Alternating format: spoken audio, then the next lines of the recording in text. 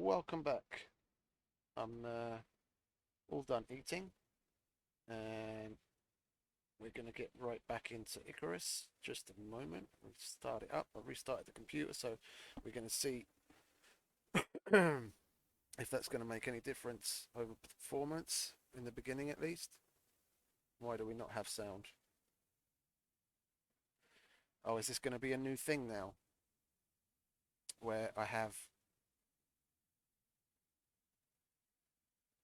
issues with the sound whenever I restart because of some fucking sound settings.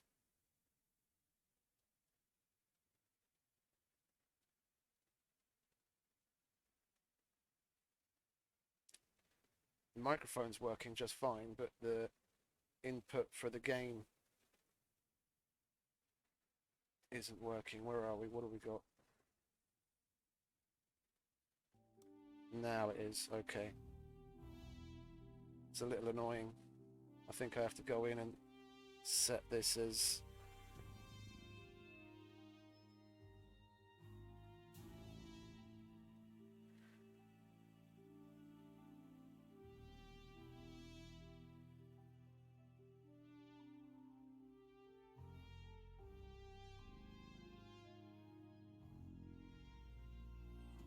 Okay, anyway.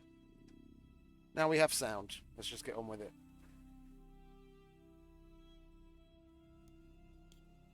And resume prospect.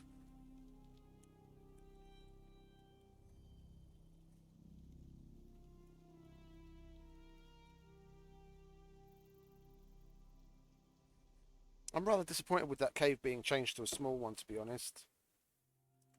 We're going to need to... Yeah, and the storm was gone when we saved. Well, we waited for it to save and then exited, and the storm was over. But now, of course, the storm's back again. And it's only just starting up. Wonderful.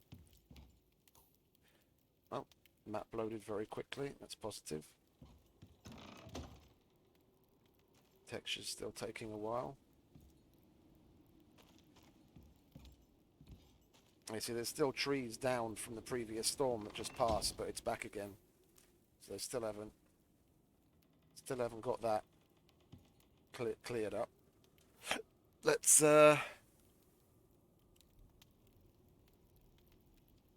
give the map a looky-see.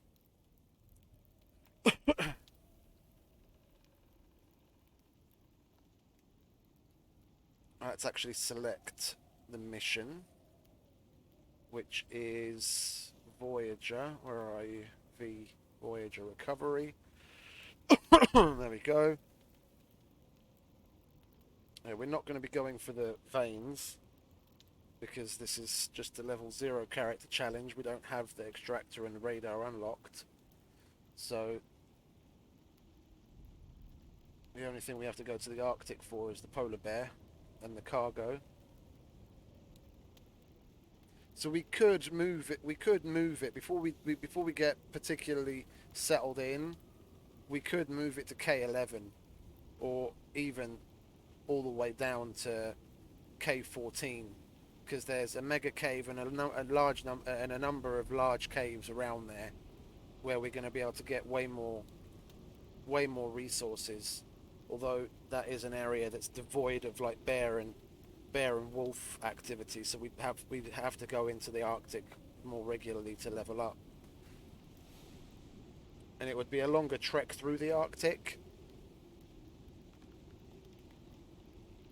to get to the actual drop pod. But we'd be better off resources wise, because who knows what drillable resources are in those caves down there. We might get lucky and find some in a number of them, and we'd be closer to the Arctic entrance when we have to go in and kill the polar bear. And that mega cave in K14 would definitely be a better start. It'll be a better place to make a start in the beginning of the game. Yeah, I think we're gonna, once this storm passes, we'll get some sleep. and then we'll make a push.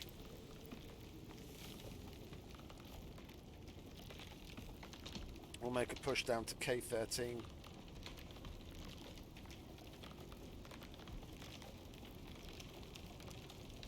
Or K14, should I say, sorry. Yeah, there's a mega cave around there.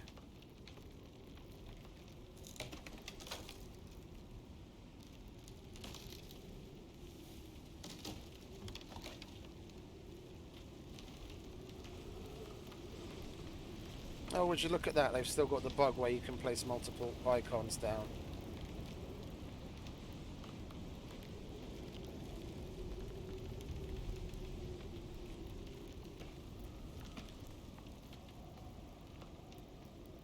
But nothing's visible on the compass. That's not annoying whatsoever, is it? So we basically lost the functionality of the compass outside of it being a compass.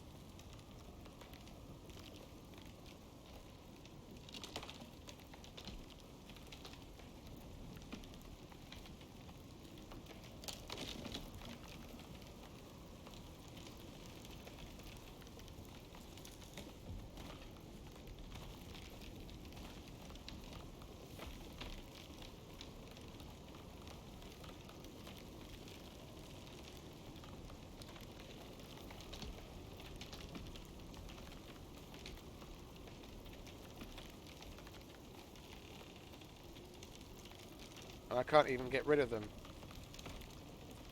Great.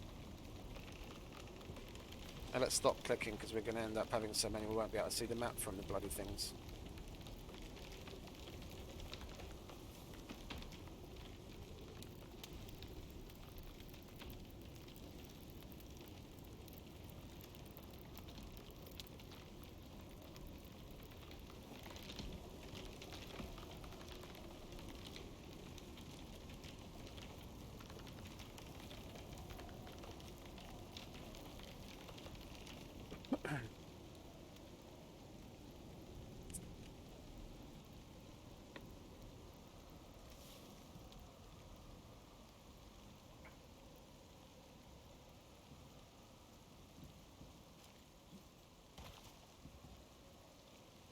Come on. Okay, I think the storm's over. Like the damaging part is, at least. We can repair this, then we'll go to bed. And we'll wake up in the morning, pack up, and make our move down to the other mega cave. I'm gonna be better off down there in the long run. There's more materials nearby. And I'll be able to set up a place in a cave where I'm not gonna have to be worrying about repairing it quite as often.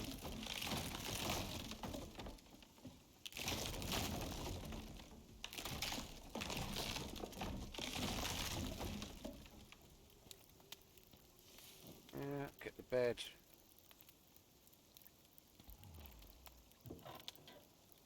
We'll get more stone when we get there.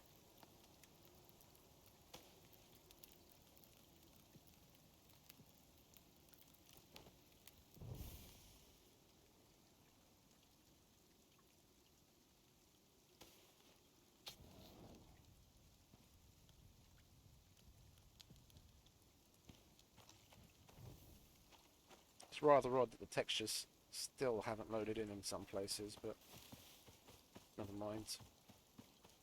Okay, keep up eyes and ears open for a bear.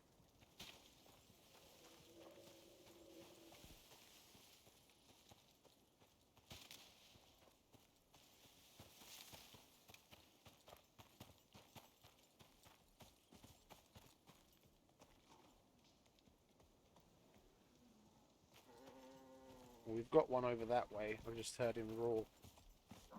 And we haven't really done much to improve our FPS. We're still getting lags, which is a little Annoying.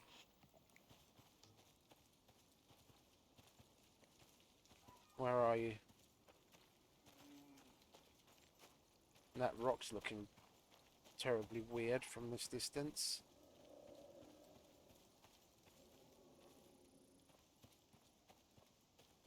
What do you want, Mr. Bear? Or leave him alone?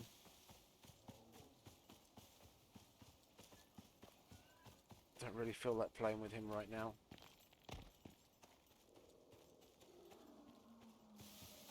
Let's just get ourselves to our new location.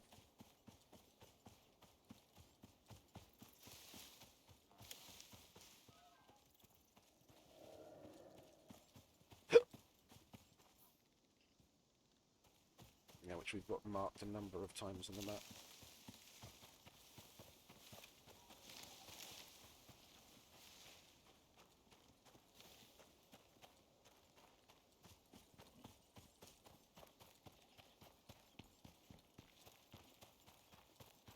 But it's nice and smooth now. When we first woke up, as the sun was rising, it was definitely lagging. And they've done a good job on changing their spatial audio.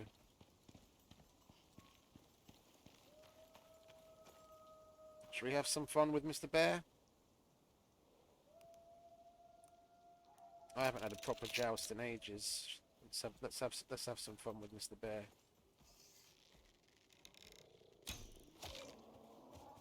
Or we're just going to relay race it. Sounds like we might just relay race it because I think there was a wolf there too.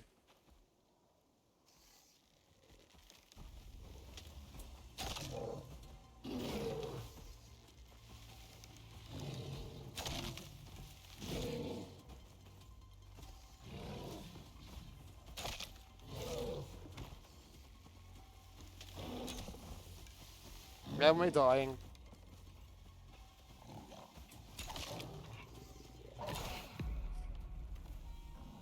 Told ya. I got the bear, but the little fucking motherfucker of a wolf came out of nowhere. When I went into it, I was like, oh, I should relay race it because I can hear a wolf nearby. And there he was.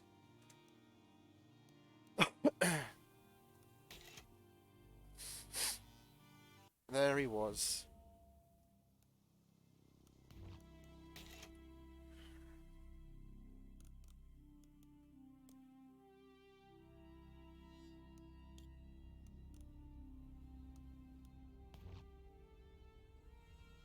Well, you've died. Officially.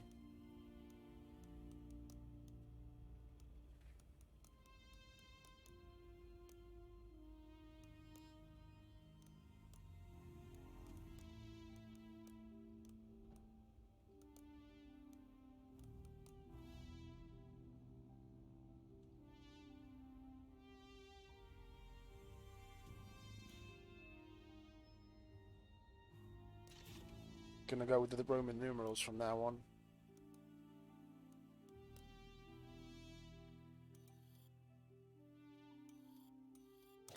The ACS have big plans for Icarus, and you're part of them.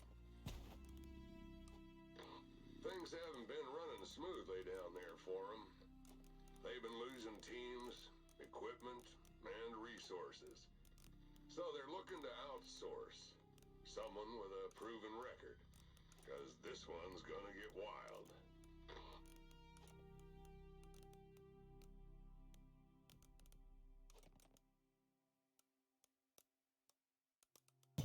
Okie dokie.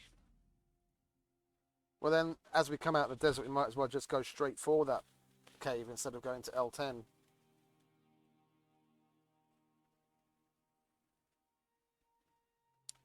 I just realised I'm going to have a bit of an interruption in a couple of hours because I ordered some shopping online and they're going to be delivering that around 7 o'clock.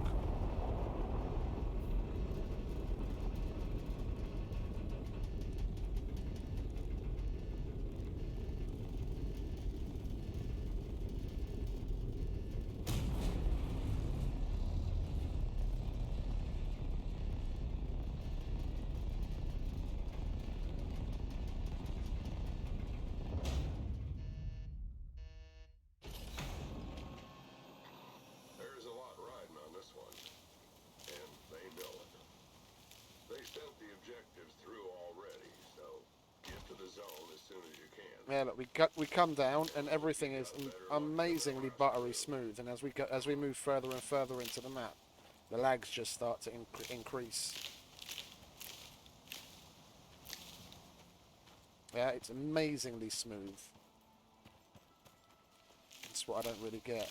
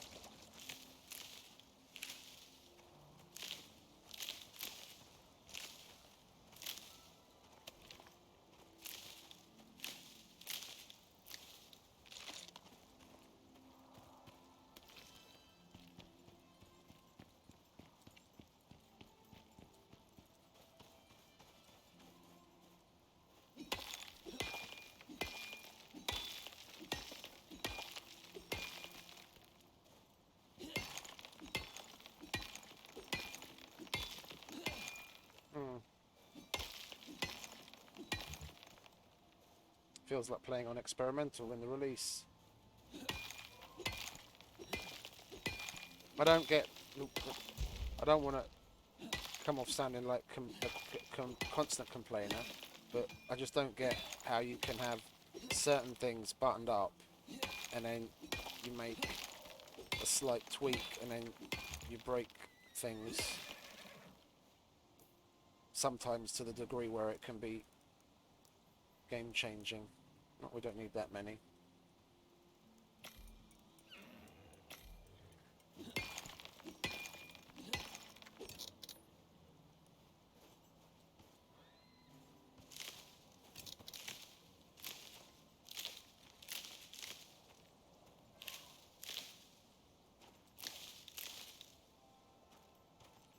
That's just a little thing. Yeah, that's not game breaking, but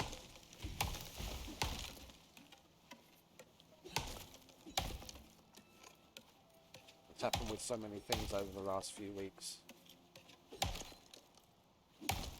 That's why I eventually just stepped away, because I was like, nah, I've had enough of this for a little while.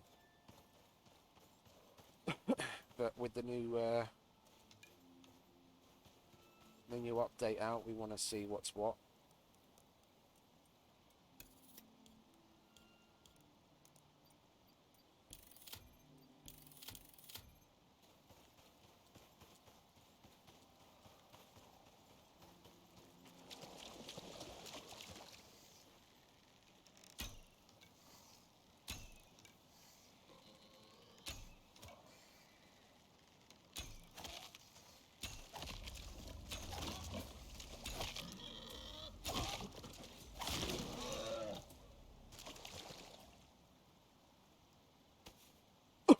Oh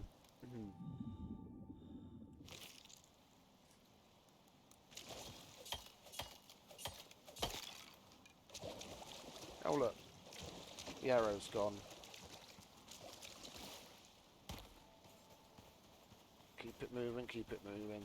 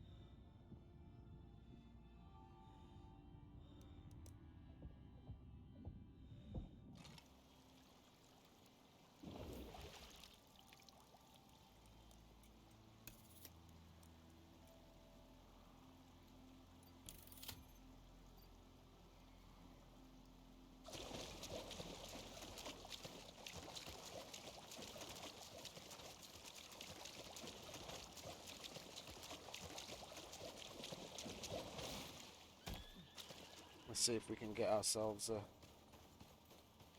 coconut.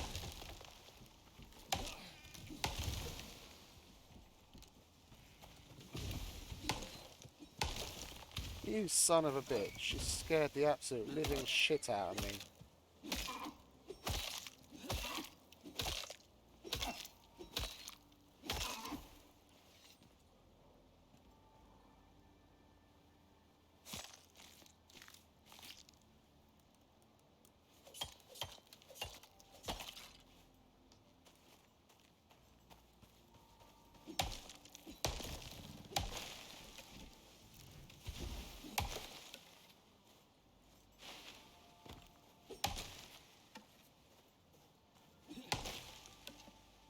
Not a single coconut. Ugh. Let's just keep it moving then.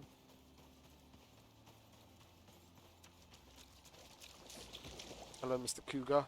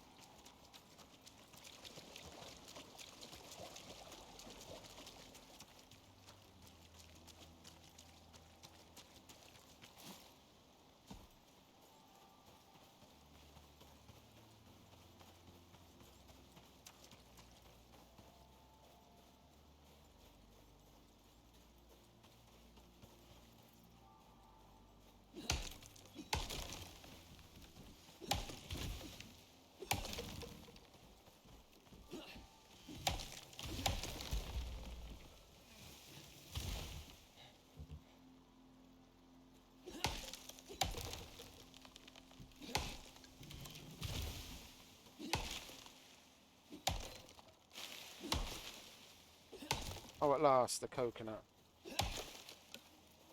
And another one.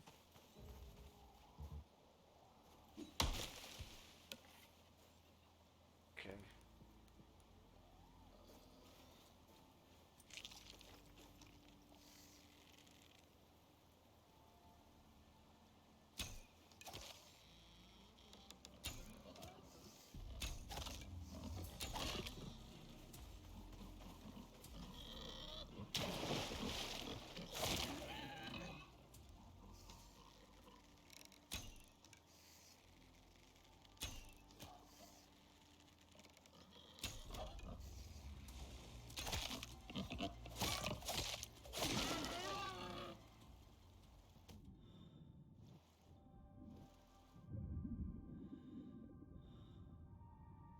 Want to get to bow and arrows. Too sweet.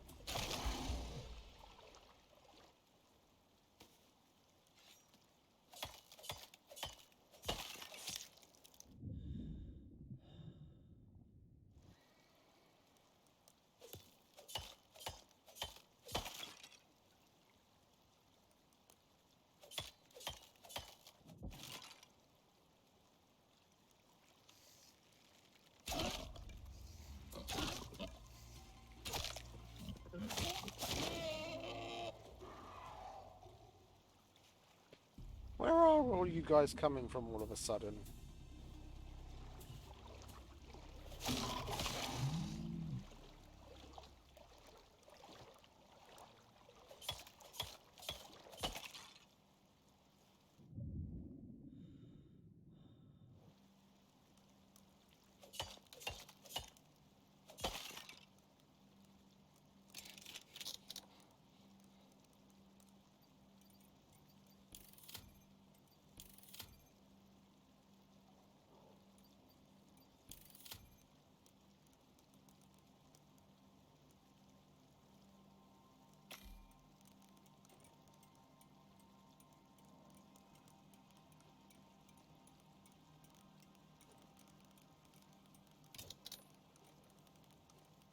Let's reorganize quickly.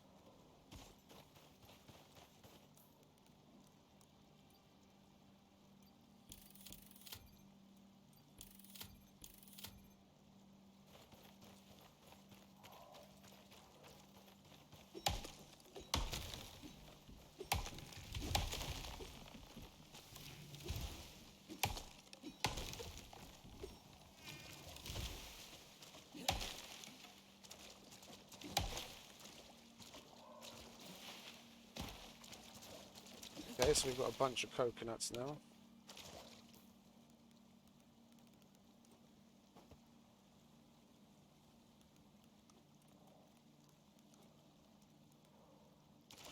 Let's grab a bit more wood, so we can at least have a little bit of an ad hoc shelter if we need it on our way.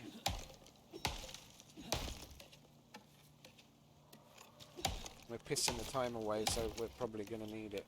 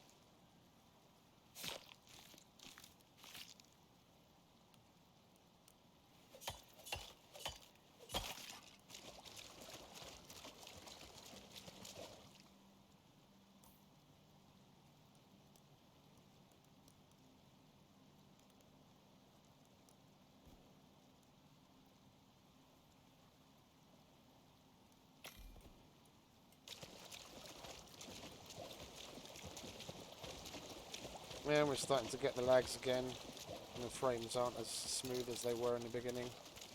We're only half an hour in.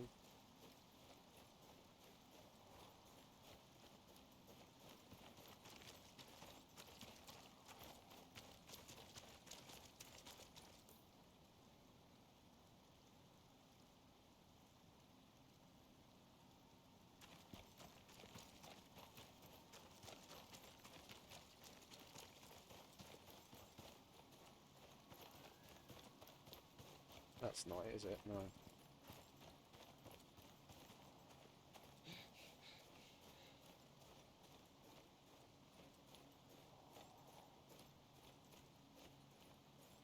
It doesn't look like your normal cave entrance anymore. Oh, it's...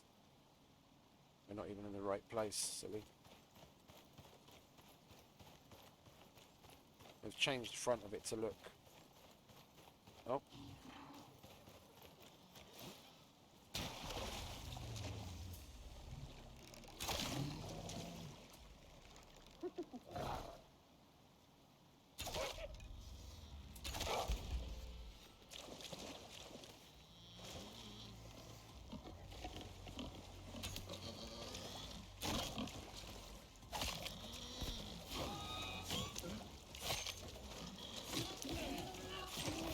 You'll fucking die already. Thank you very much.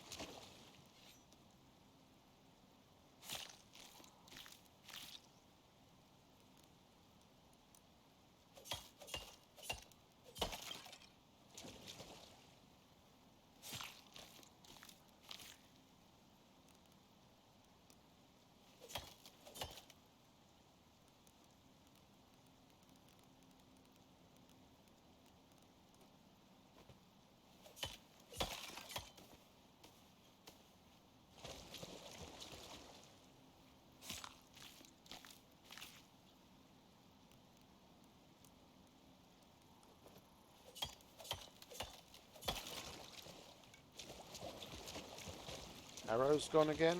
That seems to be a solid one.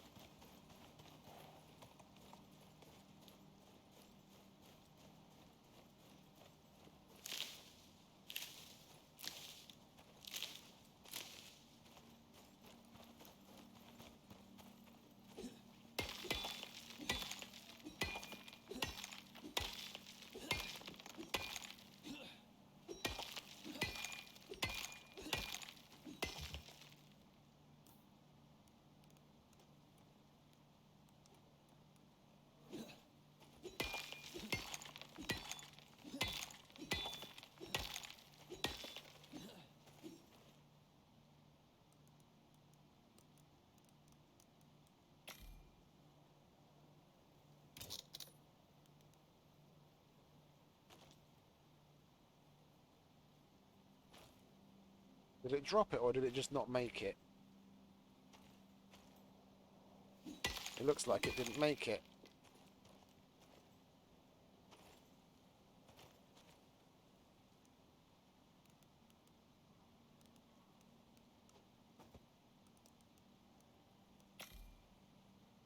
Well, it's quite likely it actually took the materials as well.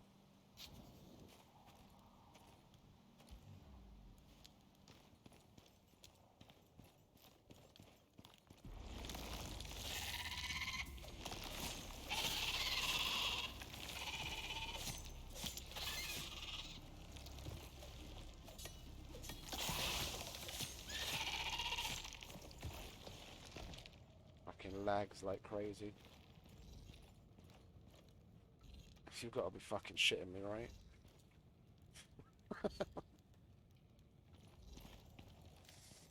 Well, we're gonna spend the night. There's these things that almost look semi-exotic like. I found one just like this the last time I was in this cave. I don't know whether they all look like that or that's iron or what it is, but that totally looks like a small exotic vein.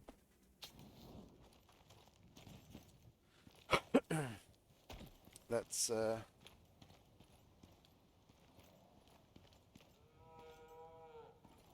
fuck it. We'll set up shop in here.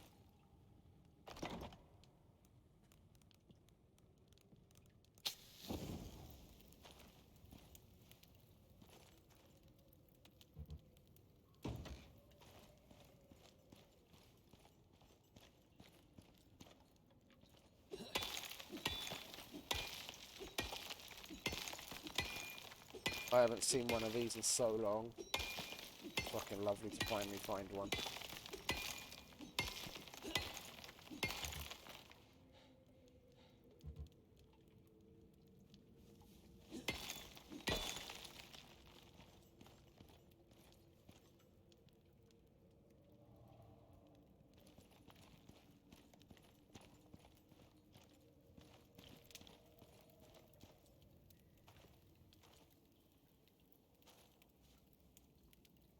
But I mean, that totally looks like exotics. Yeah, like a little miniature version of exotics.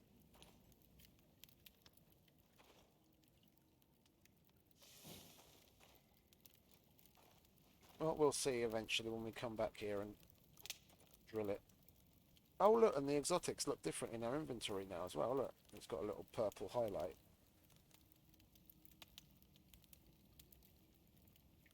cool.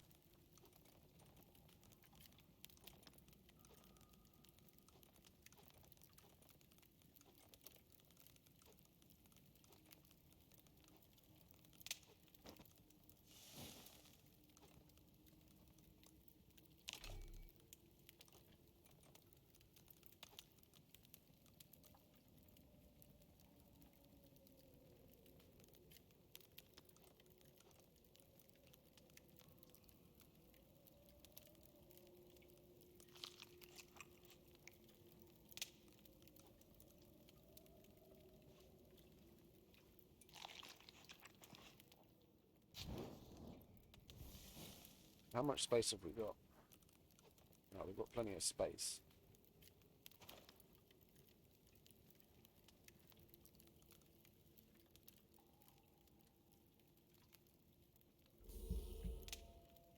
I need to take a pee, so I'm gonna go and do that quickly while we wait for night to draw in.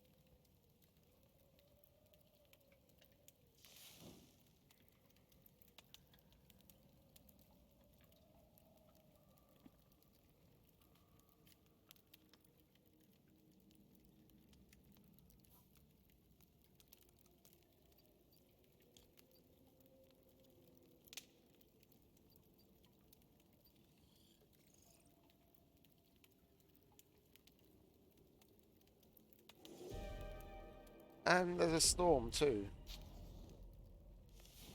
Okay, good thing we stopped off here. Oh, and we got the free prize at the back of every cave. Wonderful pneumonia.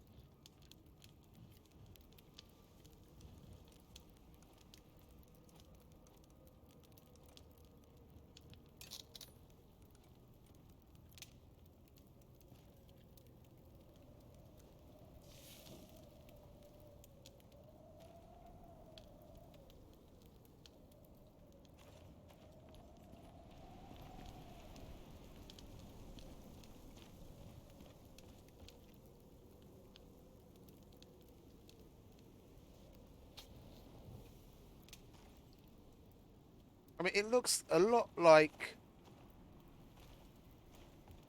it's what I would imagine a small exotics vein to look like. It's got the glowing cracks. The rocks themselves just look like miniature versions of the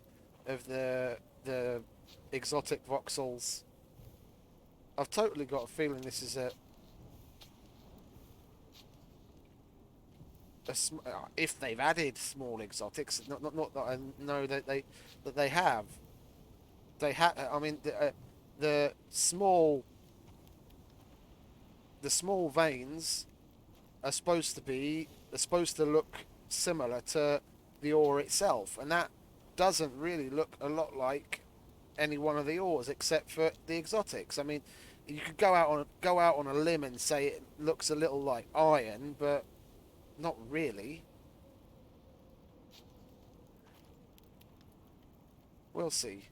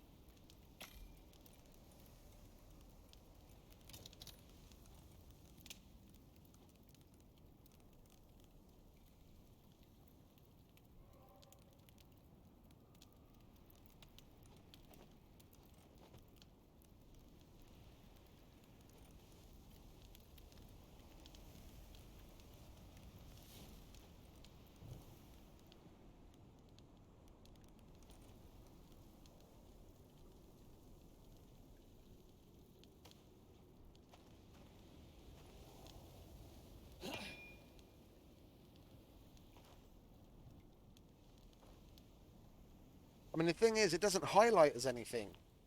I've seen screenshots where people were looking at it, and then it would give you a little tooltip. Like when you look at iron, it gives you that little iron ore thing.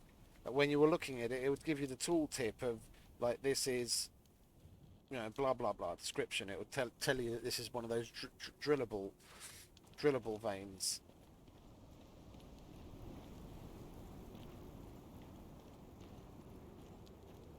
Very odd.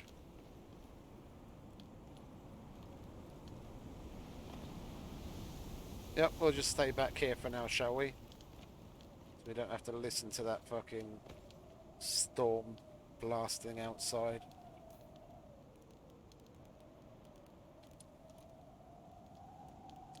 Could have just left this down then, couldn't we?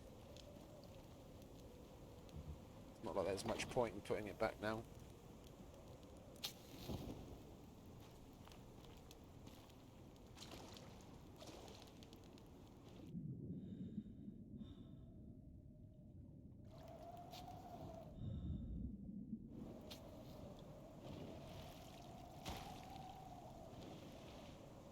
I'm definitely submerged and swimming, and the torch is still on.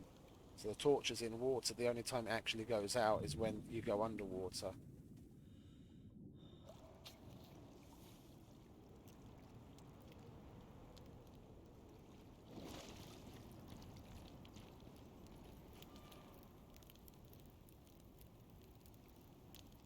Do you want to hurry up and be over, Storm? So we can get a move on.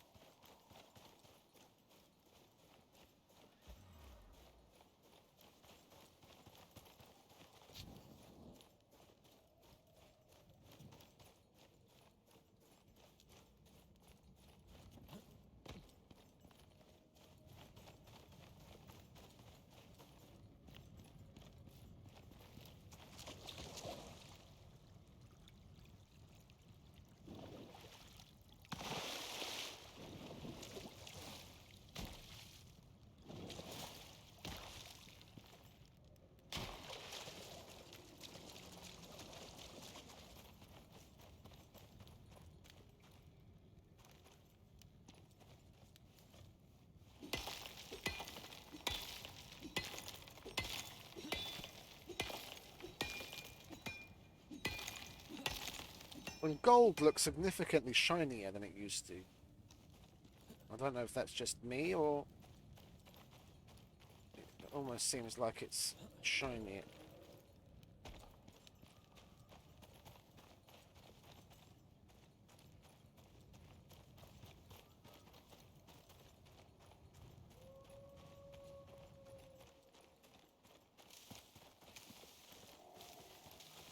Well, our lags seem to be stabilizing. We haven't had as many lag spikes or frame rate drops. Hey, hello, hello. Yeah.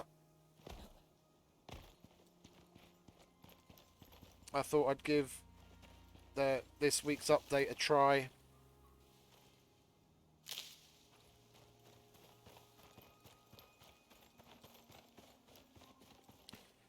On about the only mission I can bear to do anymore, because it's the one that's got the most objectives, gives you the most things to do. I'm good, and how are you, mate? It's Friday.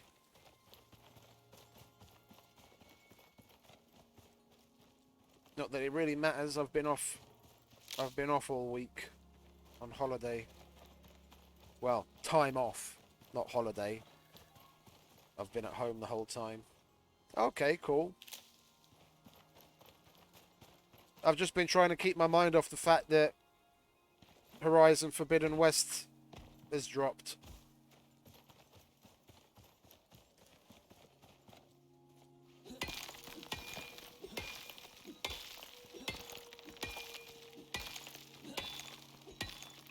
Yeah, it came out today, as far as I know.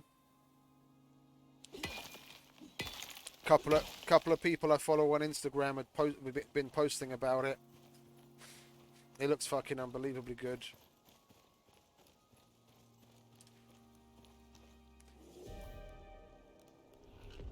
Kind of grinds your gears thinking about the fact that we're going to have to wait so long to play it.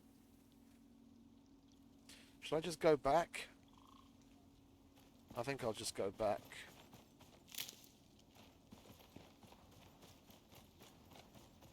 Wait it out in the front of the cave.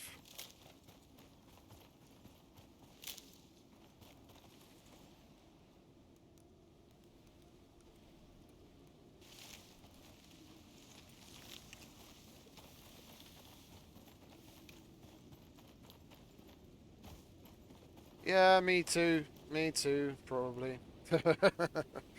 Probably. I doubt that I wouldn't want if I'm gonna cave and buy a console, the only thing I'd buy is a PS5. And seeing as they're so fucking difficult to get a hold, yeah, that's my reasoning as well.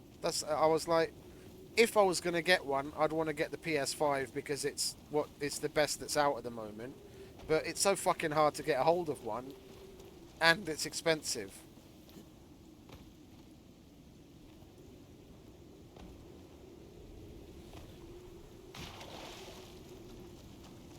I definitely want to do a little bit more research to see what other games that I might actually be interested in playing if I were to pull the trigger and get one.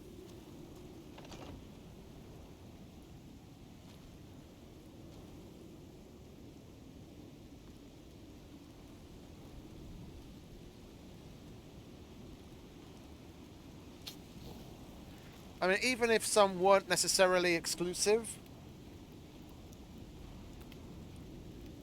but they're more the kind of games I'd normally play on a console, like snowboarding or rally games. You know, those kinds of things that I would actually prefer to play with a controller. Yeah, then I might say, yeah, fair enough, but I haven't really scoped out what's on offer outside of that. But for one game, it just seems a bit much.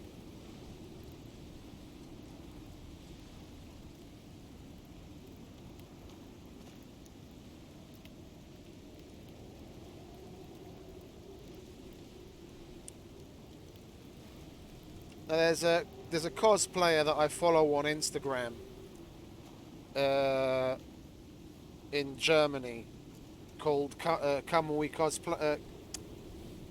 Yeah, Kamui Cosplay. Her name's Svetlana, and she's done an Aloy costume with her bow, and it looked fucking epic. And she put a post out about it on Instagram this morning that they got up early, especially to start playing it. And what pictures they posted of like the in-game stuff, it looks amazing. Oh, so can I. I'll stay away from it on purpose. You know, but it's always there in the back of your mind. It fucking grinds your gears thinking about it.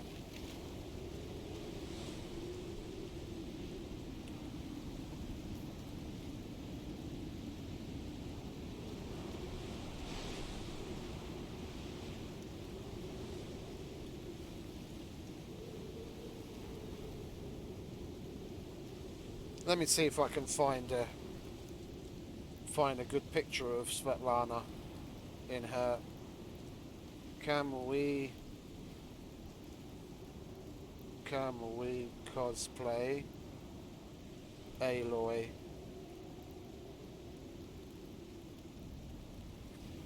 Yeah, here she is.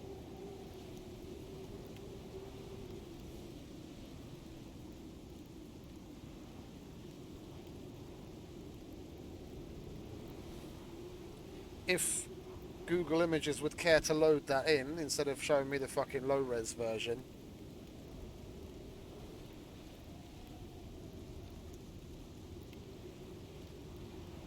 And the bow, it functions, air quotes functions, as in you can pull it and it moves in the same way as as the bow does in the game. And she's done the Banuk Trailblazer as well. She's done a couple. Oh, hang about. Who's calling me? Just a second, I've got a phone call. Hallå? Ja, csak egy pár óra múlva vártam, de oké, rendben. Ja igen? Akkor benéztem, én úgy emlékeztem, hogy 7 órát választottam. De nem baj, nagyon jó, nagyon jó. Egy percet kérek szépen. Oké, köszönöm, hello, hello. Yeah, my shopping just arrived. Yeah, I'm gonna be right back as well. I could have sworn I selected 7 p.m., but the guy said I selected 5 p.m. So anyway, we'll go back to the character select, so I don't die in the meantime, and we'll switch to that, and I will be right back. I have to go and accept my groceries.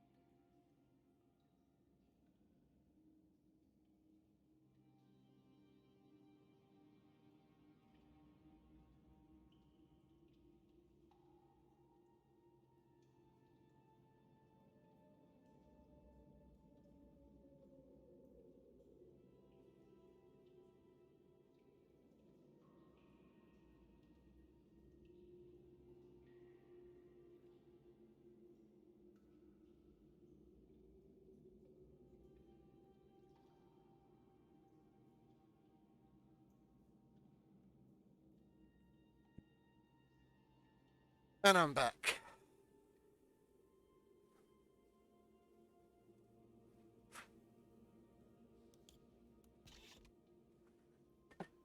That's the weekly grocery shopping done.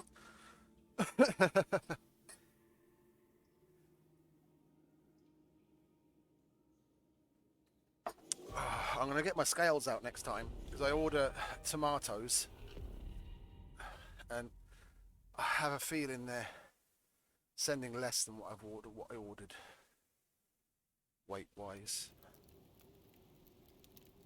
I'll totally get my fucking scales out and check them.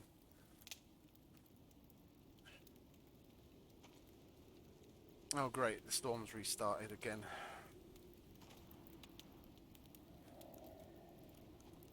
Not surprised.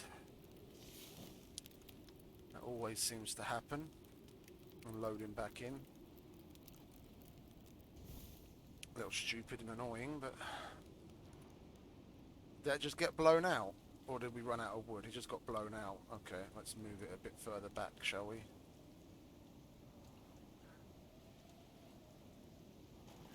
Because it's in a weird place where I can't fucking select it properly anyway.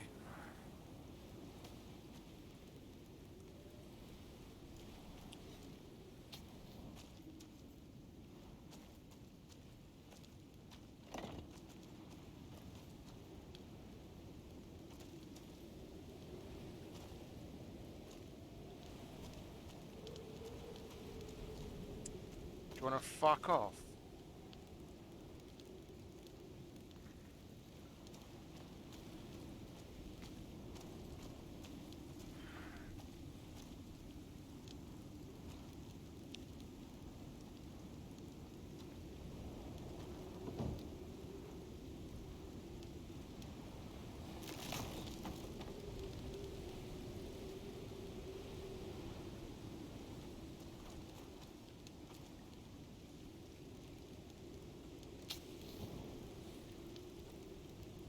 Don't want that, we don't want that. That goes at the bottom, thank you very much.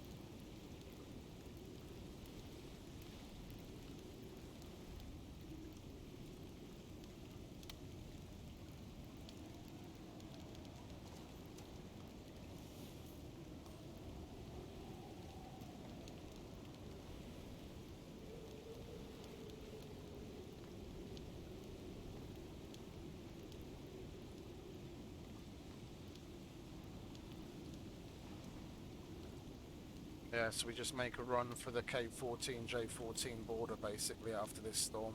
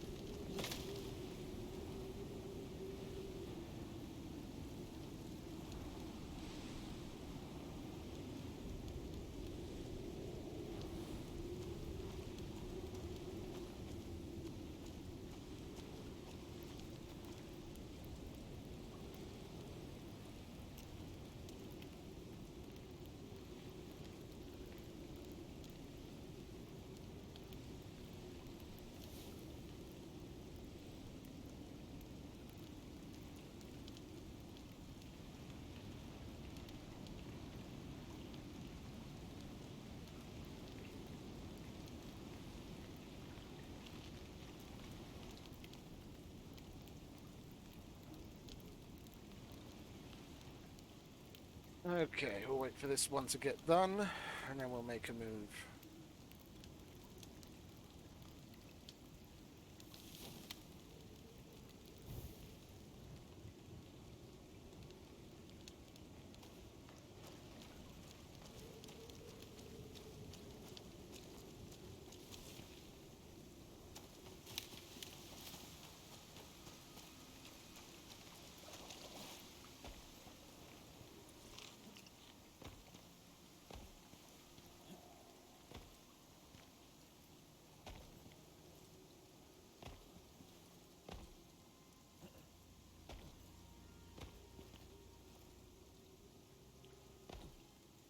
Or do you want to fucking bite me?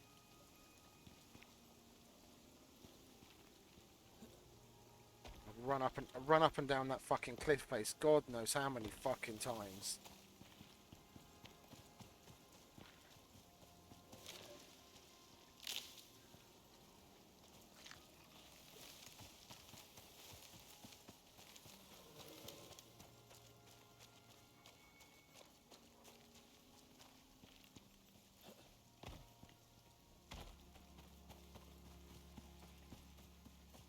Well, we seem to be getting a nice, more stable frame rate at the moment.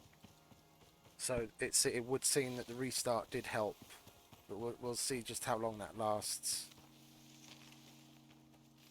What kind of situations we get in that make our frames drop.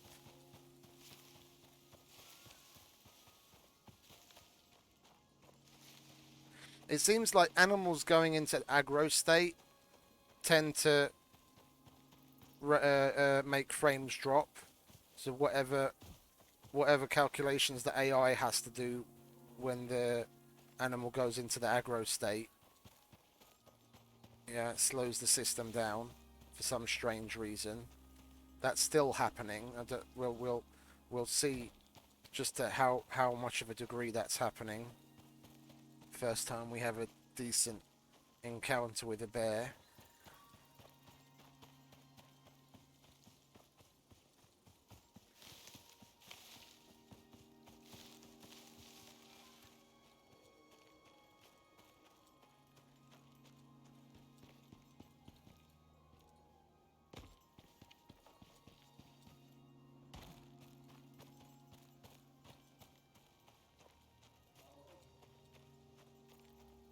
Well, that's a bear ahead of us.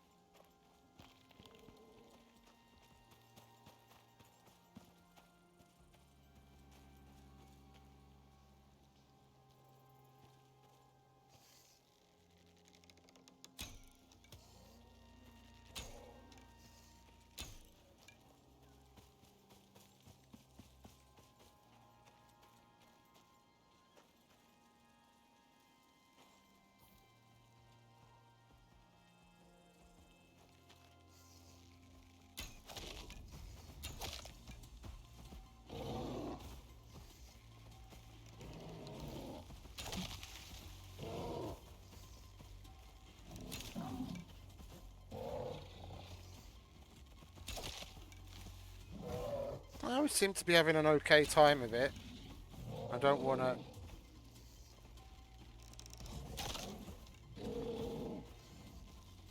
Don't want to count my blessings, but yeah. See, we did get a significant frame drop at the end there, and we've got quite a bit of tearing going on there. I wanted to see what a change would make. What is it if we turned VSync off? What kind of a change that would make? It doesn't. In all honesty, it doesn't really seem to be making all that much difference. How would you look at that? Yeah.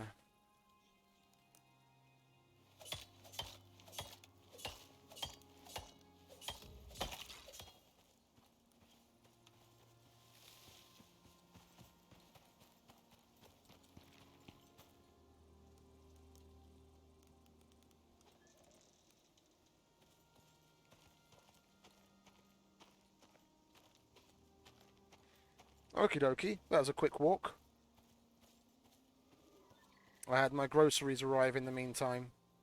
Just when you said BRB, the phone rang and the driver had arrived with my grocery shopping.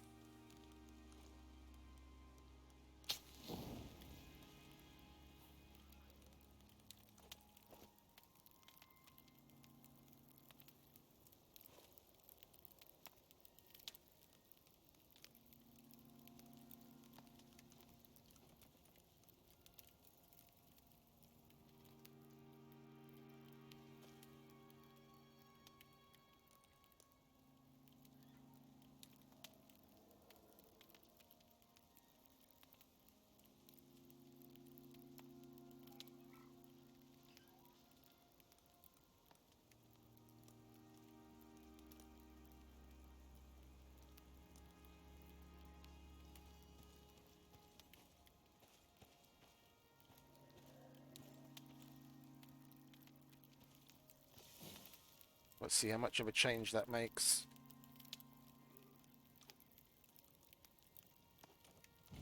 I'm trying a few things out to see if we can stabilize our frame rate.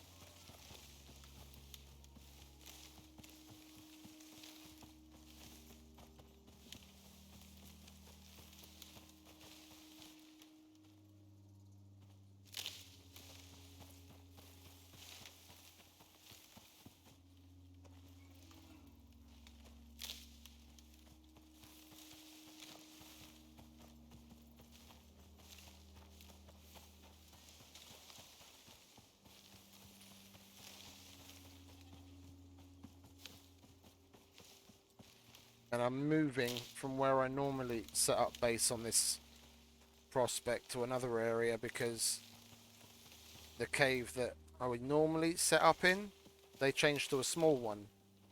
And the entrance of the cave is different, and the internals of the cave are different as well, so there's no point in staying where I normally stay because there's not as much resources there and it's not as good protection wise.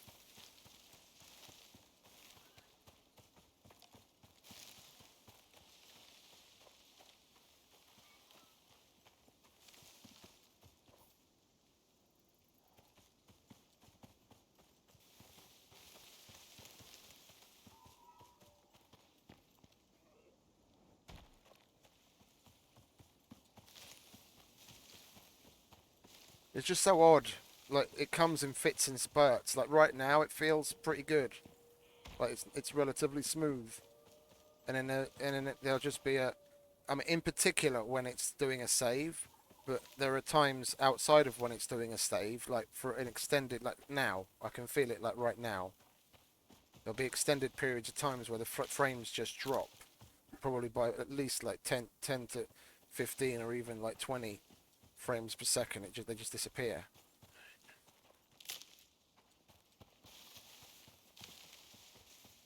And there's seemingly nothing. There's seemingly no reason for it. Like if there was a storm or something was on fire or something was happening, then I'd say yeah, okay, fair enough. But when it seems like there's like visually nothing happening, physically nothing happening, then where the hell are the frames going? Outside of it doing background things like loading the map, I really don't know what else the fucking thing's doing for frames to disappear so randomly, so frequently.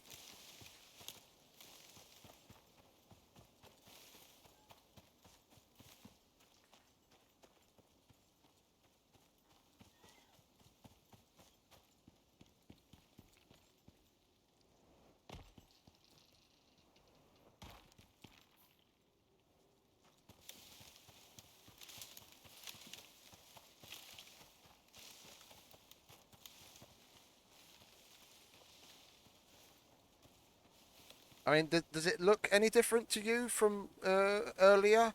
Now that I changed it to the borderless with on HD resolution, that I changed it from borderless to full screen,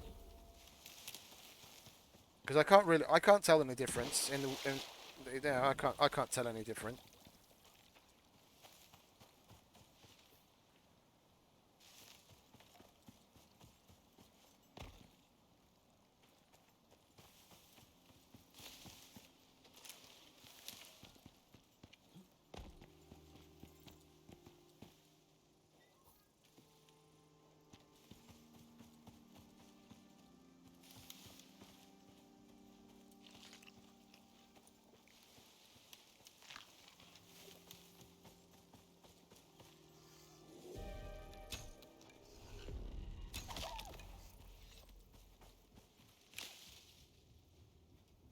You couldn't just hold out weather-wise until I get to the cave, could you?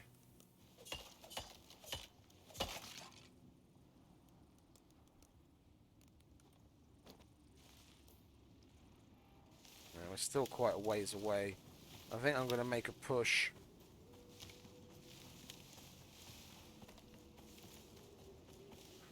Oh, it's dinner time. All right, have a nice dinner.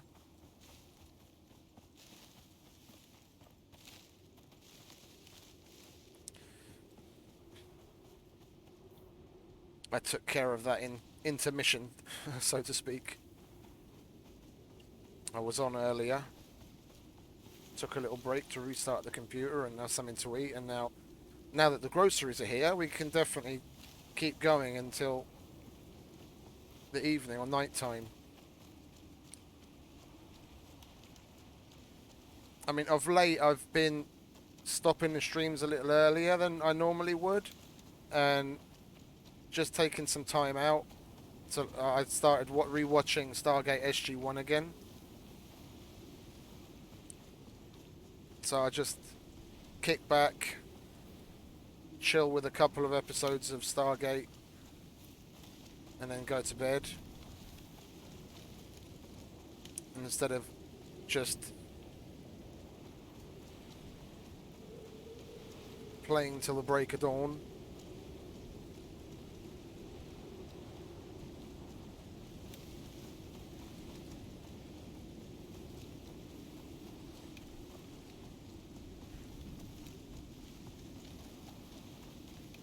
I mean, we should be okay. If not, I might have to single out a rock to crawl into.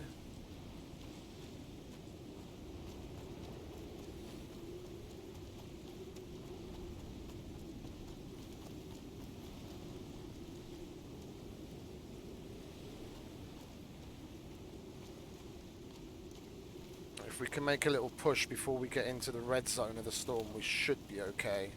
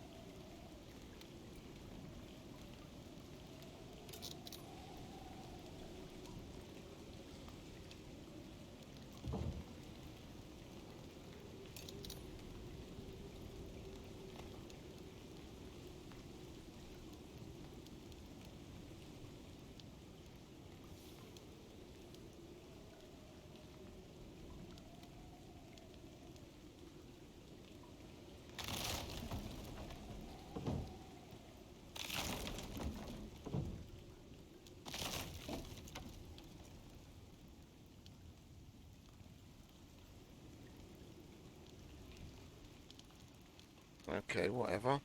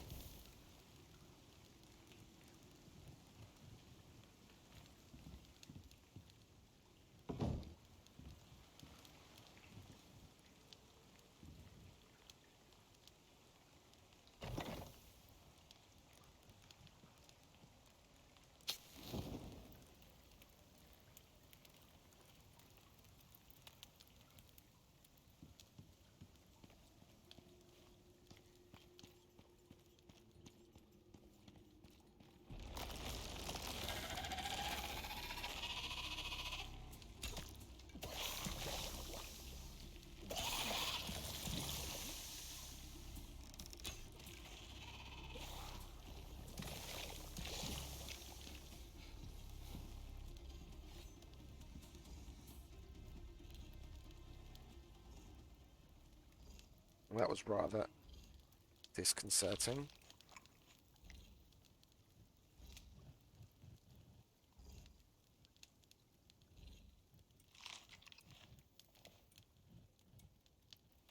I don't know what they did to change the worms, but they seem to have a lot less in the way of hit points. But killing them is also a little bit more all over the show.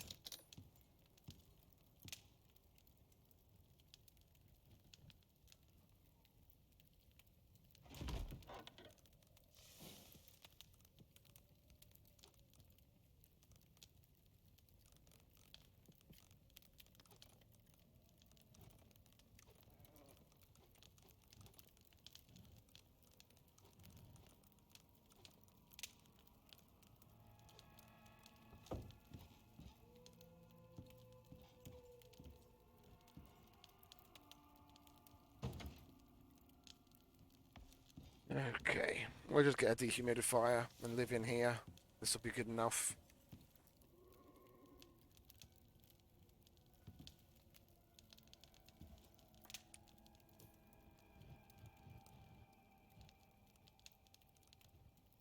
Oh, we need oxide.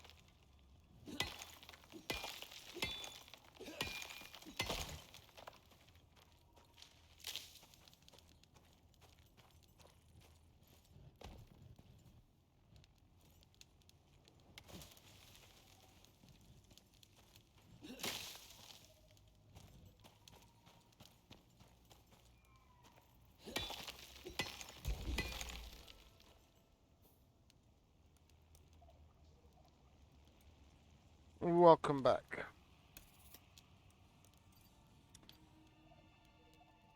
I just need to get to level 10. And we can make ourselves a nice little crafting bench.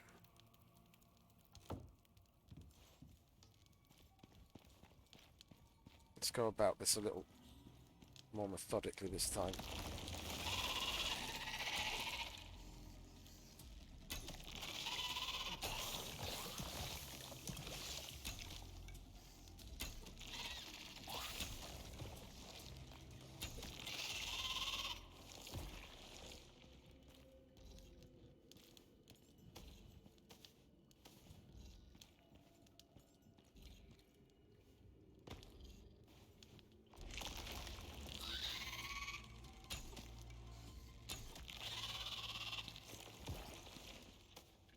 I'm not getting critical hits on any of them when I shoot them in the face,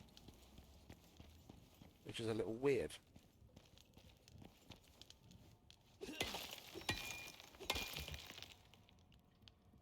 Well, it's a standard mega cave.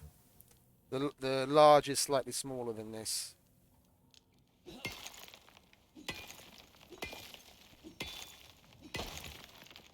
A lot of people, when they say mega cave, they mean like the particularly custom ones, but I rather classify them as custom caves because they're way bigger than a lot of these. I think they did. I think they did.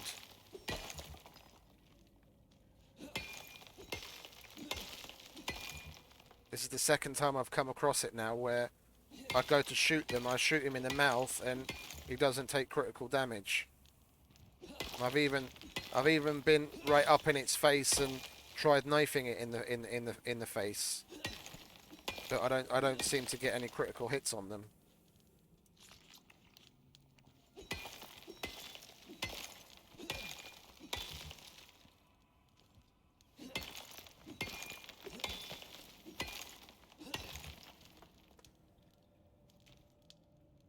I mean, the tool belt light slot is definitely a big positive, big positive, and the fact that they separated the backpack out into its own slot, so now you can have a backpack on and carry something in the G slot. But you can see they've done a lot of work changing things around here because there's no vision slot anymore. They've added this little box where it's that all the status effects are grouped into. They've changed the overall look of this. They're probably going to add back certain fields if they ever actually add the flashlight on the helmet thing. So they'll either put back the vision slot or they've gone in a different direction.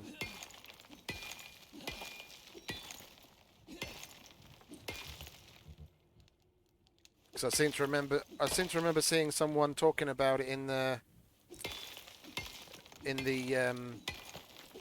experimental branch channel on Discord, where they tested the flashlight and you can't actually put the flashlight in that slot.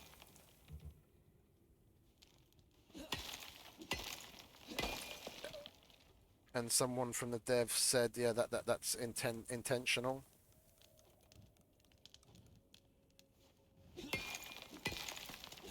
It seems odd.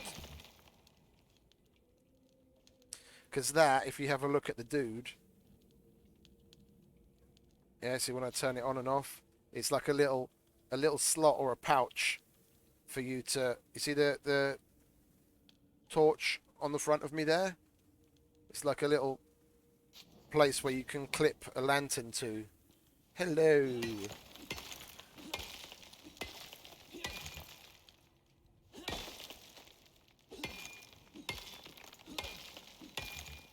And then the reasoning behind the fact that you can't put the flashlight there is that it's more for like area of effect lights, not because the flashlight has a bit more of like a spotlight. But then why remove the vision slot at the top? Oh, it's okay. Well, I haven't really done much that would classify as anything under the update other than using the light slot that I was just talking about. Graphics wise, they still seem to be going backwards because my performance, I mean, my performance in the cave, yeah, is the best it's ever been. Yeah, it's great in here with the torch. It's wonderful. I can see really well, and I'm not having frame drops in here. But when I go outside and I start walking around, I get random severe frame drops. And there's like when it's just sunny outside, no fire, no storm, no lightning, no nothing, and I just get random frame drops that are quite significant. And it's been like that for like the last 2 or 3 weeks now, and it just seems to be getting incrementally worse and worse with each update. So there are some areas of the performance where they're really making headway, like I said, like in the cave. I don't remember ever having this kind of performance in the cave, especially with RTX turned on. Yeah, it's the best it's ever been, but on other areas it's just terrible.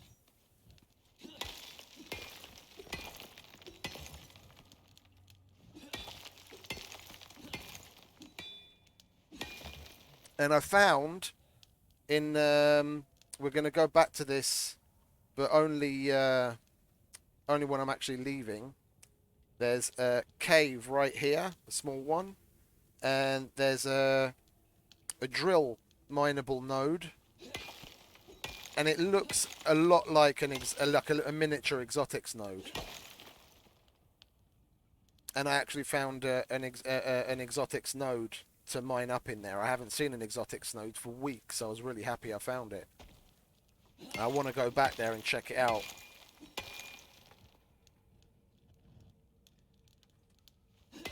Yeah, no, I know what you mean. But you see, the thing is, I don't get it. I honestly don't get it because the performance seemed to be increasing. Like, what is it? It's week 11 now. From the week 8 update, yeah, it started to get better. Like the week 8 update was a significant increase in performance from me because I was finally able to leave RTX turned on and play all the time, and it was great. It was butter 90% of the time, if not more. Yeah, and then week 9 update came out and it got slightly better. Yeah, but well, actually, slightly better in certain situations, but slightly worse in others. And since then, it's just been going downhill. When I'm outside, lag spikes, the lag spikes sometimes can be unbelievable. I mean, I love jousting bears, but I daren't go up to a bear and joust it because I'm very likely to have a ridiculously bad lag spike right in the middle of the fight and it'll kill me.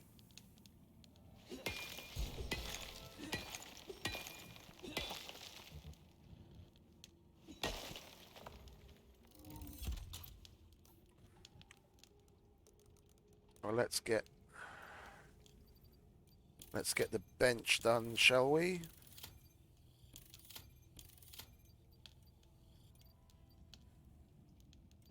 Get a longbow, get all of this lovely good stuff going. We're going to want that and that.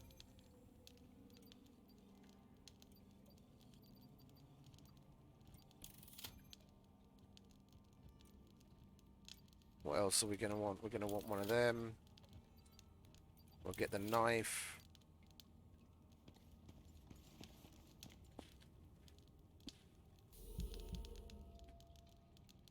No, I know what you mean. The map loading thing, I get quite regularly. Like when I move off into an area that I haven't been for a while, that's for sure the map loading as you go along.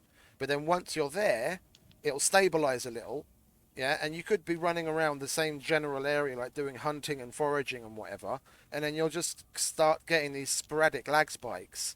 And a lot of them line up with when the game saves, but there'll be times when, for a good, minute and a half or 2 minutes, you'll have a significant frame drop.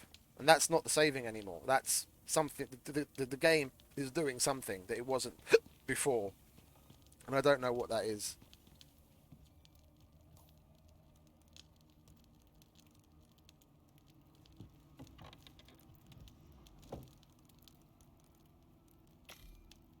Let's get this bench down, shall we? I'm going to call this place home. I'm not going to make a particularly concerted effort to get into... Oh, I haven't tried offline.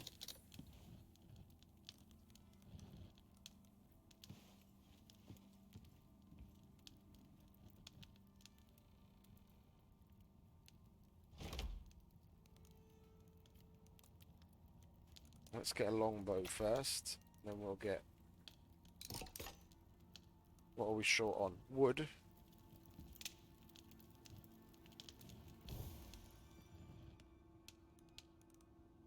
I need 18. How is it we're short on wood? We had a fucking shit ton of it.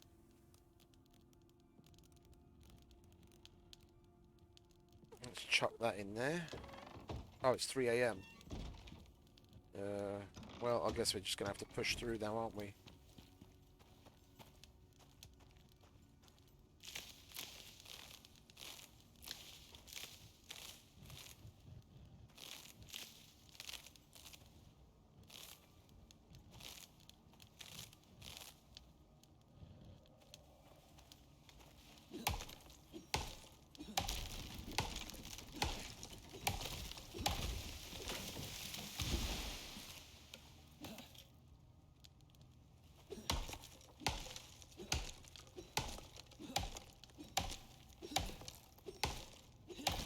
I don't like being encumbered because, I mean, you're always gonna come across a... What is it? There's always going to be some instance when you come across a bear or something, and then it only gives you the bonus for encumbrance when you have it in your hands, and you don't want to have a pick in your hands when you've got a bear staring you down, and then having to switch between the pick and the bow in the middle of a joust just adds that extra level of difficulty to it. I don't really see the overall benefit of it. I'd rather make multiple trips and stay alive.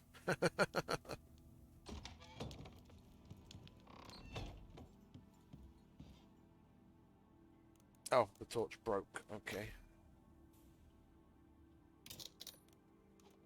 Yeah, I don't like spending blueprint points and things like that are very niche.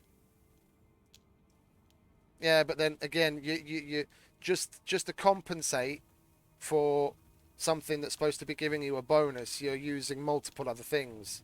And that's what it's all about. It's all about finding a balance. But I think that's overdoing it.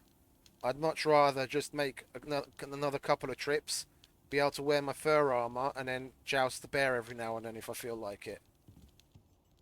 Plus, to be honest, I still think that the exotic picks, especially that one, because it's so damn expensive, the durability is way too low. A titanium pick durability is 140,000. That's double that pick that costs in excess of... Well, by the time you actually research your way to that point, it's costed you over 2,000 exotics. Something that takes that much money to get to should definitely have higher durability.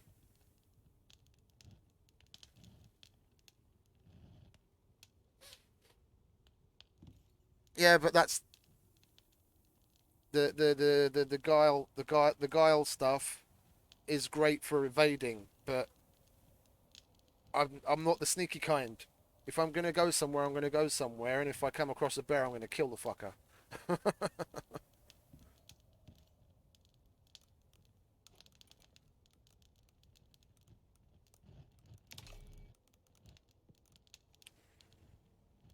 Where are we? We want that so we can get ourselves some oxygen. We might as well make one of them while we're at it. But the durability is still something they should address.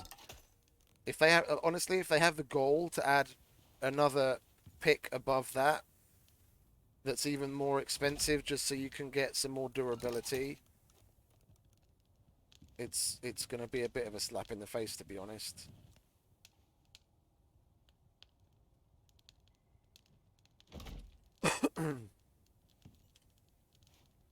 That didn't look like that before, did it? They've changed that.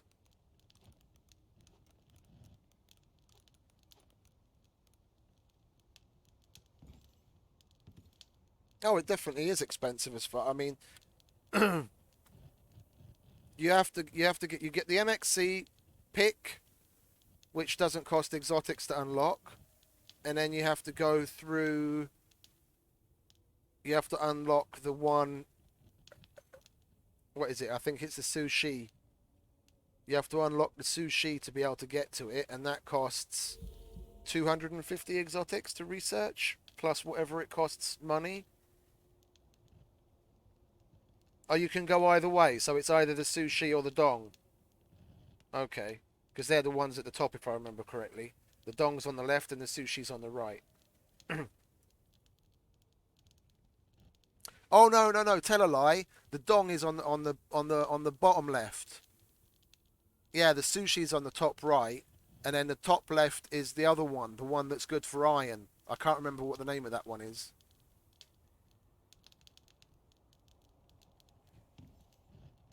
Anyway,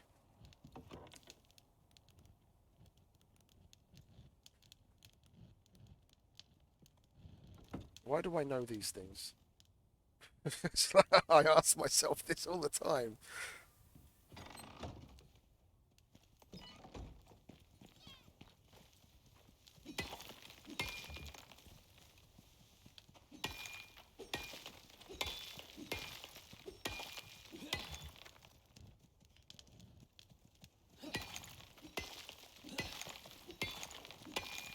I'll be interested to see what the light from the lantern looks like. Oh, not the lantern, sorry. Well, yeah. They're both fucking lanterns, aren't they? The one that I use is the biofuel lamp. The other one that's in the other tier, which is also fueled with biofuel, is the lantern.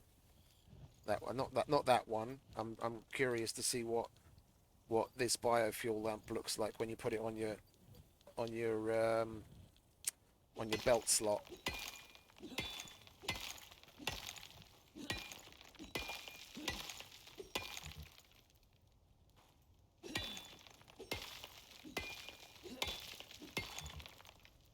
Okie dokie.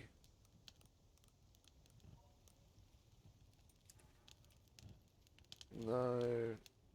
Let's get some more stuff on combat, shall we?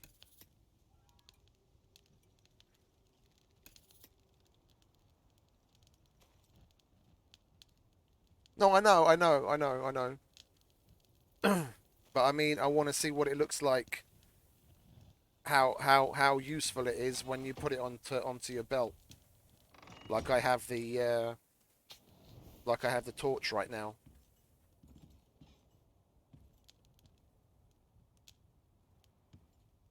There we go. Let's get stone furnace going.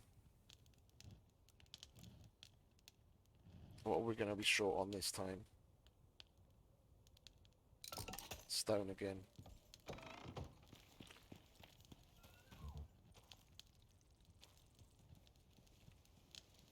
Well, yeah, I hope not, because it's on the front of us there. Look. You can see the torch down the bottom there.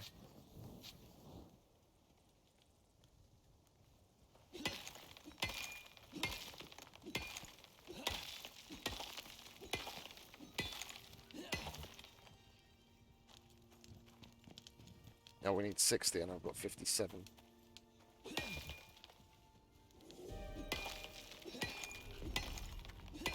Storms definitely don't want to be letting up. I'll be happy when I can get a dehumidifier going.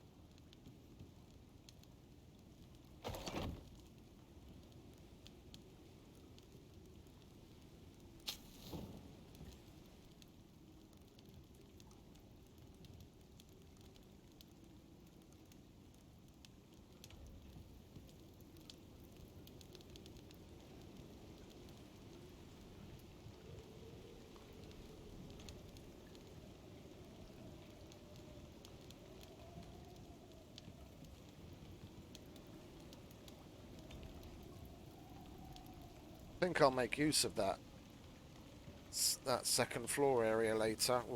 We'll change things around and put some stairs up there. If nothing else, then we'll store some stuff up there.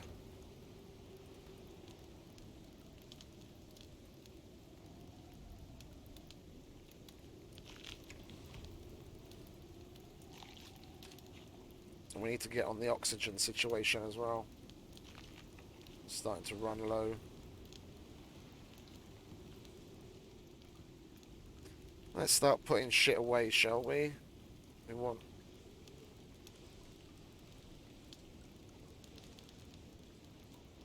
We don't really need any of that.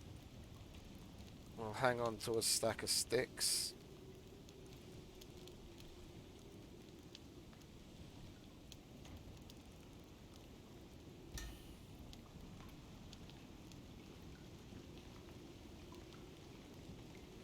Yeah, that's definitely another one that's been brought up a lot. I mean, crafting as well. If you've got stuff in the furnace, then that should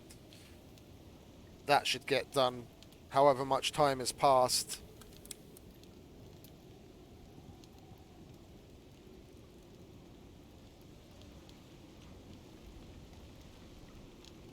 I mean, the way I look at it, if they can fucking do it with a mod in Minecraft, then why the fuck they can't? Why they can't do it in a triple something that's trying to be a AAA title?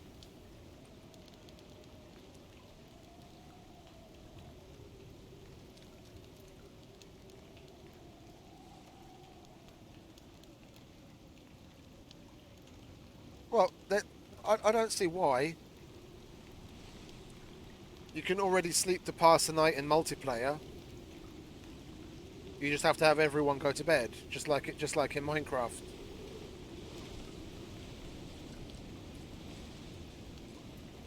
Are we actually taking damage? I don't think so. Okay, good.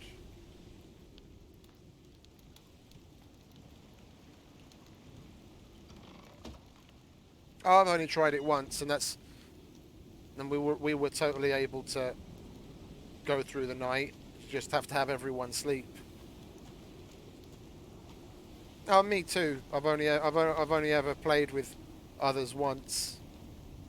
When I came very, very, very close to completing this, and I died at the very end, I was like, fuck it, I'm not going to throw away all the progress I've made.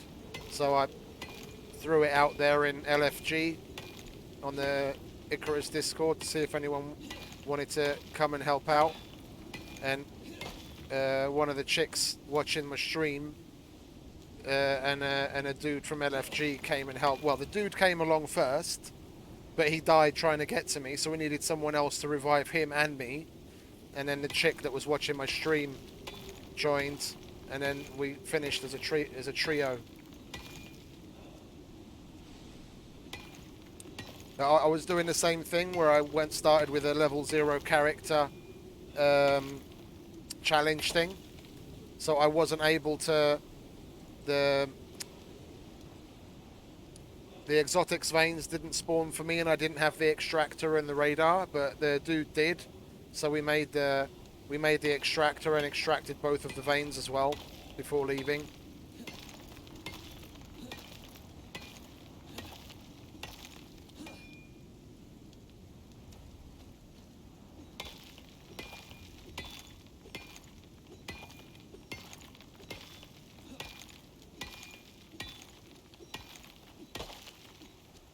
Okay, that should do for oxygen.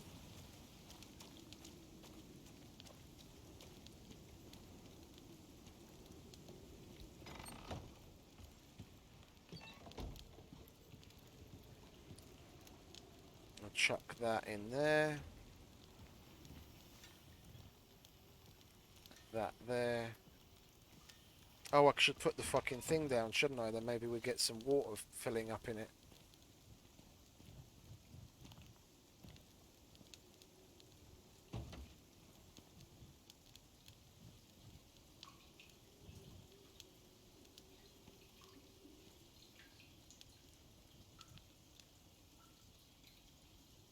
Too late. Storm's already passed. Yeah, yeah. And the only place you really see a big difference is when you're in a cave. I'd be interested to see what the difference looks like between RTX on and off now with that belt torch. To be honest,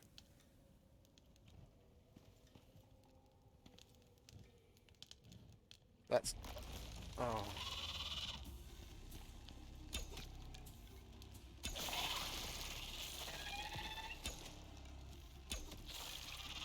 Who invited you guys to the party? So this is RTX off. Looking around.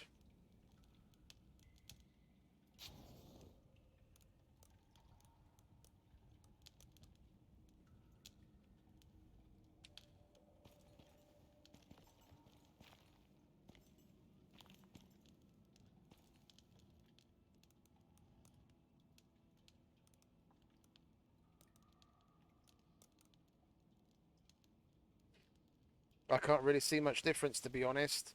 I'll leave it off until we get a lantern, because you can see a big difference when you get a lantern. Because until now, at least, because now we've got the belt loop thing. What we do is just throw the lantern on the ground and have the light shine up onto the ceiling. And with RTX on, the light would bounce and light the whole place up pretty well. Yeah, with RTX off, it wouldn't do that. You just see a spotlight of light on the ceiling.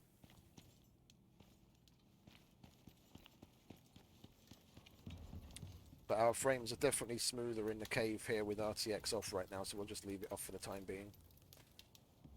Okay, let's get the... Okay, we need some wood and we need more stone.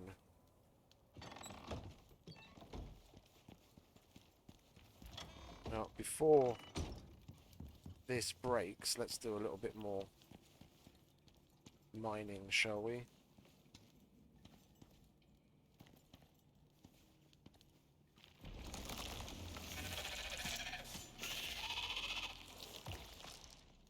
Oh, I didn't know that.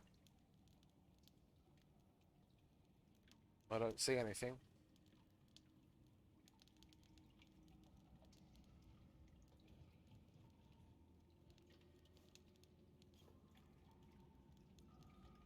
It's not bringing anything up for me.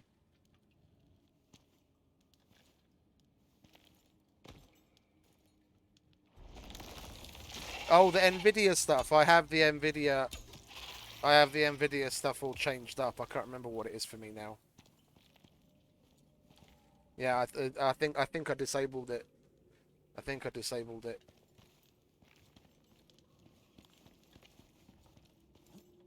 That was ages ago. I can't remember why exactly. I think there was like the game I was playing had a conflict with the shortcuts, so I just turned it off because I never use it. There's probably like one or two occasions a year when I'm playing when I would actually enable it. Oh, we actually have a vein. What is this? Because I found one in the desert that looks similar to this, and normally the only thing that looks like this, yeah, just a little bigger, is exotics. Is this iron? It looks like exotics, doesn't it? I found another one in the desert. I'm kind of looking forward to building the drill to mine this just to see what that is. If that's exotics, that would be cool. That's the second one of these that I found. That's what I thought. That's exactly what I thought. But I didn't think they added exotics to these veins. To the drill mineable veins. If they did, it would be really cool.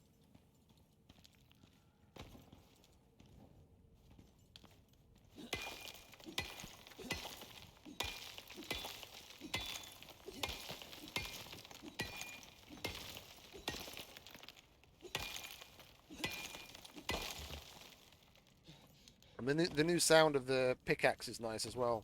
It's got more of like a metallic twang to it.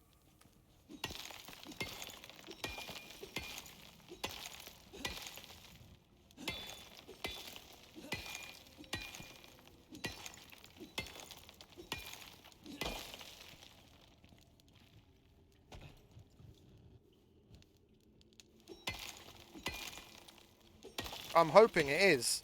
It'll be the second one that I found on this map so far.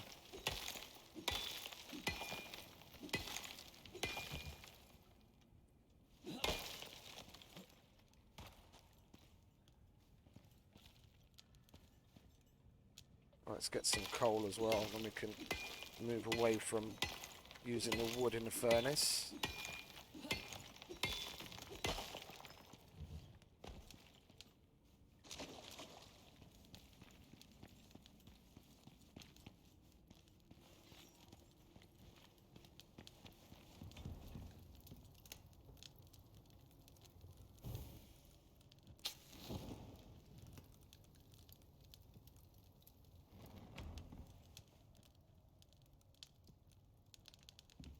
Let's go and get some wood, shall we?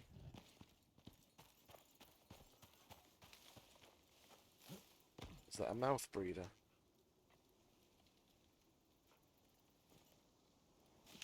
It is indeed.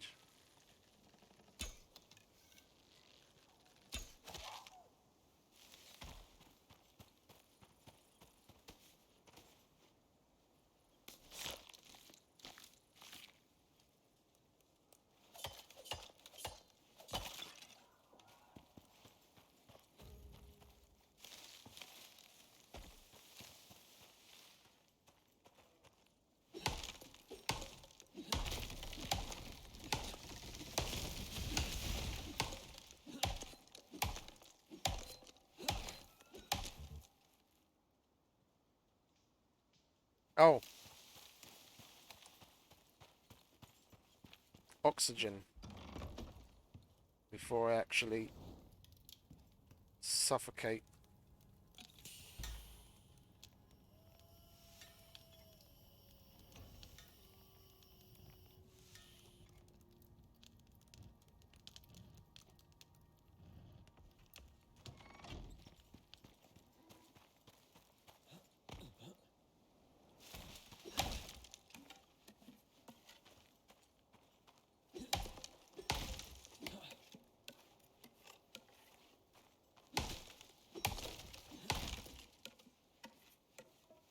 We've got to get to T3 to find out what that is, though.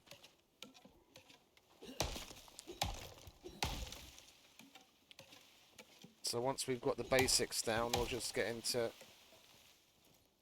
mining and hunting. Get ourselves to a platinum pickers and a decent knife as quickly as possible. Finish up mining out the cave. Mine out that one opposite. We've got another mouth breather.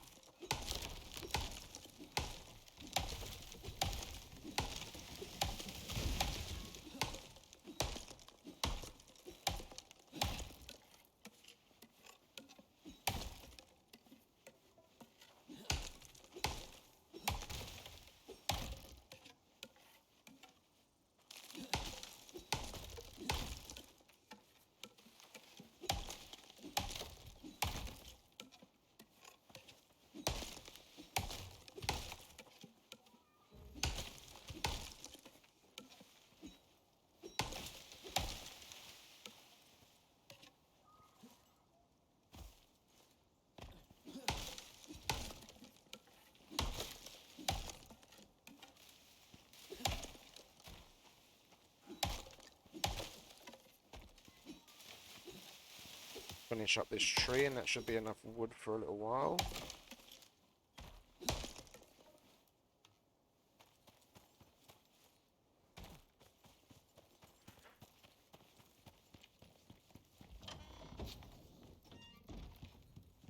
We can get the anvil.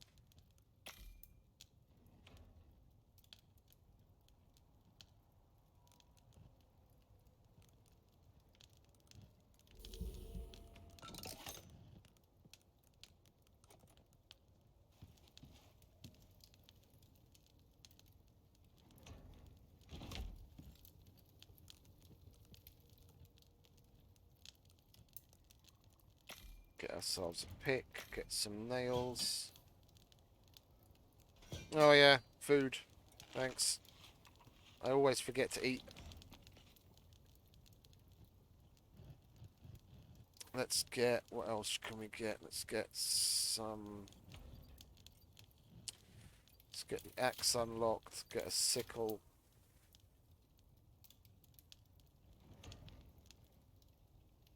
Nothing else that we really need at the moment, is there? No, we have to wait for level 15 and 20 to get the other decent stuff. Okay, we'll get a knife.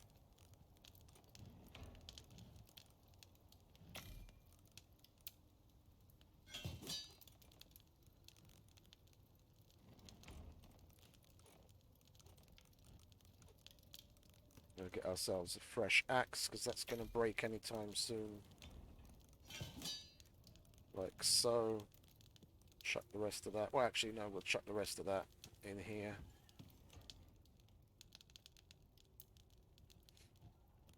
It's a bit of a challenge. I've already done it once. Well, once. This is probably like the 11th time I've played it. The first time I tried it took me 9 tries before I actually completed it.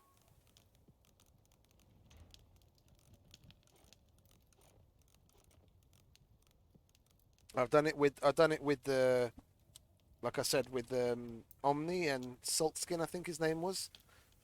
When I died, they came in and rescued me, and then we finished it, and then I continued trying after that, and I eventually did it, fully solo,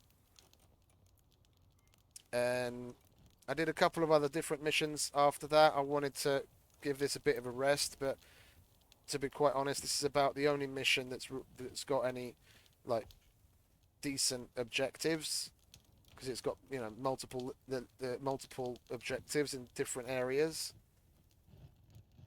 If I'm gonna, what's that all about? The map is all black in that. That's weird.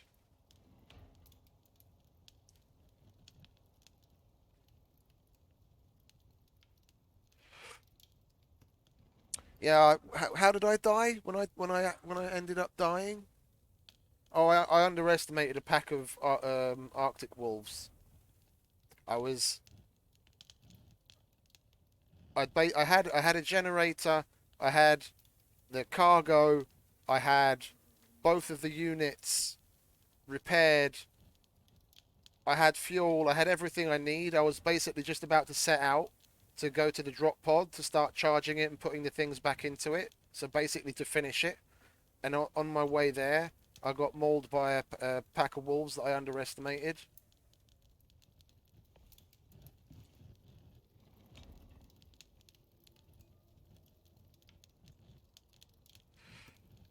Yeah, got to try and keep your. I struggle with that myself. You've got to really try and keep yourself grounded in the head. Once you get the hunting rifle, especially, yeah, but in other times as well, even with the recurve, you can kind of get a little bit too cocky, thinking, yeah, I'll be able to shoot everything from, you know, a good enough distance, and you've only got to make one mistake and have like 2 large packs of wolves converge on you, and it gets out of hand. You miss a couple of shots here and there, and they roll up on you, and that's it. You're fucked.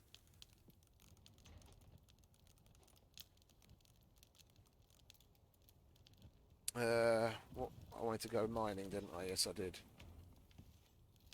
Because I need to level up.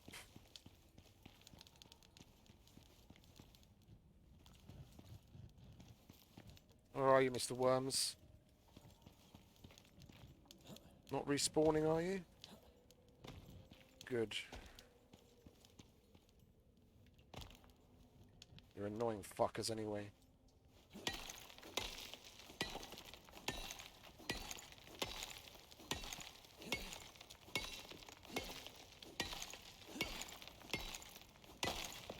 I've got the red backpack on, don't I? Yeah, okay, good.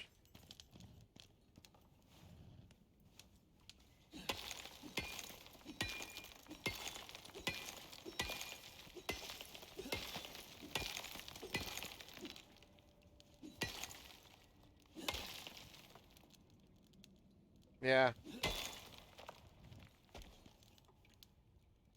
That's really fucking annoying. I mean, this is my second try today. I died exactly to that.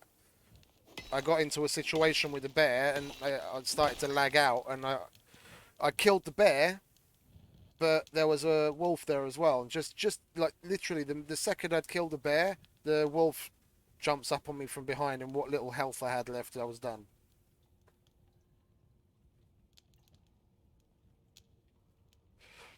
Like, if I hadn't lagged out while jousting the bear, then I wouldn't have taken so much damage and it wouldn't have mattered. Then I still would have had time to kill the wolf as well. But I lagged out a couple of times while jousting, and he did enough damage to me that I only had I barely had a little bit of health left, and the wolf got me. Oh, I know what I wanted. We can't get some of those nodes up there without a buildable.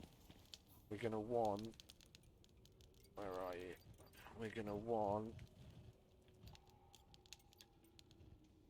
that.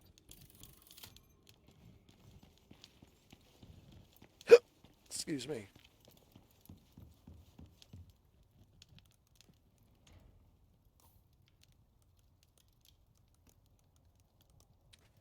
Grab 2 of them. If we're here, we might as well chuck some of this stuff in here.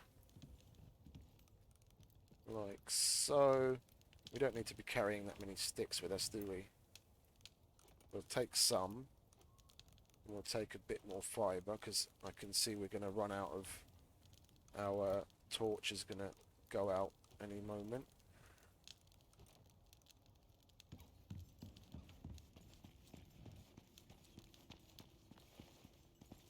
Where are you? There you are.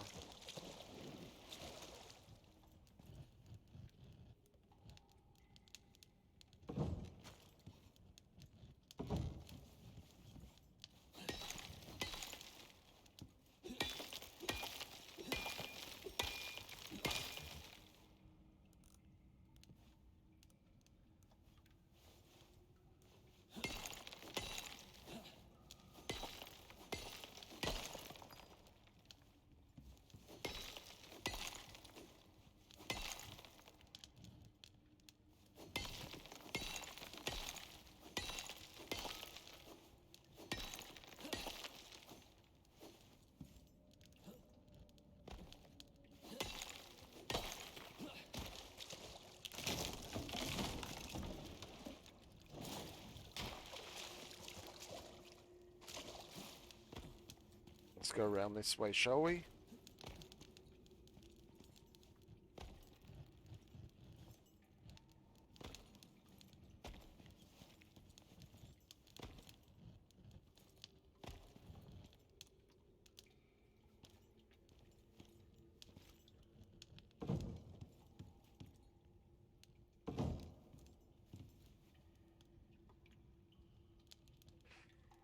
Got some nice gold. What's it? 1, 2, 3.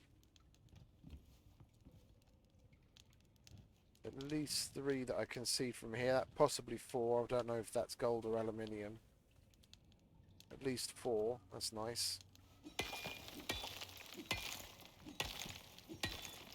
I mean, between this cave and the one opposite, we should easily be able to get the T4.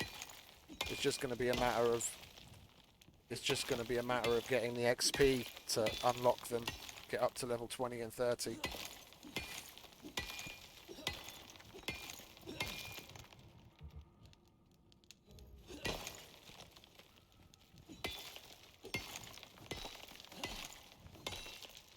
Yeah.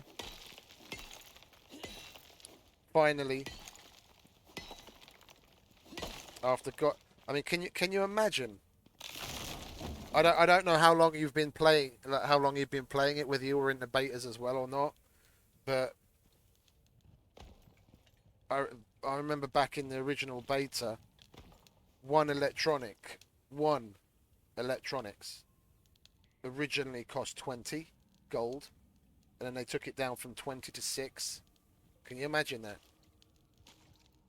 with the original requirement on the T4 bench of the 80. Was it 80 or 80 electronics? 80 electronics, and you had to have 20 gold for one electronics. And then the gold spawns were nowhere near what they are now. Yeah, you basically had like a fifth of the gold on a map, and they thought that was okay.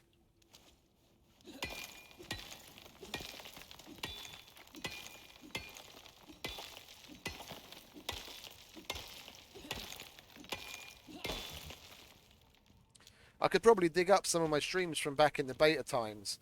I was saying it from the very beginning that this isn't fucking right. That the the benches need to be less expensive, and the electronics need to be cheaper. From day one, and then here we are, nearly, what is it, week 11? Yes, near enough, nearly 3 months after release. And they're finally making the change. More or less, yeah. More or less. I mean, because the map isn't persistent over sessions, so like what is it? When you do one mission and you've uncovered the fog that's on the map, it gets reset on the next mission. So they were like, well, if the map gets reset anyway, and they've got no way of having that information carry over, then why do it with map markers? I mean, the markers themselves are supposed to be controlled by modules as well.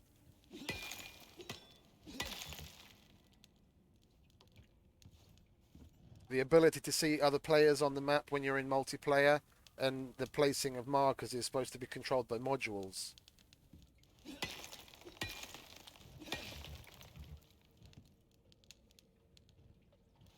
Well, at least they are, yeah. But given that it's a handcrafted map, it would be probably pretty damn difficult for them not to be in the same spot every time.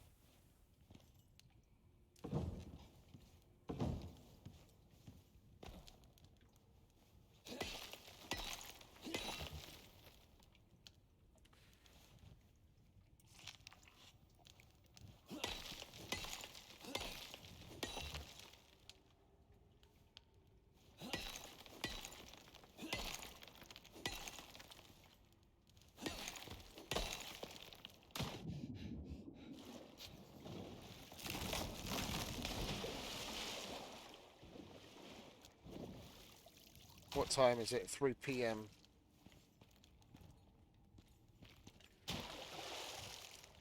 And we've still got a bunch of weight capacity and inventory space. Let's just carry on mining, shall we?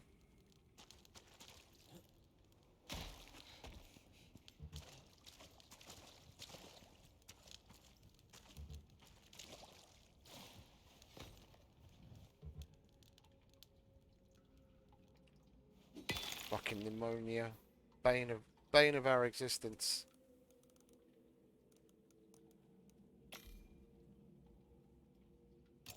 I was thinking about going out and looking for some yeast to make some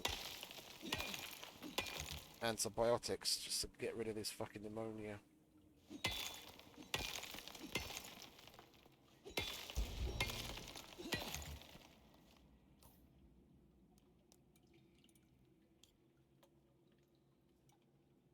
Do I really want that? No. We're going to go for more combat skills. Yeah, we were talking about that earlier with Stormy. I'm trying to keep myself away from it. I've seen it. There's a cosplayer I follow. Got Camel-y cosplay. She's done a Aloy a couple actually. I think like 2 or 3 Aloy outfits and a bow and I think the spear. And she posted some stuff on Instagram about them starting to play it early this morning. It looks really fucking good. It looks really fucking good. If PS5s weren't as expensive and they were actually available, that's about the only game that would actually... No, I don't. Well, I say unfortunately. Probably fortunately. If it wasn't as expensive and if it was actually more available, because there's stores that I've checked out, even online, that I can get delivery from, don't have it. It's like it's not available anywhere. But that's about the only game that might push me to get one if I were to get one.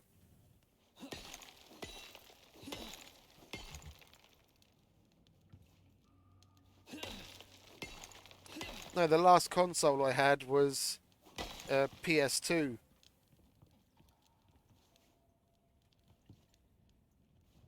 Yeah, probably. Probably.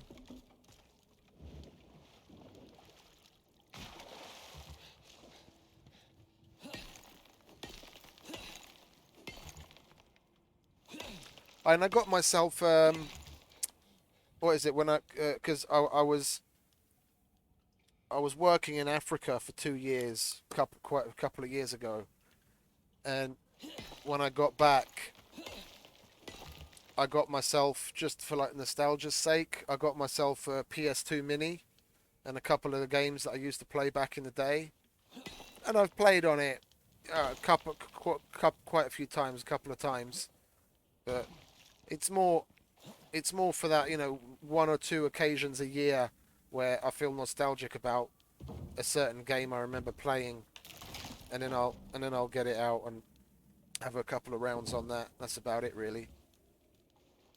I don't see myself literally outside of a game like Forbidden West. I don't really see myself having a reason to get a console again. Now that I'm back into the PC gaming, I really don't see myself ever buying a console. It's just cunts like Sony with their fucking amazing games that are made exclusive.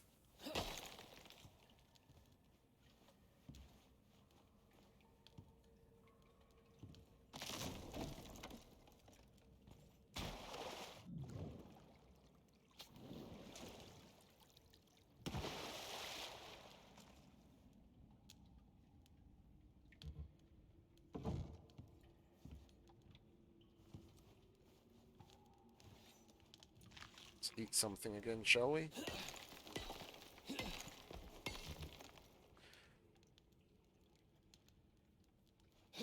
Oh, I was wondering about that because I haven't really looked into it much. What other like high profile games are there that are exclusive to the PS5?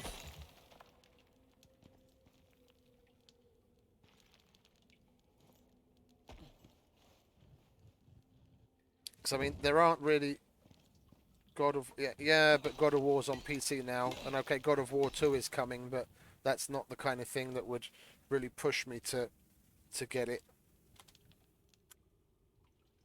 The kinds of things I played a lot on console back in the day was things like Colin McRae Rally. I was never really into like Forza. I never really played, or any of the other GT style games. It was more the rally stuff.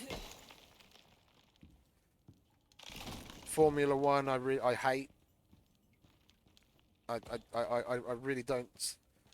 I don't see the allure of watching. Okay, they're amazing cars. Yeah. Outside of that, I really don't see the allure of watching them go round and round the track. It takes a lot of skill and they're going really fast and blah blah blah, but it just seems to be so uneventful sometimes. I'd much rather watch, what is it, Rallycross.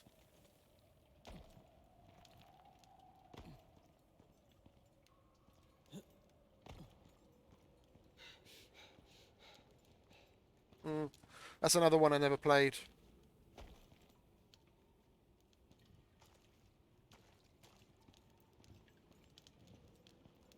played Need for Speed Underground. I played the shit out of that. And one of the Grand Theft Autos, I can't remember which one it was, whether it was 3 or San Andreas, I can't remember anymore. And that was it. I never really went further from there. Not familiar with that, never heard of that.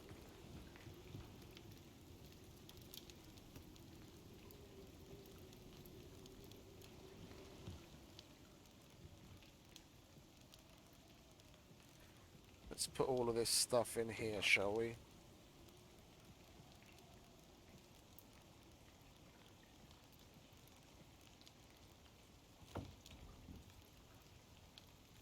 Oh, okay.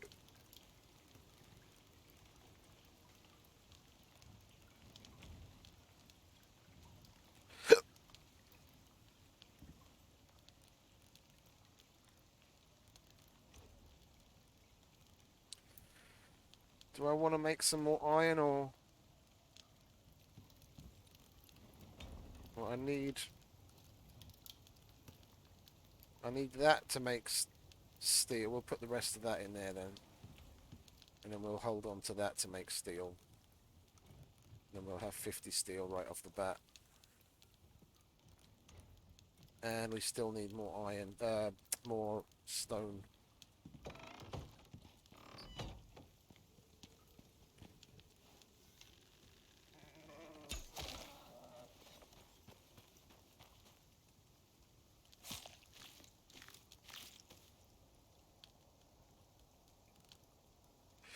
No, I can imagine, but honestly, none of those interest me to the degree that I'd be that they'd really add a pro to the pro side of buying a PS5.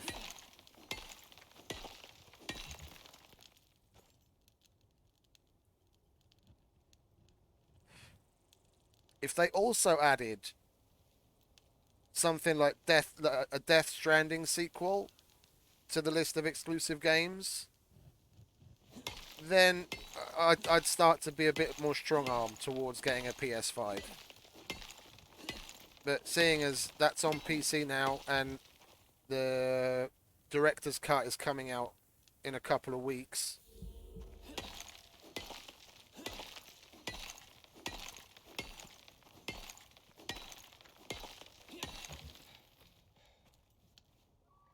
oh, I know what I wanted to get. A sickle. Did we unlock that?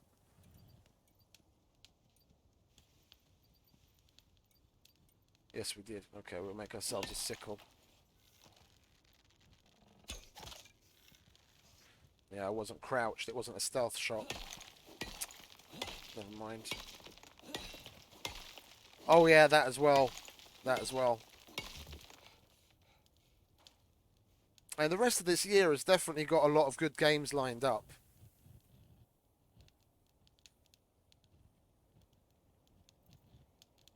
PT? What's PT?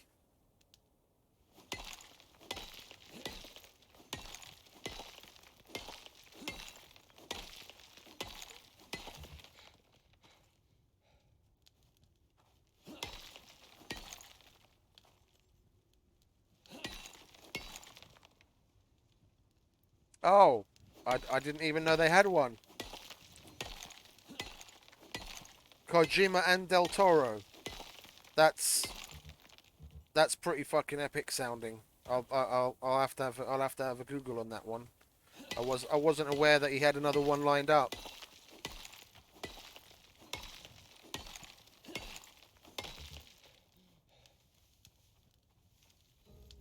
They took it down. What do you mean?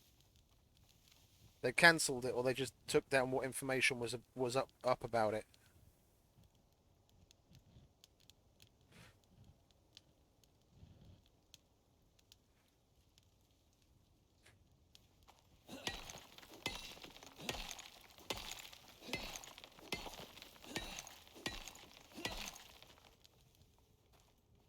That's weird.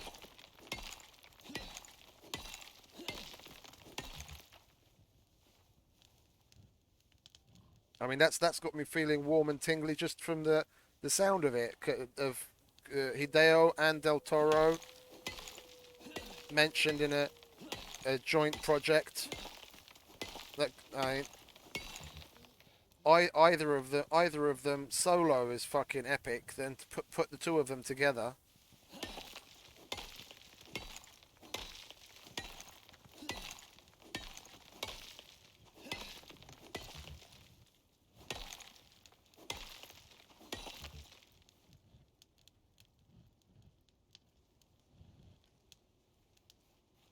Oh, so that was before that. Okay.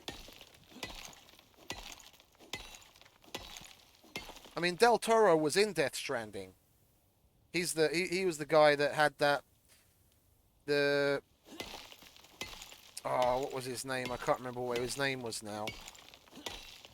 Del Toro was in Death Stranding. He played one of the characters. That's the one. That's the one.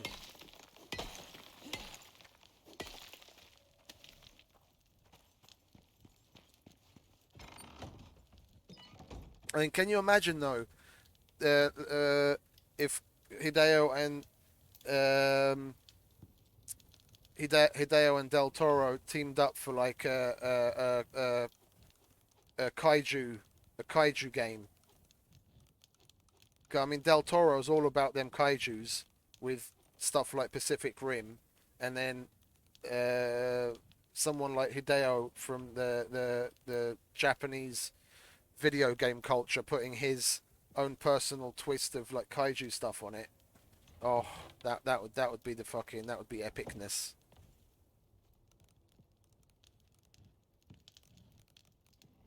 That would be gameplay over 9,000. Yeah.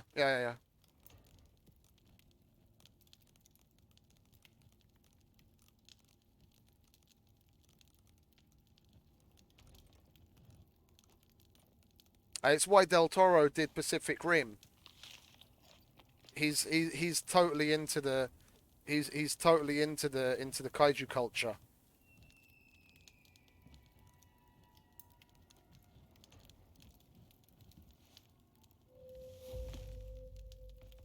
Yeah. Del Toro was the one that made Pacific Rim. He's totally into like the kaiju culture of things. Like he's a big fucking he's a big kaiju nerd. He knows all about just about everything there is from like Japan on kaijus. And I like his movies in particular because I've what little experience I've had in film production. I've been more on the operational side of things, doing like props and stuff. And Del Toro is a big fan of doing things practically, so not doing things with like CGI.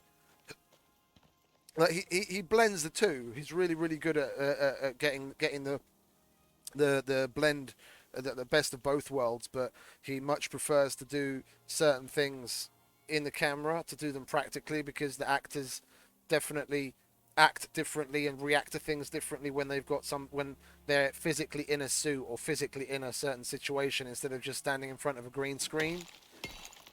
And his movies, as far as I'm concerned, are all the better for it.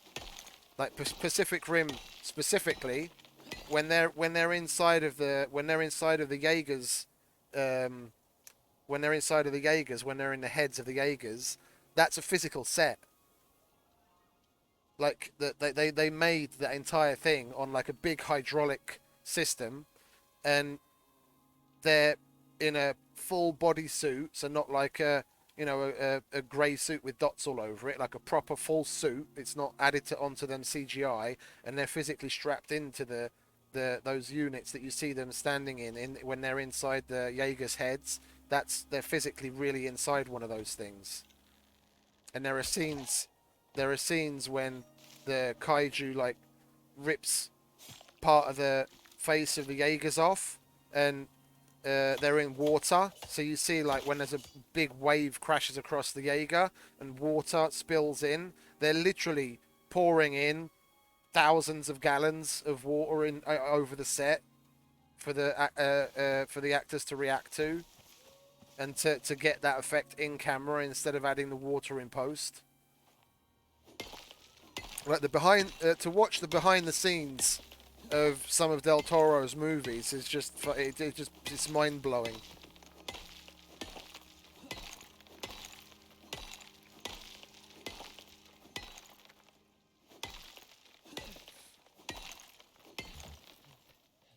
And just monsters wise, he manages to get the best out of the art people he's got working under him every single fucking time. I mean, look at Pan's Labyrinth. No, I saw you mentioned it. I'm not that much of a an out and out horror person. I like horror movies, but I'd much rather like a good sci-fi would get me worked up a lot sooner than a horror. If I'm gonna watch something like that, then I'm probably more into like the thriller style of thing, where it's more psychological story than it is out and out gore.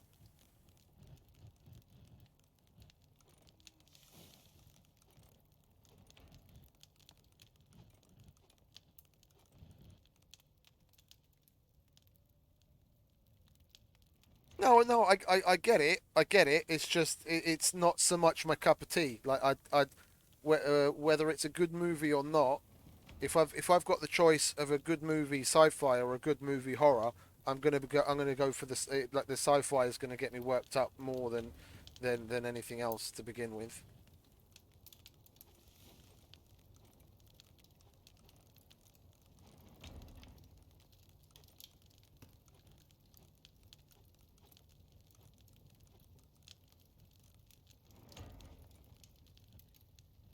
I mean, there's a whole bunch of good like horror thriller movies. I mean, The Village was great. The Ring was great. The I honestly didn't see why so many people were so worked up over the Saw. Like some of them were great, but there's like Saw 1000 by this point. There's so fucking many of them.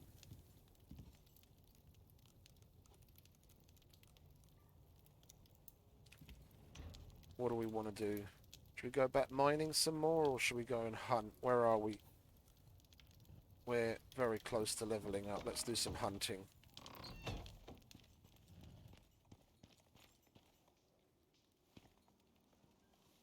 No, the Saw, the one with Jigsaw, where he captures people and puts them through those escape room type things.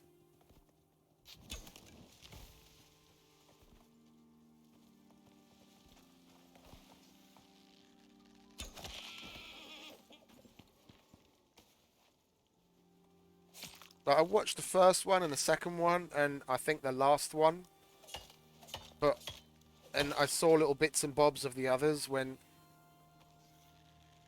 I was maybe over someone's house and they happened to be watching it, but the ones in between never really did all that much for me, to be honest.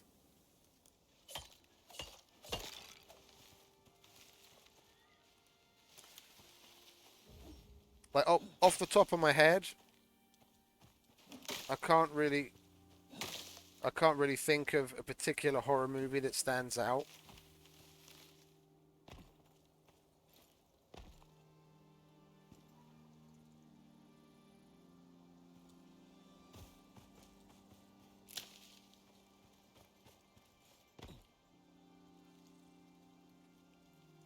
And when my original in-game gamer tag is Diamond Hammer, and then when I started playing,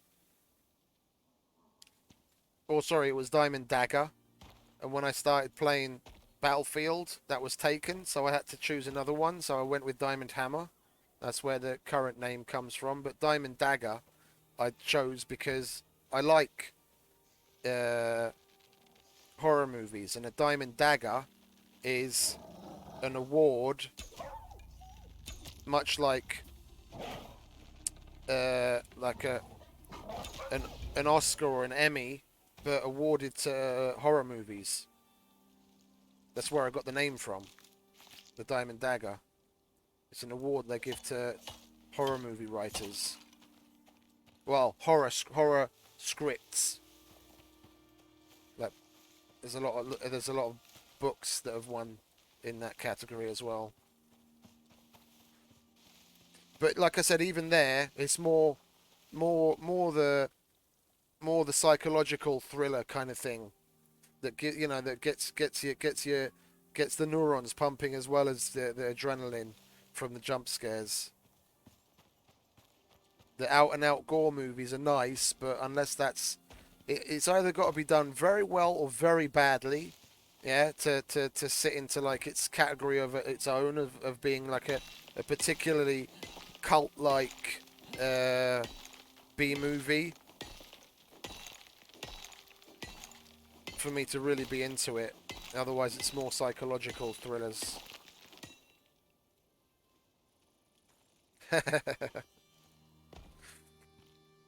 Yeah, I've got a beard too, but that's, in the grand scheme of things, a newer development. I've had it for, how long have I had a beard for now? 3, 4, 5. I've probably had it for about 6 or 7 years now.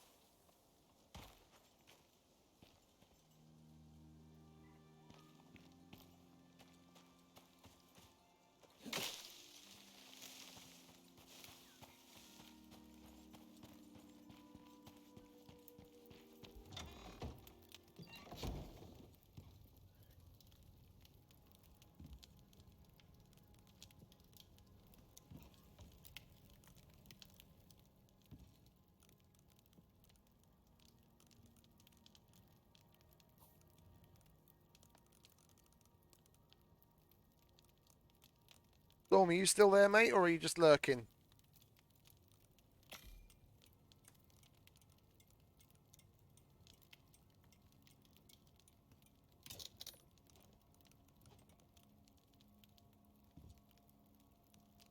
Let's switch this out, shall we? And let's make a crucible at last, or was it mortar and pestle? I'm gonna get some epoxy on the go. Get some of this shit out of our inventory at last.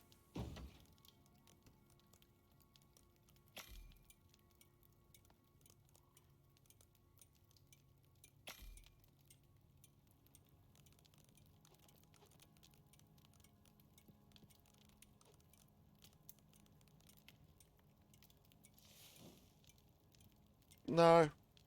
No. I've tried not to jump around too much. I've gone with like maybe a dozen or so, maybe a bit more games that I missed out on while I was away from PC gaming, but I haven't really branched out a lot. I mean, I've missed out on a lot of games over like the past decade while I was playing on my Mac, playing Minecraft all the time.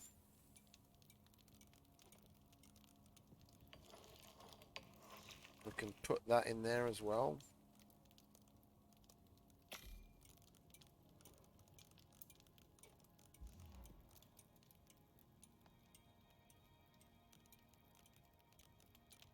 And we're going to need some wood and some iron, and we'll get ourselves a sickle before we forget.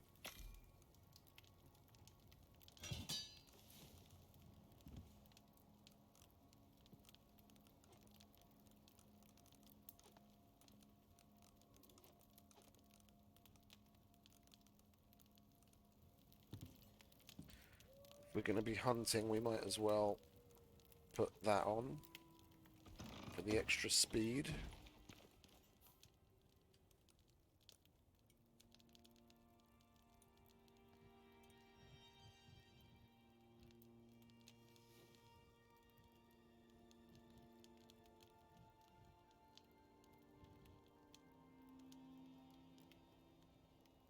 I mean, the last horror game I played was probably back in the day with Fear and Fear 2 and Stalker. They're about the only horror games I ever played. Fear was absolutely fucking epic. That deserved its name. But outside of that, I haven't really played.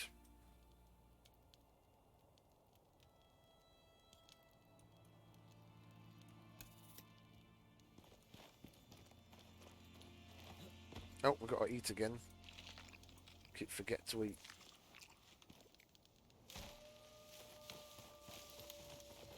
I need to level up. I need to do some more hunting. I kind of want to turn RTX back on because it's buttery smooth now without it. I want to see if it makes any difference turning it back on again. Yeah, instantly. I can instantly feel it. That's disappointing, that is.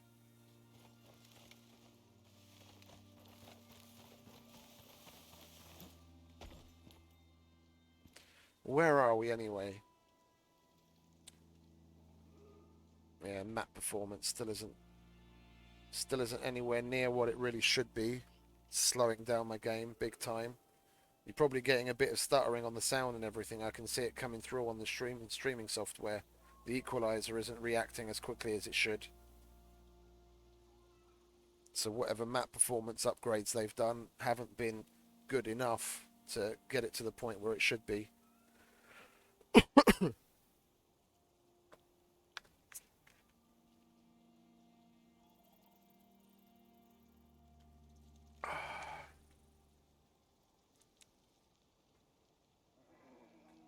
Like games that left an impression on me over the years, the ones that I remember putting a lot of time into was the Fallout series, was Horizon Zero Dawn, the Subnauticas, Death Stranding, and that's about it really. Before that, I played a hell of a lot of Battlefield. I was really big on Battlefield 2, and I was in a clan for. I'm gonna have to do the math because I keep saying, like, one time I'll say 5, other times I'll say 7. It was somewhere between 5 and 7 years. I know I was in one clan for over 4,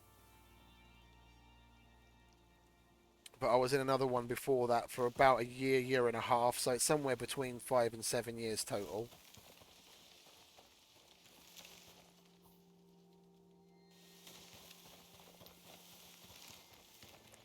Subnautica I started playing before I got the new PC. Like both the original and Below Zero, I played on the Mac, but I was only able to play them on like the lowest of low graphic settings. And Below Zero, I was never able to use the Snow Fox, like the little hover bike kind of thing. I wasn't able to use it when I was playing on my Mac because when I got on it, my frames just got destroyed. Like I literally dropped down to like 2 or 3 FPS when I got on the Snow Fox. So I kind of gave up on that, and I only went back to it when I got the new PC.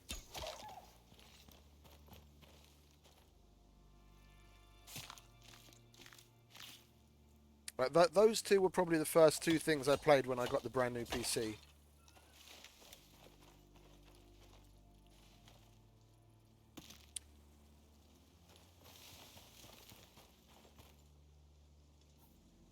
There's way too few wolves in this area. I need to go more north if I'm gonna hunt my way to some XP. Oops. There we go.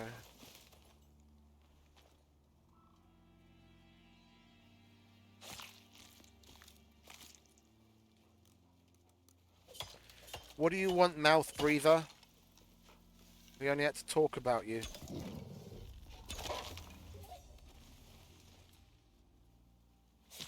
Where are your friends?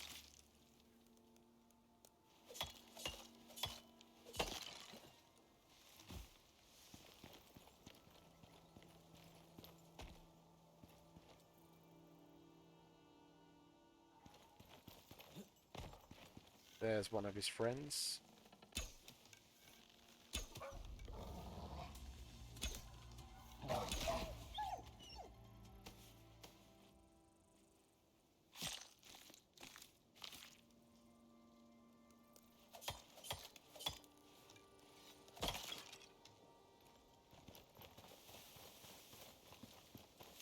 We'll probably get more XP if we just continued emptying the cave. There's way too few higher tiered animals to kill out here.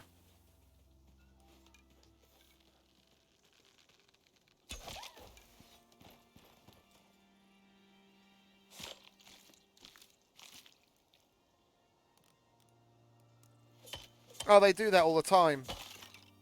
They do that all the time.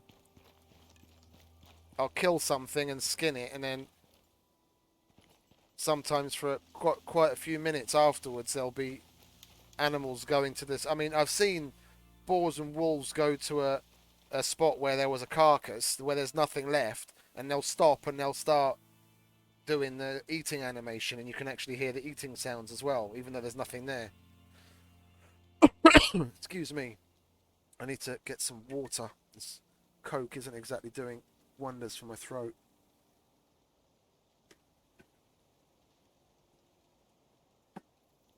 Oh, that's better.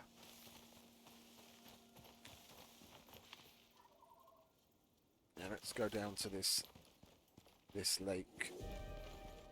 Well, maybe let's not then.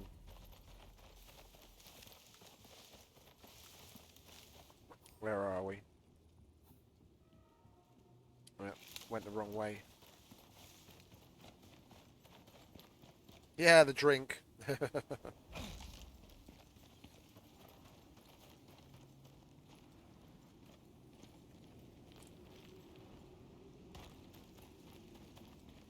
I don't normally get it, but I ordered some food and the restaurant was out of iced tea. So I was like, oh, give me a Coke then.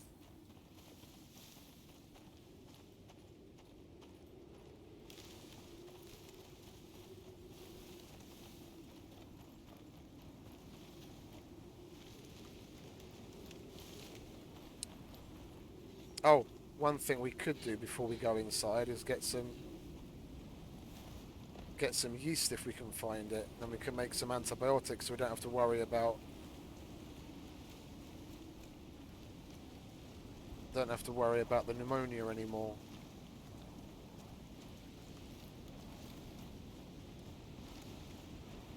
Yeah, and of course now we can't find any yeast whatsoever. Is that it? No, it's rocks. I definitely came past some while we were out and about. I just can't remember where it was. I forgot to grab it when I saw it.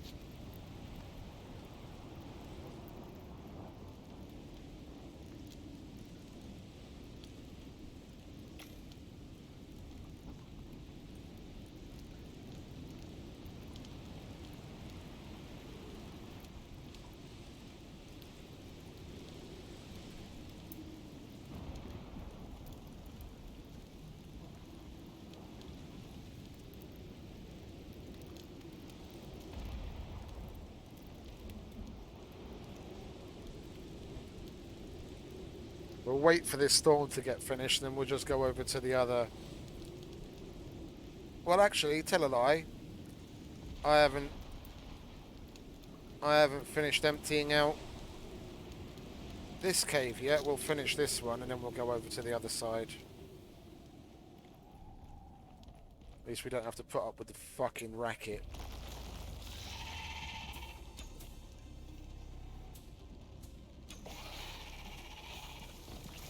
You cunt.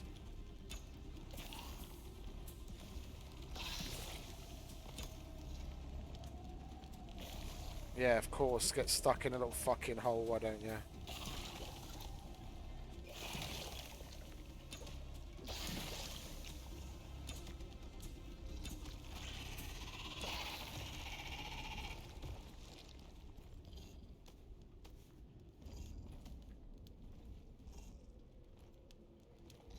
Because that was totally fine. 3 fucking worms coming out at the exact same time. Next to the new shit mechanics that they have, whatever it is that they've changed it to. I have no idea why, but we can't get a fucking critical hit on them now.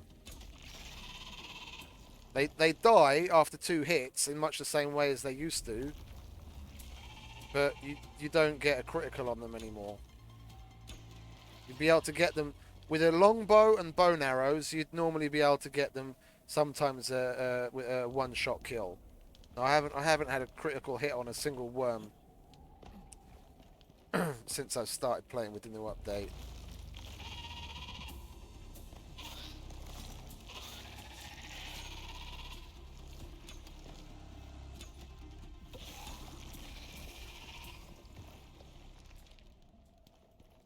And we're still getting weather effects inside of caves.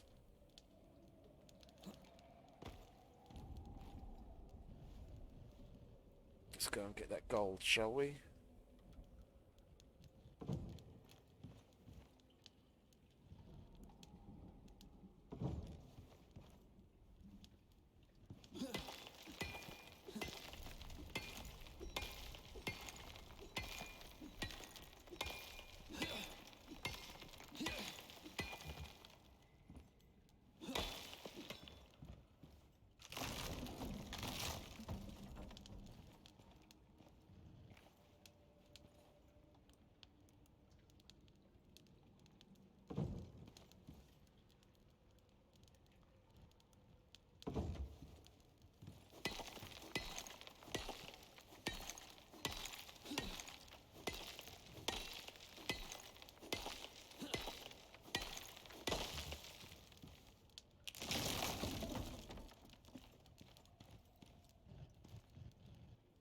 You want to fuck off already, Storm? I can't see what's on the opposite side of the fucking cave because of you.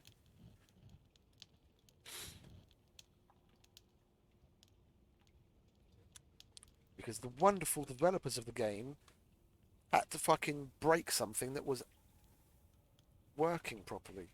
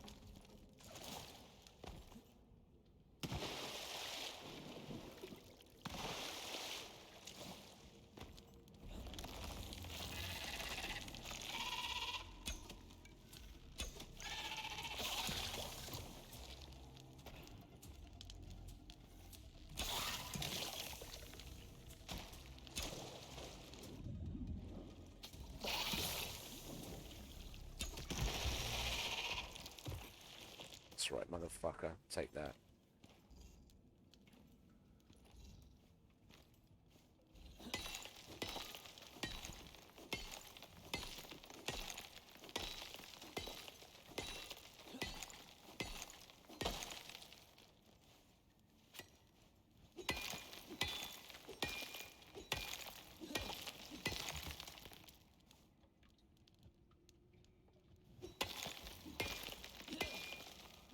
Yay.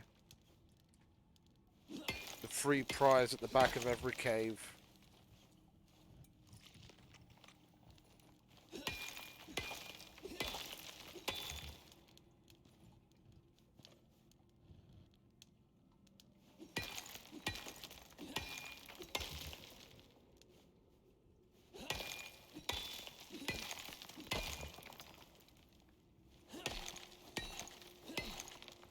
Oh, we should put that back on if we're mining.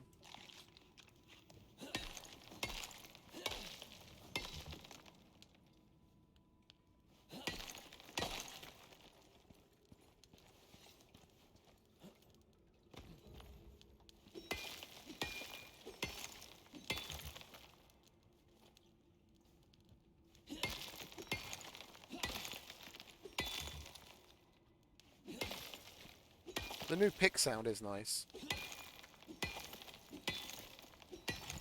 But if I had to choose between having a new pick sound and having certain other things actually work, I think I'd rather go with the other things working.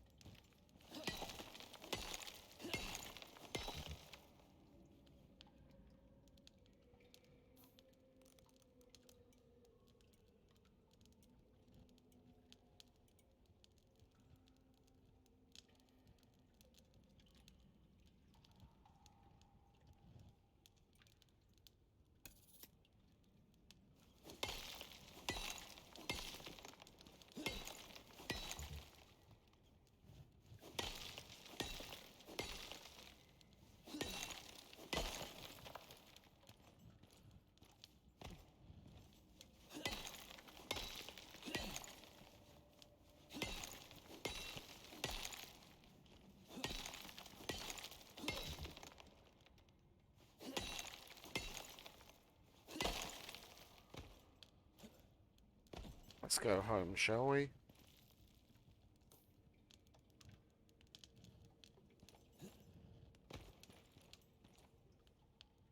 Which way's out?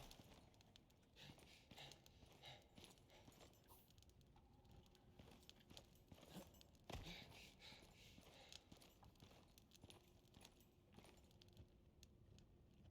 think it's that way.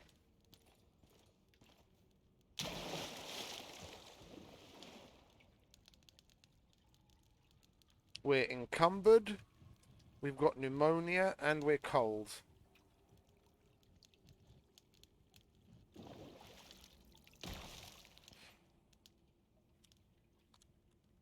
It's going to be a nice slow walk home, if I'm even going the right way.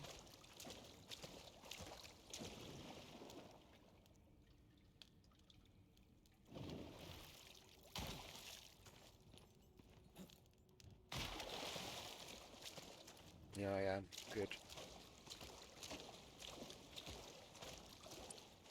We need the fur armor, so we can at least keep ourselves warm enough that we don't get cold when we're in the water.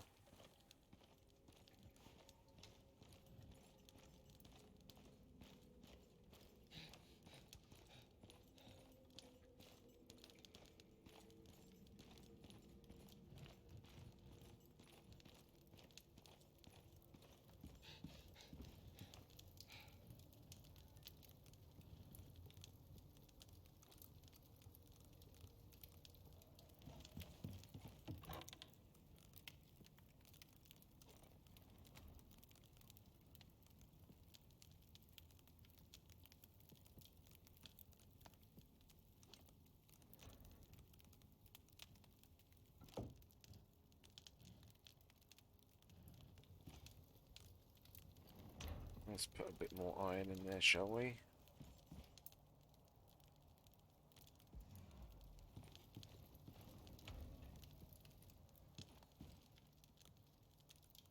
Oh, we didn't unlock Steel Bloom yet. Oh, we can't yet. Okay, well, we'll just put all this stuff in here in preparation for it then. WB.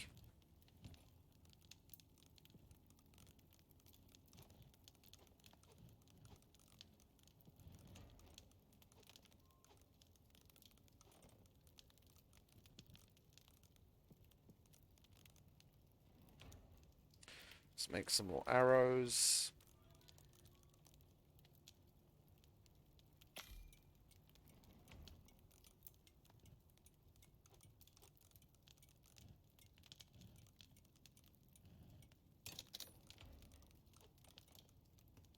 What time is it? 4:30. Okay, we've still got a little bit of time. We'll go out, look for some yeast. I'm sick of the fucking pneumonia.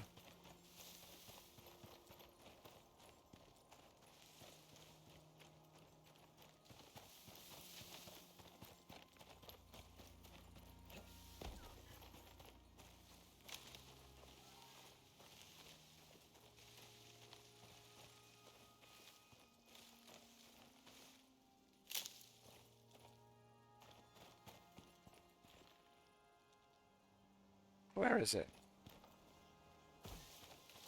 Is there a fucking yeast out here or something?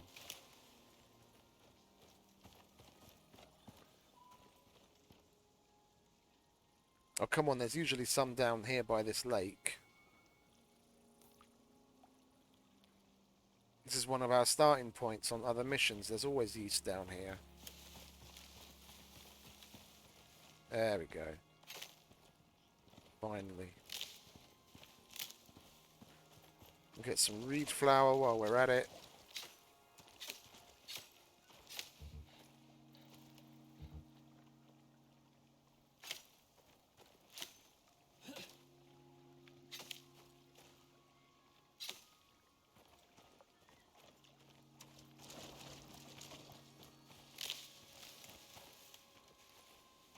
Any more yeast? Come on.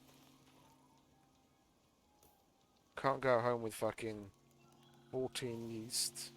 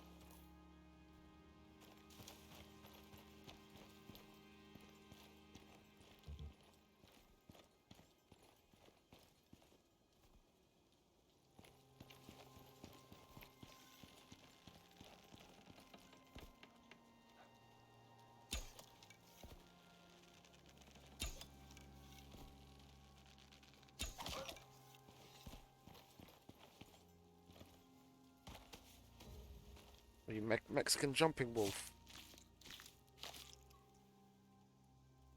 Oh, is it low, is it? Oh, that's alright. Still 3/4 full.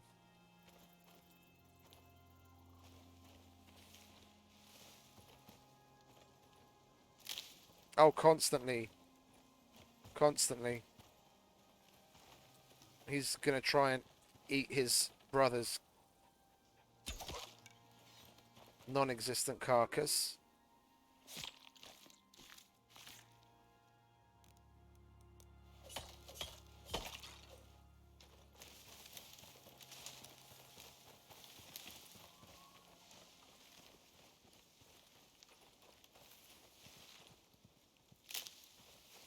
Well, let's get some more wheat then if we're not finding any yeast. Who's that? We're going to need another torch.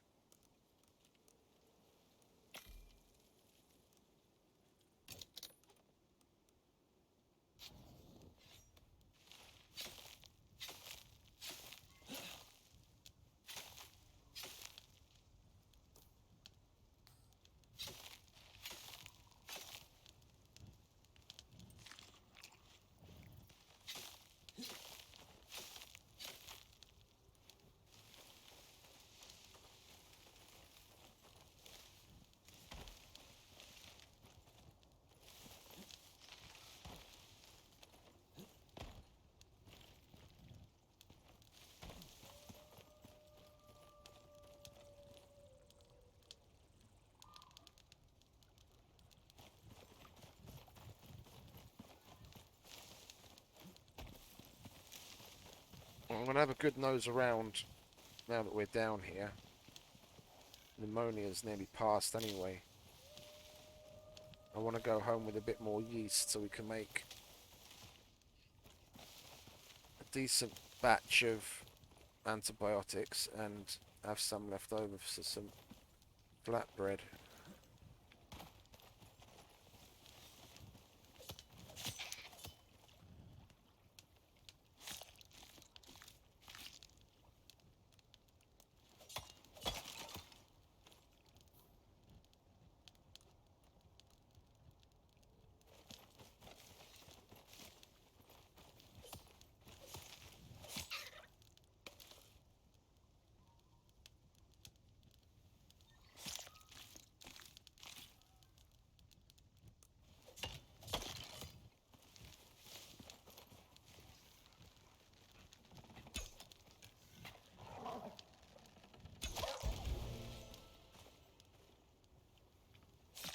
Five more levels to go and then we can finally get up to the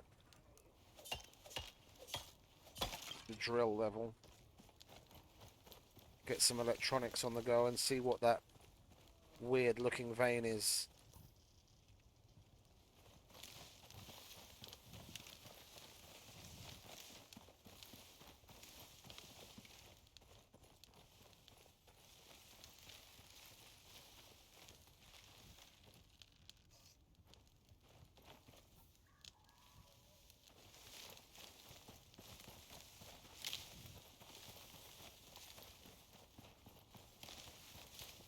There's all the fucking yeast. Look, I came right past it.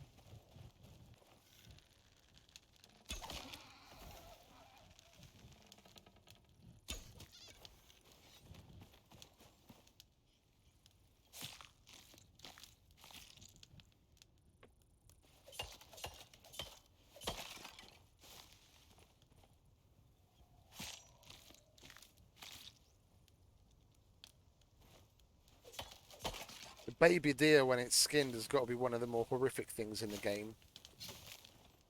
Looks like something straight out of a fucking horror movie.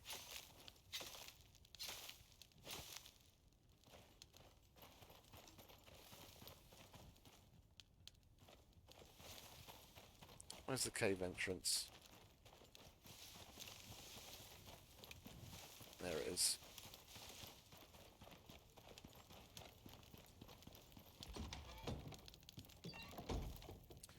Let's slap that on there.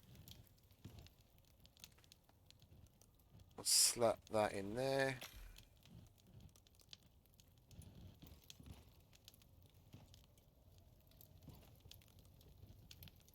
That's done, so we'll turn that off for now. Can put that in there.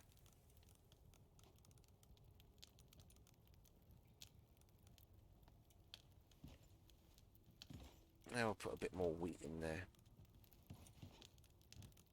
Not that we're actually going to use it for anything, but never mind.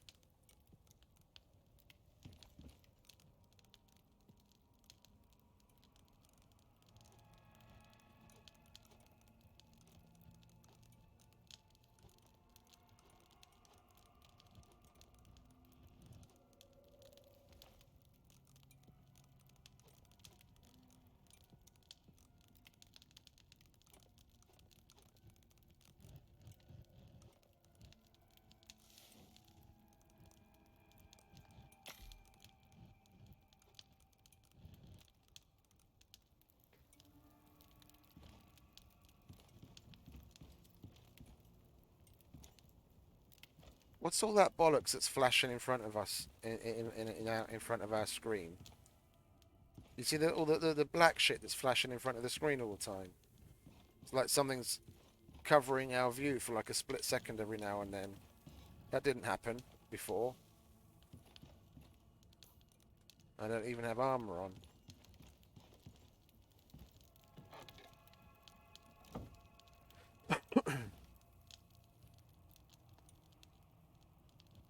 Yeah, we really need to fucking level up to 20.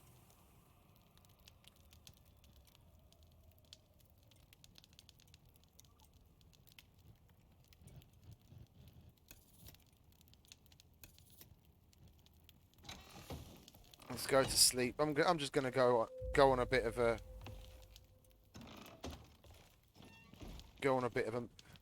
killing spree. It's gonna be way faster than mining.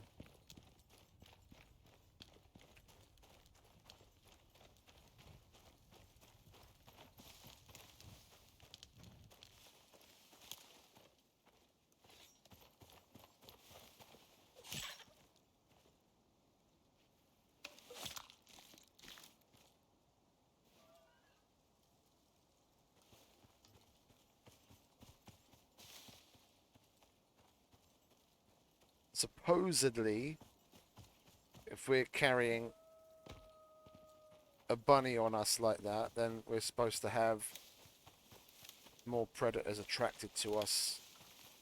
Supposedly. We'll see how that plays out.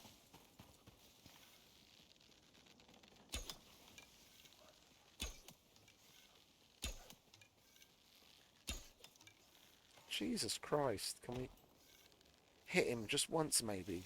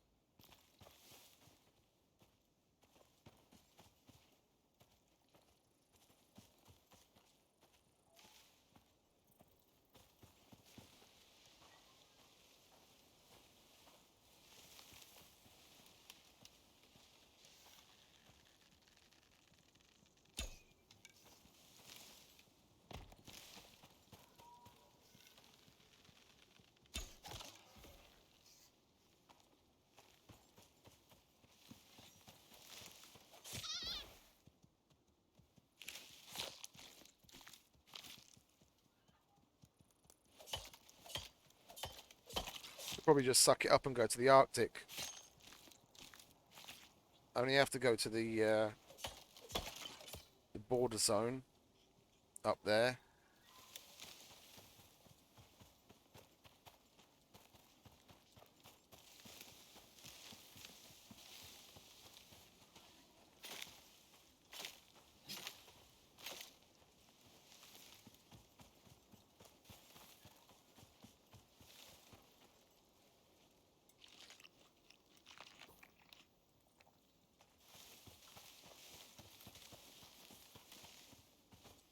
It's 8 o'clock in the morning anyway, we've got plenty of time.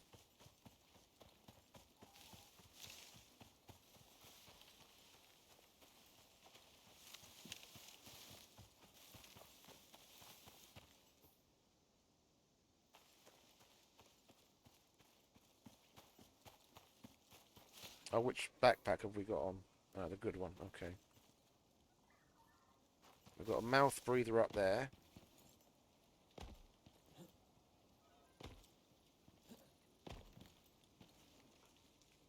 There you are.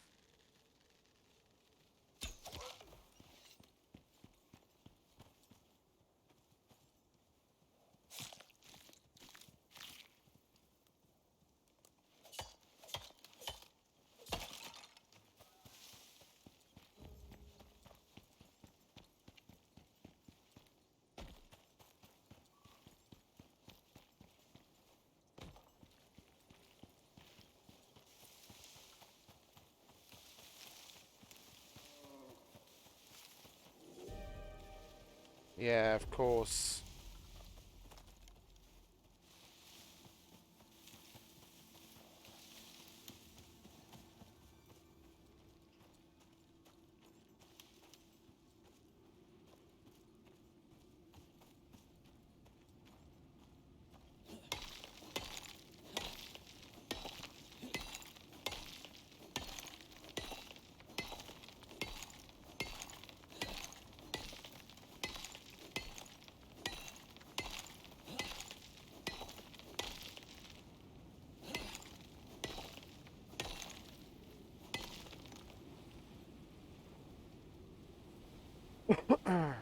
Now we just got to set it out now.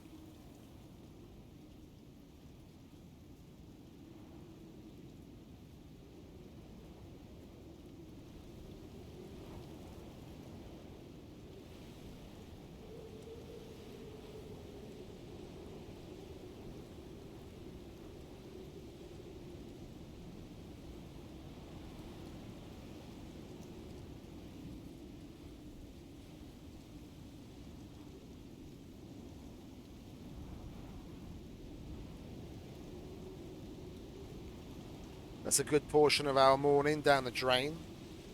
Sitting inside of a rock instead of shooting wolves.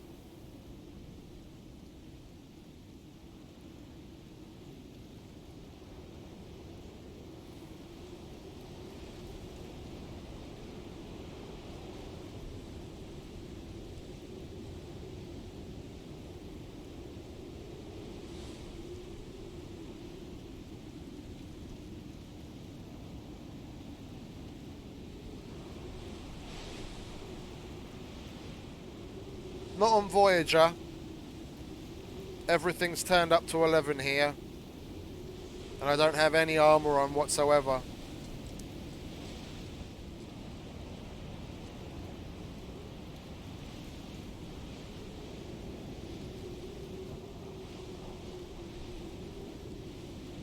I'm kind of worried about my house. It should be deep enough inside the cave that it shouldn't take any damage. I mean, it hasn't done in all of the previous storms.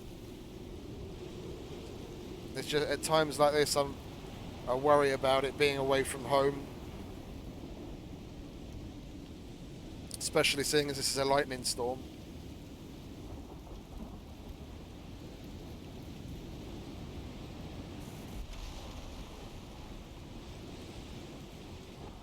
Well, now we'll see just how much our FPS tank's due to fire.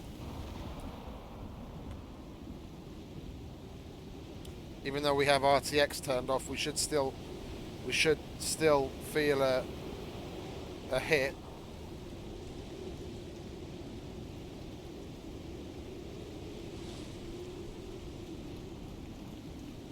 And that's another one of the things that was actually working to a certain degree that they've broken since the update. Because the large cave that I'm in never had you never saw the weather inside the cave, like the rain and the twigs and stuff getting blown about by the wind.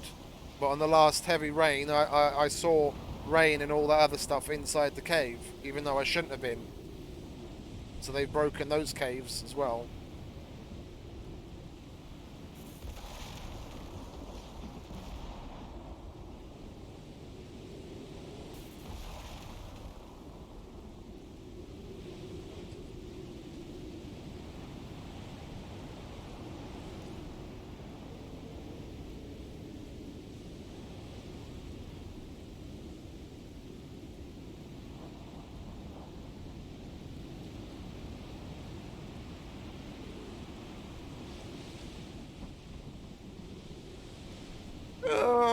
I'm not sure.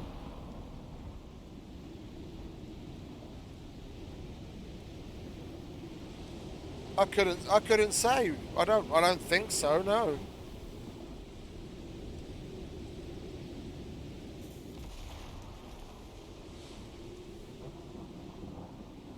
If anything, it's a little quieter.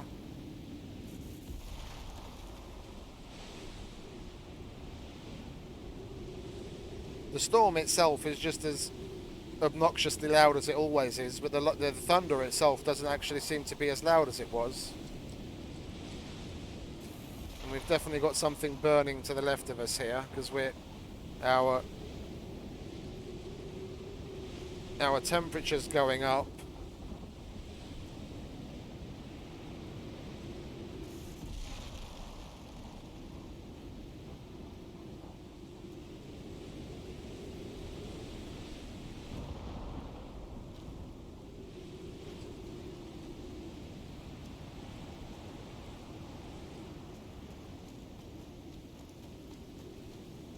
Well, the fire doesn't seem to be tanking our FPS at quite the same degree it used to, which is nice. But then again, it is quite far away from where we are, so...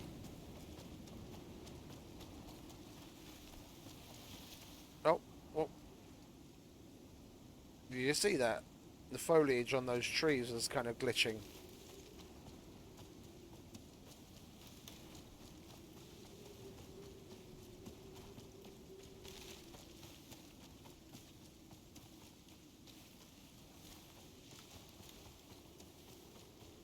Okie dokie, well let's hope it was worth it.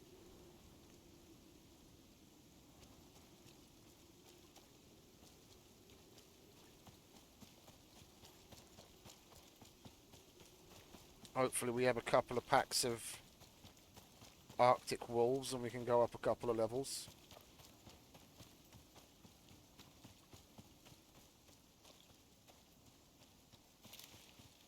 I could grab some ice as well while I'm here. And I can start using... Yeah, of course. Oh, it's over. Okay.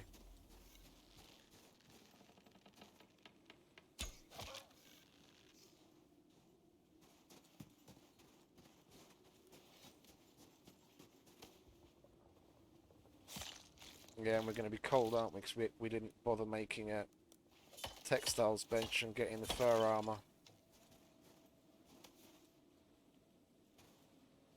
I keep forgetting that we're a fresh character. I couldn't make the fur armor even if I wanted to. Shut up, Muppet.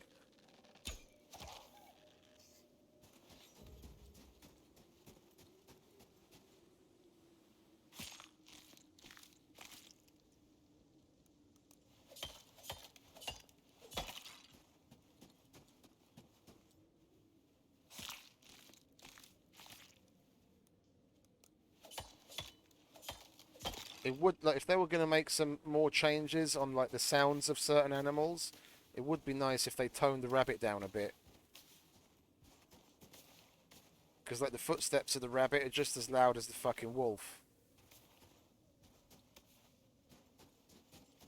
So I'm like standing about going to skin a wolf.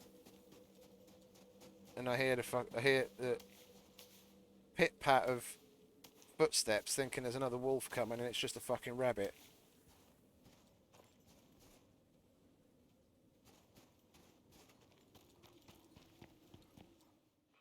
Defamation. I thought that was just in the. I thought that was just the experimental. Because I'm on the normal build.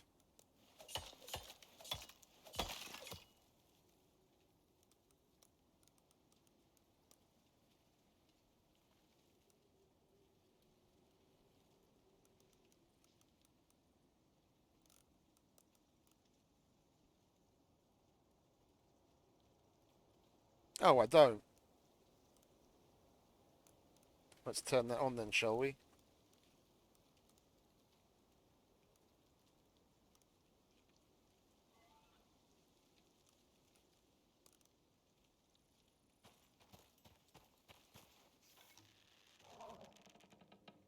Shut up, Muppet.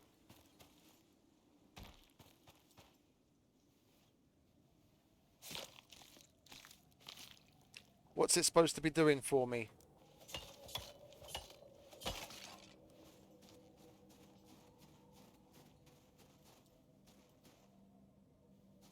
Like footprints and such.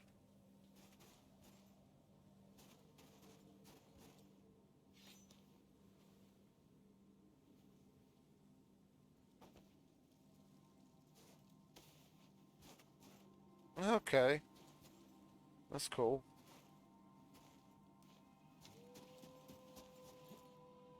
But has it got any use outside of being visual? Like, me walking. Will the... Okay, one, I don't really tend to drop things. But, like, can animals pick up on the footprints? Because if they could, then that would be cool. It would add an extra level to their mechanic. But if it's just cosmetic and it just adds extra processes to slow the game down, then it's nice, but I'm not really a fan of the cosmetic things that are just there for like very slight quality of life. Well, not even quality of life, because it's not even doing anything for the quality of life. Oh, look, there's the outline of a wolf. That's nice. It's really nice. But if that's putting extra strain on my game to further decrease my FPS, I'd rather not have it, to be honest.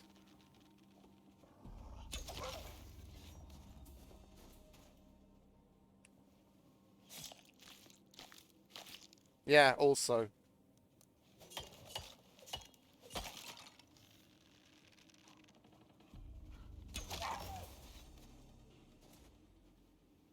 Wait, he's left a proper little skid mark there. It's really cool.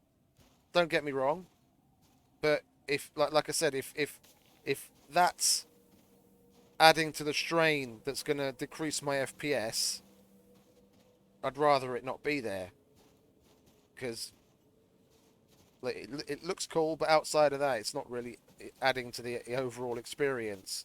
If when I'm walking, I leave footprints and animals come across that, and then they can follow those footprints, that would add to the mechanic, and it would add to the kind of things that you have to take into account when trying to sneak by predators.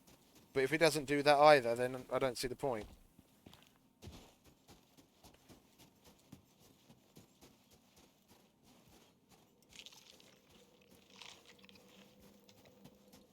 I've never really been one for cosmetics in any form.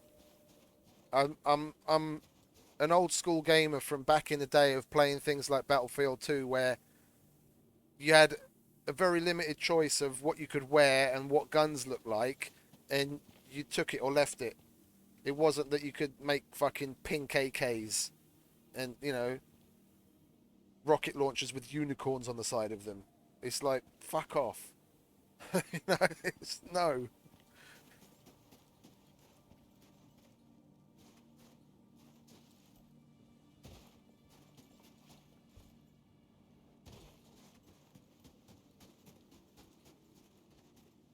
Oh, I don't know. I don't know. I would have thought, yeah, they'd mainly go by smell, but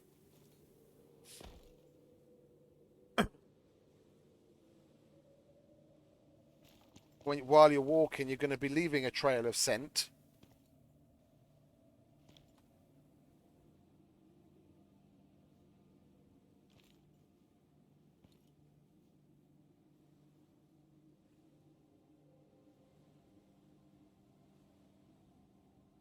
I'd be more immersed if the logical things were actually worked, or that were in the game, should I say? Sorry.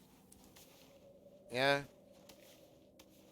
Because what literally what self-respecting prospector would be out there without just as a simple way of solving the situation. Yeah, if you've got a flashlight and you've got a roll of duct tape, then you're gonna fucking tape that motherfucking flashlight to the end of your gun. Or if you don't have a slot on your helmet to put the flashlight in there, you're gonna grab a bit of fucking duct tape and you're gonna duct tape it to the side of your helmet. Yeah, that's just one silly way of explaining how you'd logically do something in a situation like that, but it's it's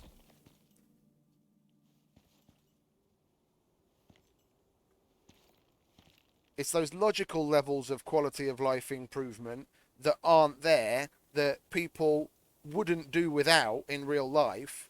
Yeah, that I'd rather have in the game before they start making my footprints show up in the game. I didn't miss it until now. I'm not going to miss it from this point on. Make the other things work first.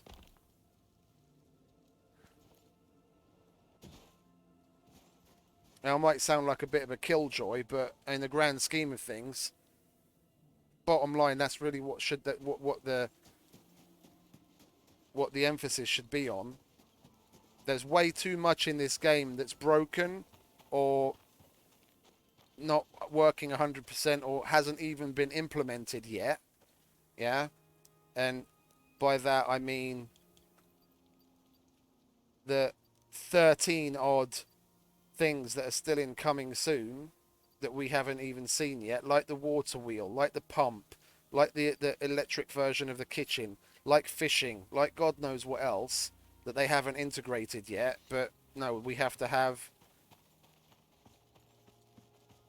terrain that leaves footprints in it now.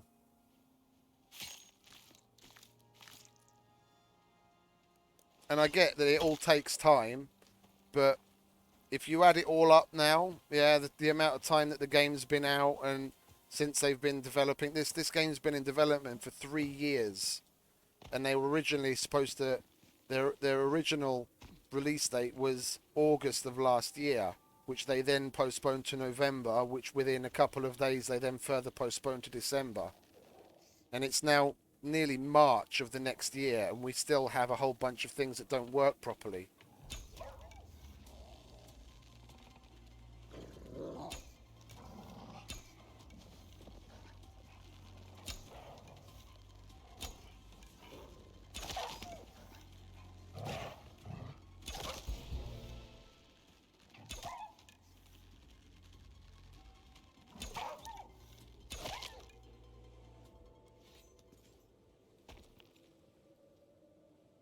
No, that it will be cool, yeah.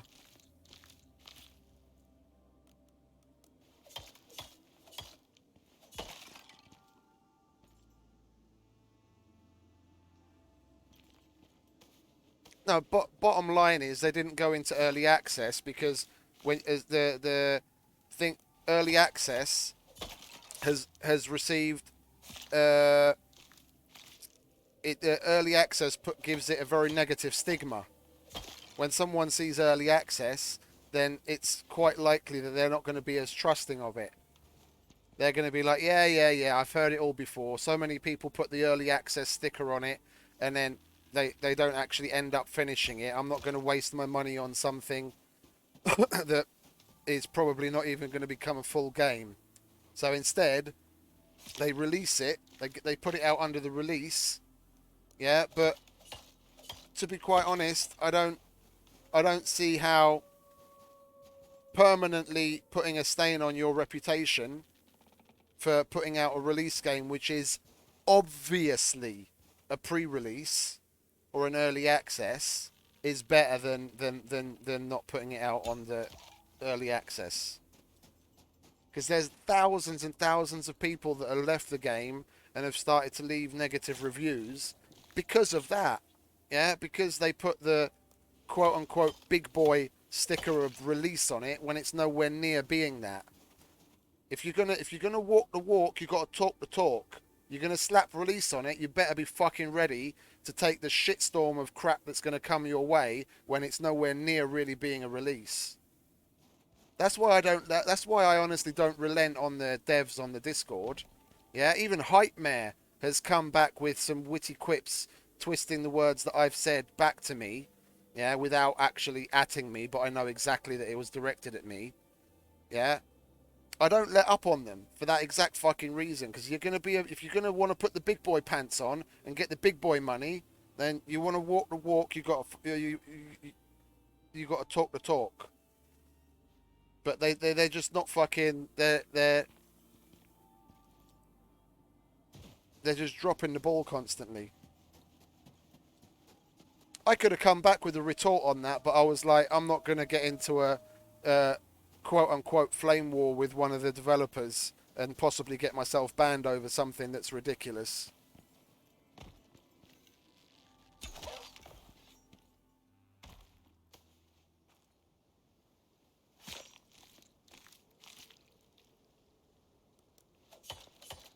Called out what I said as drivel. Yeah, okay, mate. I already had it typed up. I was ready to hit enter, and I was like, fuck it.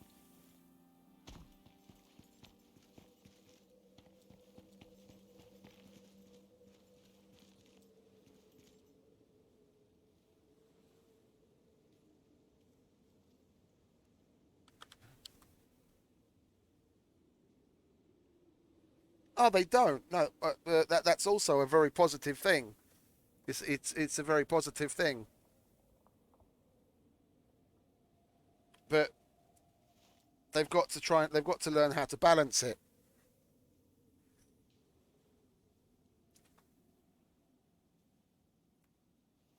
And with the changes they've implemented so far, it seems like they're leaning towards preferring one type of gameplay over another.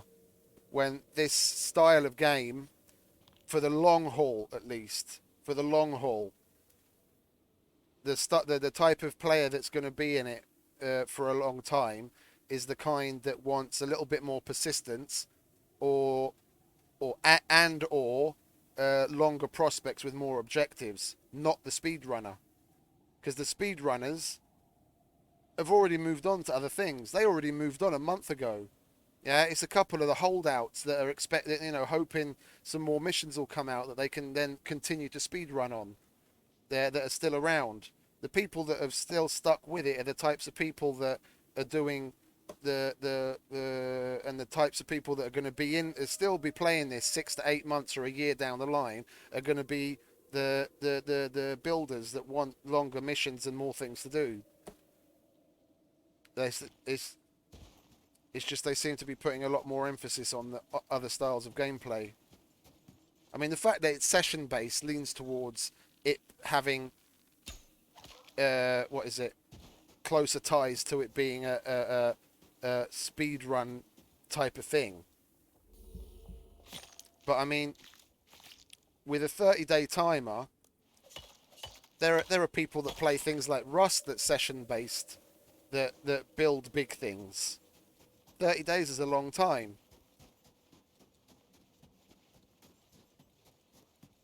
Oh yeah, yeah. That's the biggest one out of all of them.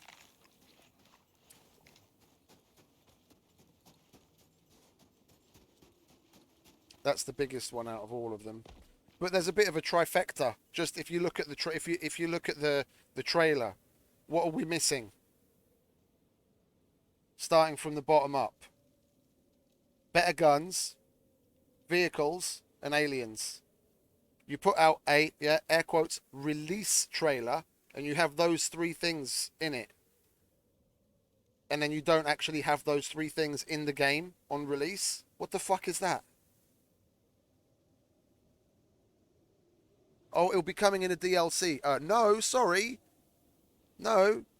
The release trailer was for Icarus, not for Icarus 2.0. And you have things in that release trailer that we do not have in game. That's fucking misleading, and that's BS.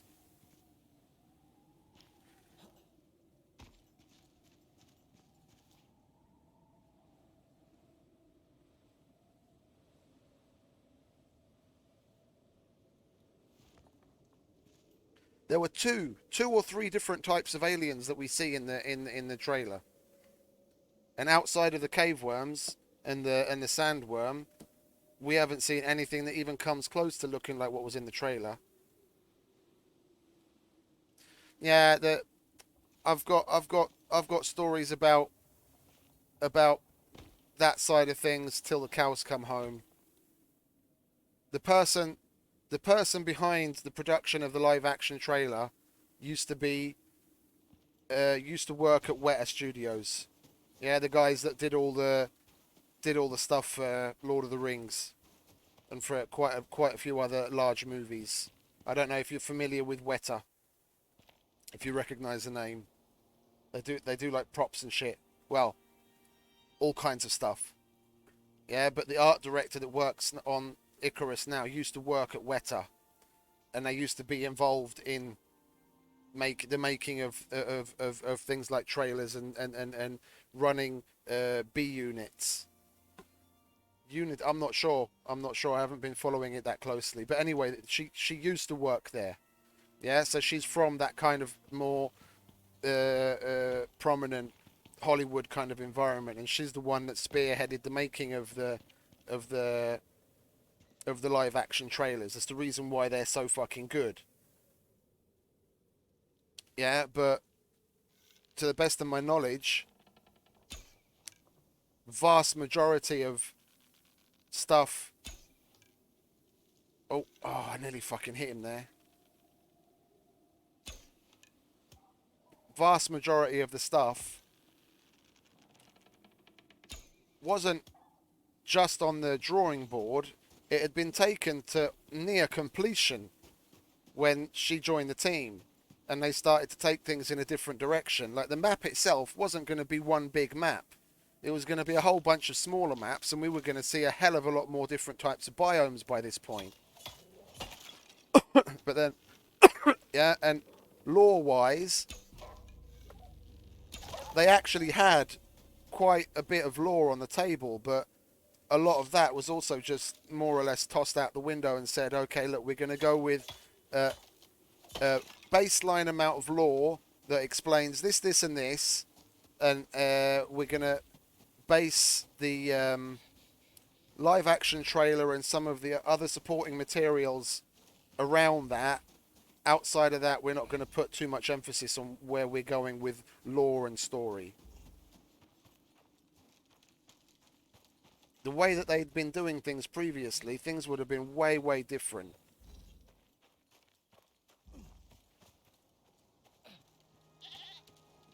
I don't have what I need to make heat bandages, do I?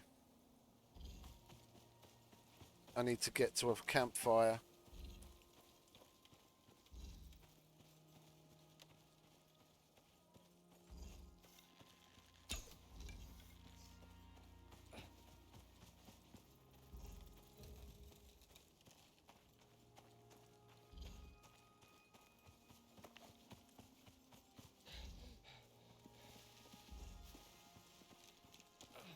I mean, it was the live action trailer that pulled me in. When I saw their advertising campaign that they had on Instagram, where they were fucking advert after advert after advert for fucking days and weeks on end.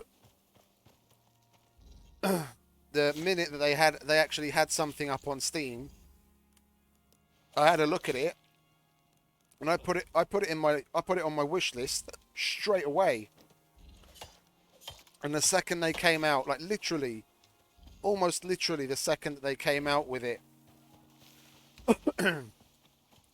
what is it that you were able to buy it? I jumped on it. I was lying. I can't remember the exact day, but I remember the situation. I was lying in bed. I had my phone in my hand. You know, I was scrolling through Instagram as I do every night, watching the stories and this and that. Yeah, and then I had a notification pop up on my screen that Icarus that is on your wish list is available on Steam. And the second that fucking popped up, I jumped out of bed and came to the computer and I bought it straight a fucking way.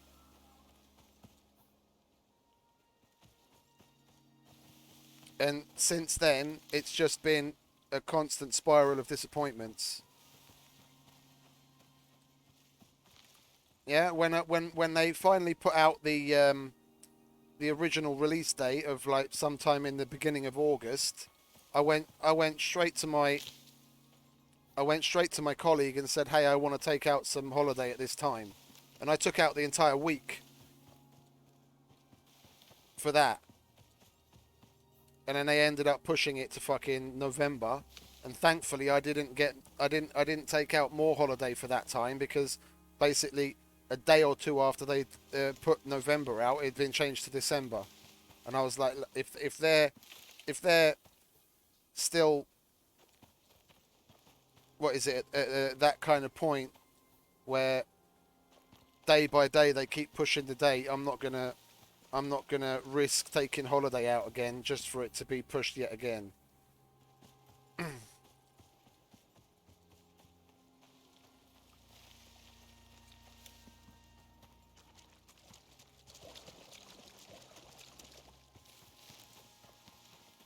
Where are we anyway? We've only gone up one level. Yeah, we didn't come across that many wolves, to be honest. Is fur armor level 20 or level 15? 20. Yeah, great.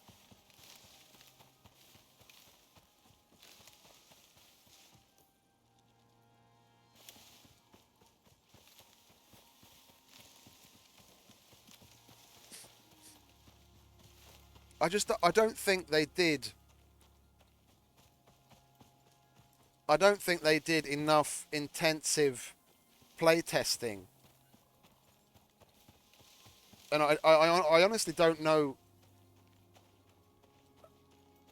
At this point, you know, looking back on it, I don't really know what it is that they did during the betas, seeing as there were God knows how many people playing it throughout the betas, and they must have been getting shit tons of fucking information on the game, like bug wise and everything. How were they not able to iron out a bunch of the things that we're still seeing today? There are bugs that were reported day one of fucking the betas that are still in the game. How is that possible?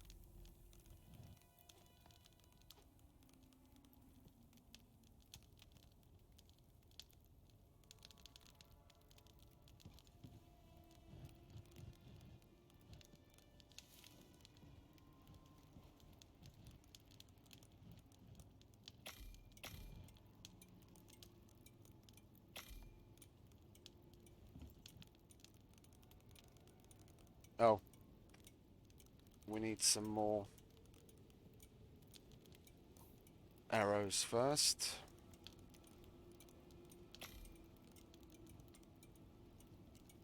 And we'll get the ice box.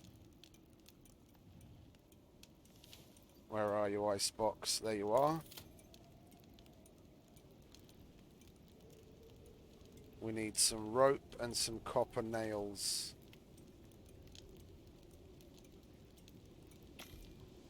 How many copper nails? Was it 8? 4.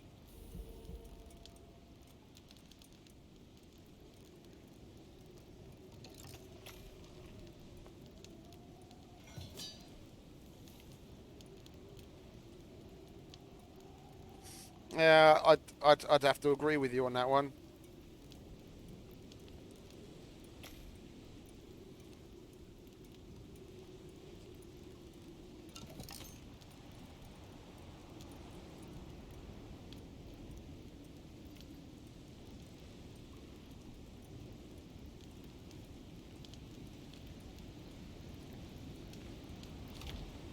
It just it's there's so many like iffy points about what they do and how they go about things. It just seems a little odd to me. They're trying to go about a lot of things the cheapest way possible because basically the players are the guinea pigs. There's it's the number one thing that just makes the whole situation scream of pre-release. The players are the guinea pigs. I see people on Discord stepping up, getting much more heavily involved in the experimental releases and making lists of bugs and going through the motions of things that you'd expect a paid playtester to do, not a fucking player that's paid for the game after the fact. Yeah, if that's something that someone wants to do, fine. It's up to them. You know, they want to put the effort in. They feel that it's worth it. Great. It's really nice that they want to do that. But in all honesty, they shouldn't have to. But it's another testament to the fact that they're trying to go about things the cheapest way possible, because they're turning the people that have ponied up the money to pay for the game to now become their unpaid playtesters.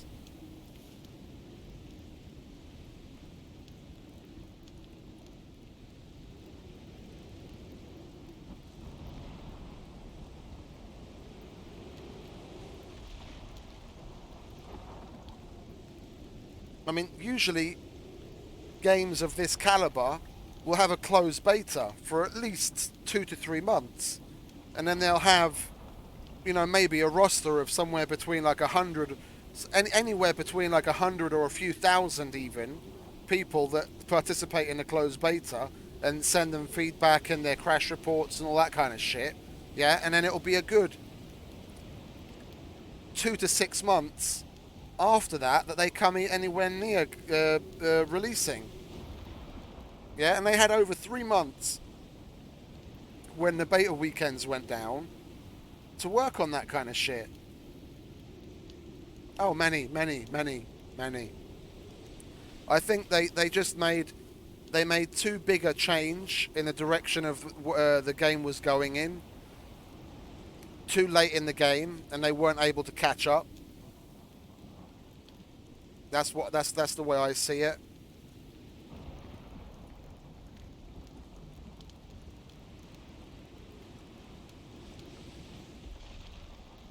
And I've spoken to, I don't want to mention who because they're all still under NDA, but I've spoken to 3 or 4 people that used to work there. Well, actually, 2 of them still work there. Yeah, that they've told me little things about the ins and outs of how things went down in early development and how things changed when that art director in particular came on board. And things were supposed to be going in a much different direction, and we'd have a better game if things hadn't gone the way that they had.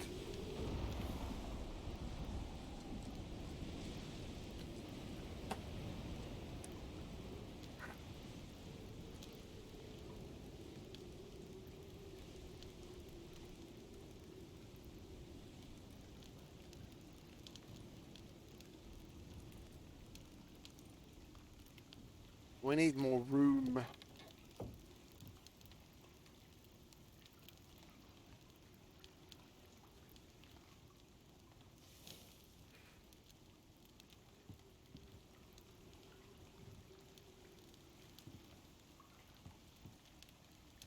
Oh yeah, I mean that's why I'm still here.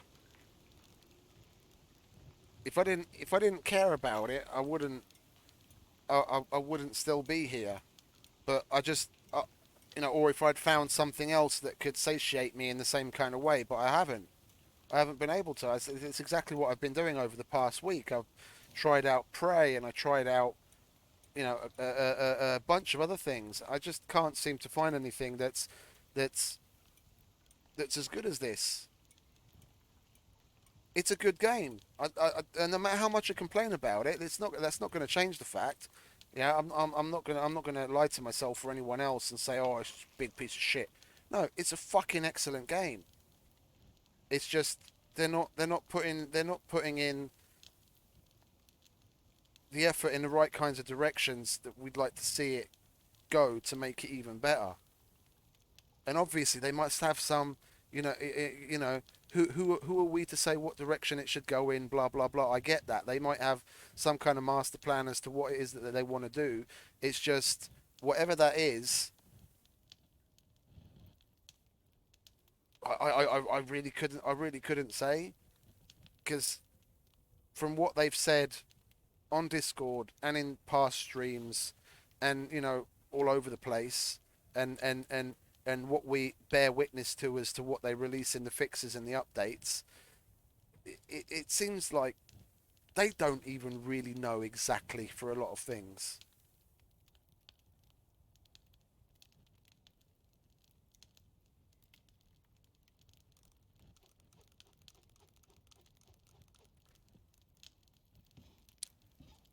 I mean, as far as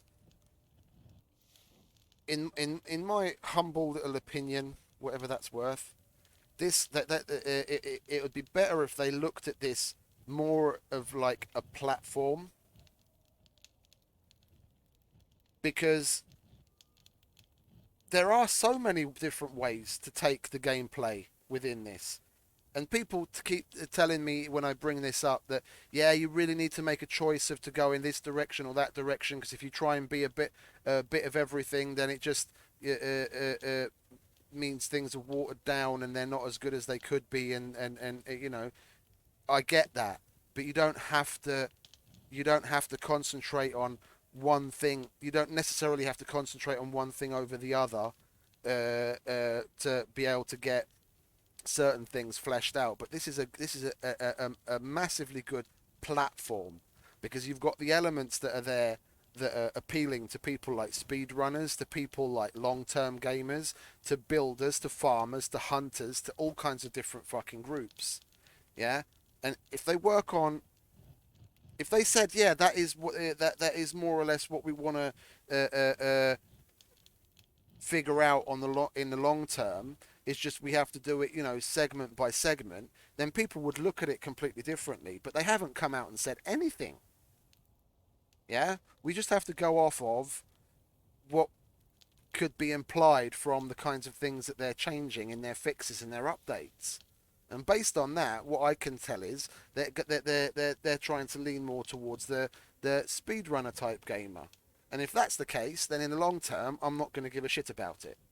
Yeah, but if after they've done that kind of stuff, they start to concentrate on other areas that would possibly improve things for people in the long term, yeah, that would keep me around. But honestly, I'd need to know that more or less now, yeah, before I get too invested. Exactly, exactly. Because they themselves don't fucking know what they want 100% yet. But then they should sit down and really pull that out of their ass first, and then move forwards. Because the way it is now, lots of people have already left because of the lack of fucking, the lack of vision. They're like, yeah, it's nice the way it is, but this is lacking, that is wrong, that doesn't work, blah blah blah. I'll move on or go switch back over to whatever game it was that they're playing. But because of a lack of information, they're like, I'm not gonna get into this and waste my time. Like literally thousands of people, and it's what's brought about the many negative reviews on Steam. It's just painful to see themselves shooting themselves in the foot time and time again where a couple of simple changes or a couple of different communicating things in a different way would help them immensely.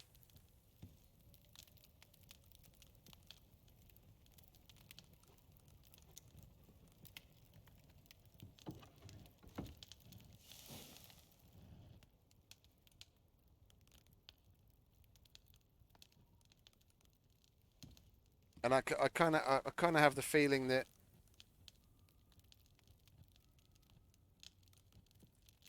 Dean Dean's ego's been a little bit inflated over the fact that the other games that they've worked on have been as successful as they have. Like Stationeers is overwhelmingly positive on Steam, and people are loving that. And he's resting on his laurels, and he's kind of slipping back into the type of character that he was back in the DayZ days. And because a lot of people have a bad taste left in their mouth because of that, they're even more apprehensive about what it is that he's doing.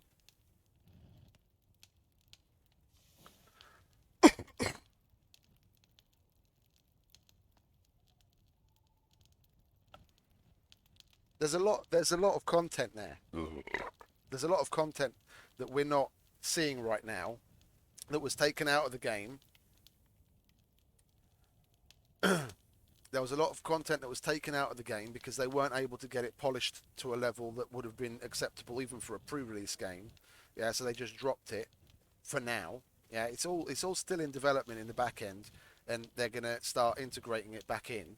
But things like the dropship customization, yeah, they've got an entire workshop system based around you being able to buy different modules and things to slap onto your dropship to give it more space, and God knows what else. And there's at least four. Was it four? Three different types of vehicles, including something that's like a backpack type of quad, a motorcycle, and a rover that even has a trailer. Yeah, the assets are there in the game. If you, the people that have been like trying to mod and hack it and get info out of it, it's all there. It just hasn't been fucking implemented properly because they haven't polished it enough. It's just none of this is really, like you said. It lacks direction and there's no real roadmap, and it's the lack of that people that's making the people run away from it. I can't really tell you to be honest. I haven't got to the point in the game where I would have felt anything. Graphics performance wise, if anything, it's actually taken a couple of steps back because I've had to turn RTX off again to not have severe lag spikes. The light that we can put on our belt, it's nice, but the only thing I've been able to put on there so far is the torch because I haven't made any of the lanterns or anything. And the drill, I haven't got up to that level of tech yet. I found. Oh.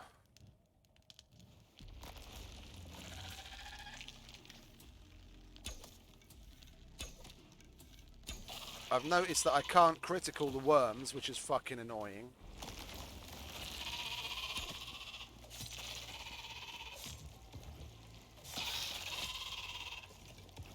I've got one. Let's see if we can get to it without getting fucking killed by the worms. Where are you? Oh, there you are.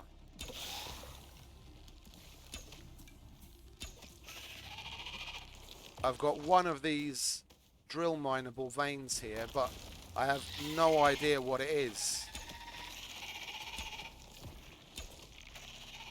Because to look at it, it almost looks like iron, but if I turn the light off, it glows like exotics. So I don't know. I'm really interested to see and mine this up, because if they've added like mini exotics veins, it would be really fucking cool.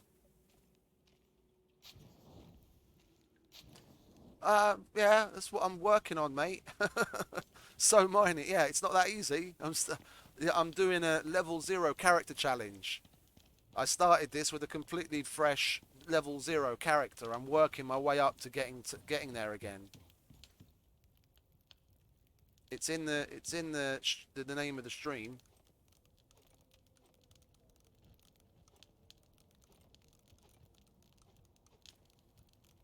I've got the materials and all that kind of shit.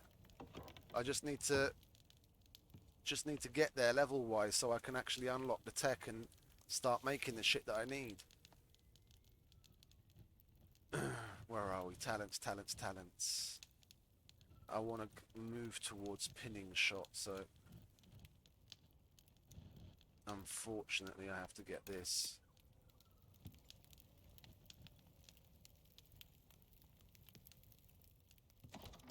Let's chuck the excess in there. I really need another fucking box. I've got way too much shit on me. I need to be able to put all this somewhere. Shall I unlock a cupboard? Let's unlock the cupboard. And we need rope.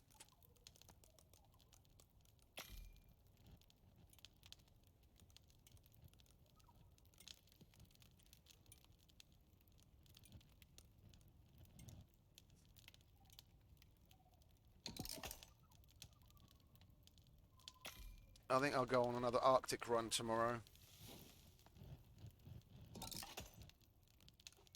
We'll sleep. And then we'll go murder some more wolves.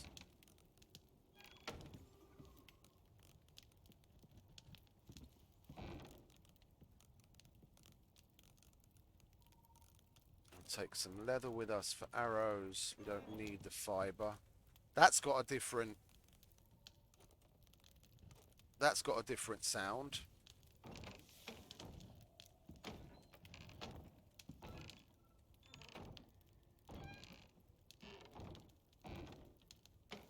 There's a couple of different variants on there. That didn't sound like that before.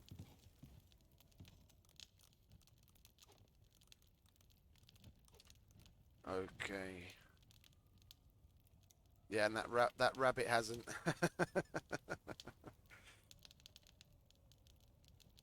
that rabbit hasn't decayed whatsoever. For some, that carrying a rabbit like that, I thought was supposed to give you a movement bonus, not a movement debuff. Minus 10% movement speed. The rabbit and the snow rabbit were supposed to give you a buff, not a debuff. As well as attracting animals like predators to you. Oh, we need a bit more wood.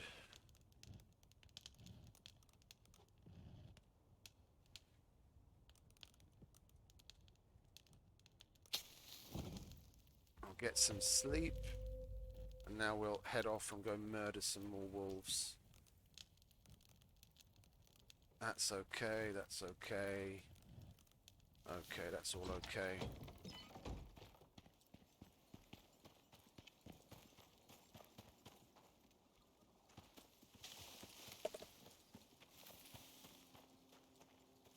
Oh great, we got fucking pneumonia just as we were on our way out. Isn't that fucking marvellous? Well, at least we made some antibiotics. We did, didn't we? Please tell me we did. Oh, we did. Good.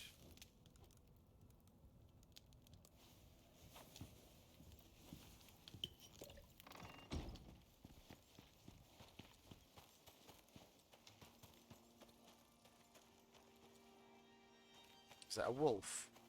Yes, indeed.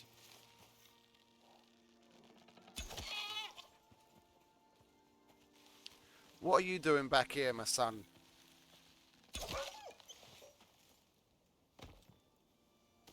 It's XP on 4 legs. We just have to go and find a few packs of it.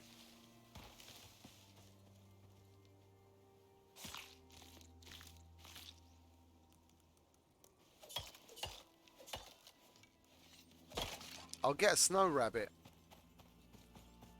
I'll get a snow rabbit. And we'll give that one a whirl. Because I could have sworn one or the other is supposed to give you a buff instead of a debuff.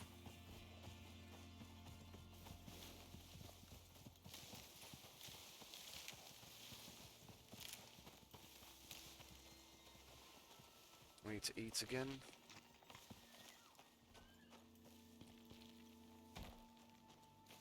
No, I haven't heard about that. That seems more like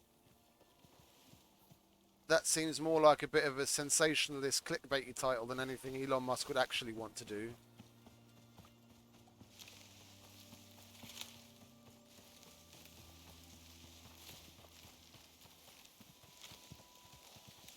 I mean, it is Elon Musk. Yeah, he is known for being quite the Twitter troll.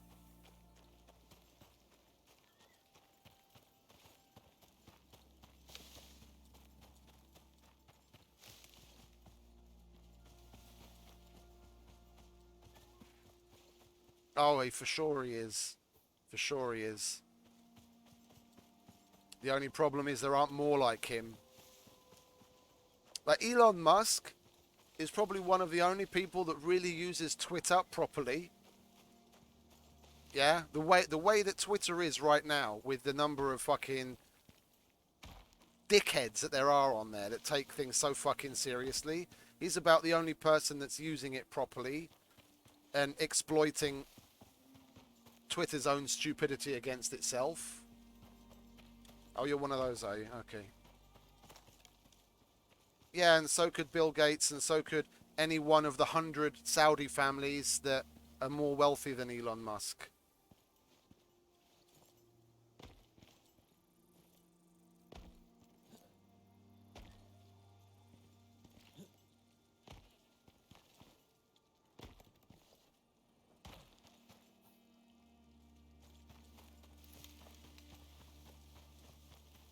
I'd rather not get into that line of conversation, because that's...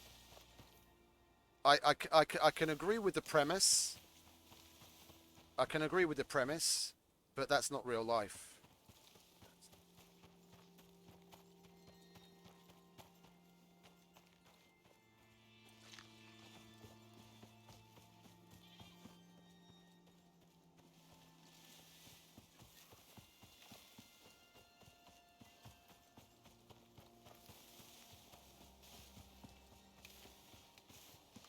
If you Google pictures of Dubai from 35 years ago, and then you look at it today, well, 40 years ago, and you look at it today, it used to be a simple road in the middle of the desert, and now it's a basic metropolis that's leading the world in a lot of things like architecture and certain areas of technology and like quality of living and that kind of stuff. And that's all down to one man. The basic, the start of it, and that's the king of Dubai, because he turned to the wealthiest families in Dubai and said, you can have the real estate for free, but I want you to turn this place into an economic center for the world. And they just went out and did it. And there's God knows how many people and companies and all kinds of things that have ridiculous amounts of money that if they just put their mind to it in a certain direction, they could get things done.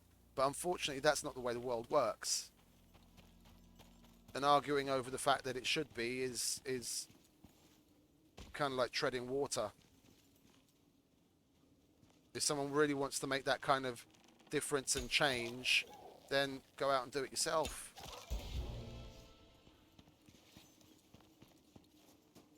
Every opportunity is afforded to everyone to be able to be in that kind of situation. What was that? Plans to launch a Canadian advertisement beaming satellite into space that will eventually accept payments into... That totally sounds like some sort of a troll. Anything anything that has to do with Dogecoin and Elon Musk just turns out to be a bit of a troll.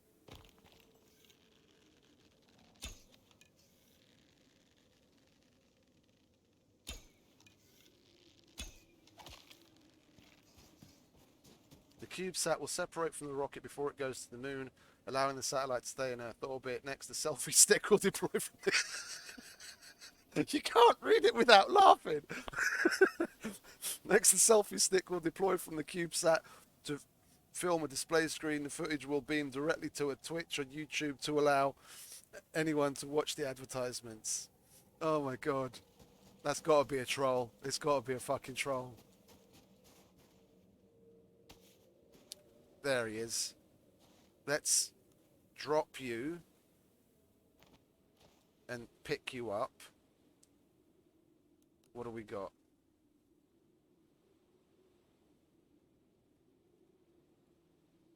That gives us a minus 10% movement speed as well. I thought these guys were supposed to give us a buff instead of a debuff. Oh, we'll skin him. Selfie stick. Well, okay, mind you, if before they launched Super Heavy, if he told someone that he's gonna launch his car into space and there's gonna be the Starman's gonna be sitting in it and it's gonna have references to Hitchhiker's Guide to the Galaxy in and around the car, then people would have laughed at him, and he fucking did it. Yeah, because the guy's got a towel, because of you can't forget your towel. Interstellar travel, what the most important thing, you have to have your towel. Yeah, and then the screen in the center console says "Don't panic" in big letters in the Hitchhiker's Guide to the Galaxy letters.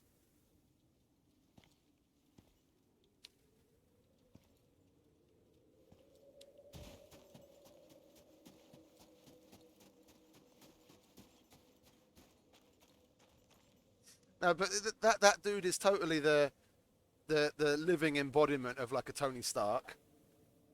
He's the real world Tony Stark. He goes about things the right way. He's just the right combination of genius and troll for this day and age.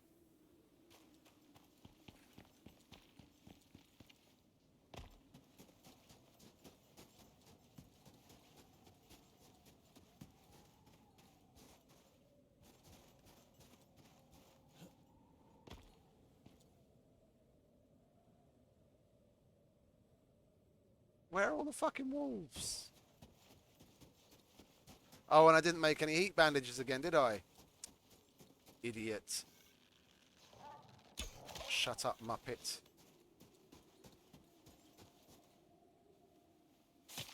Where are your friends?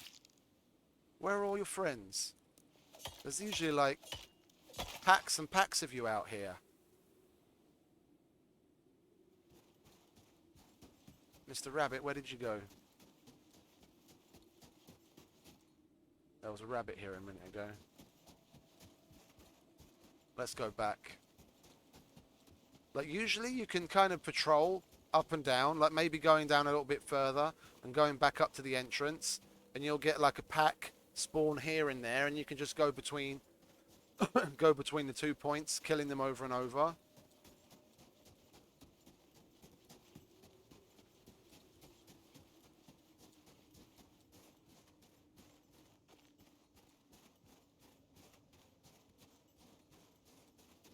But getting back to the roads that they launched, it's a shame that they weren't able to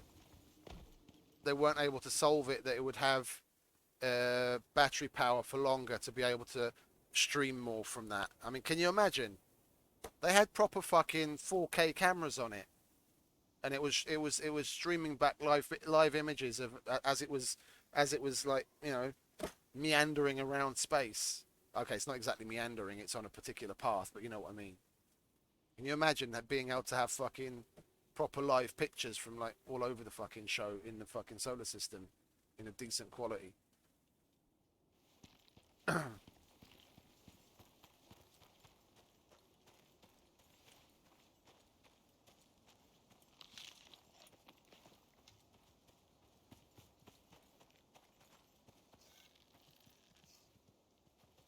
Oh, we messed that one up. Yeah, and usually when you come out of here, there's a couple of wolves hanging about out here, even if they're just normal ones. But there's nothing. Even the desert when I was on my way here was fairly devoid of life in comparison to the way it normally is.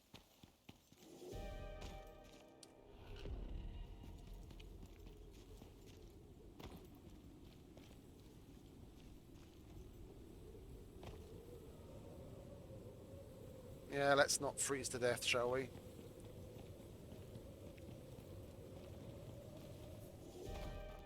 Oh, and we've got a fucking storm here as well. Well, let's go to the rock that we hollowed out up on the hill and crawl inside that, shall we? Hello, Mr. Wolf. Good night, Mr. Wolf.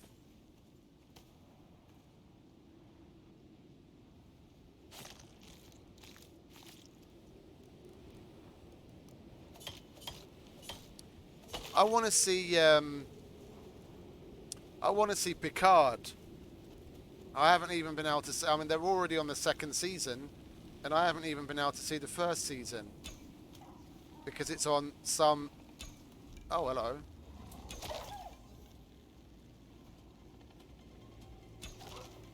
Because it's on a streaming service that is unavailable to me where I live,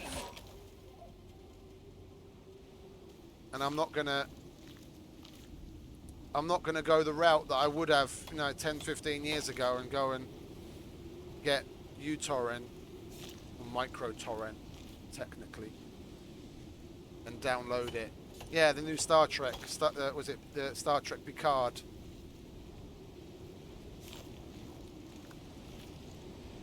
Apparently there's some... I try and stay away from any information about it as much as possible to avoid spoilers, but apparently they've got...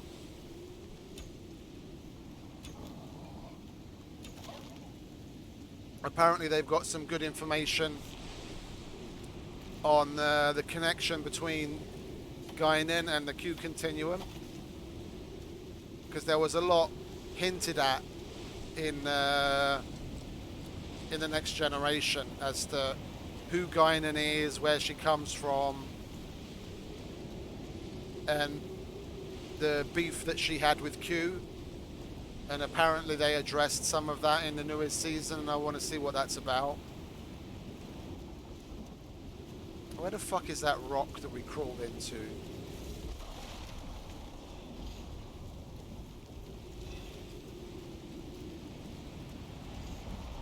Well, we're going to have to pick another one. Oh, there it is.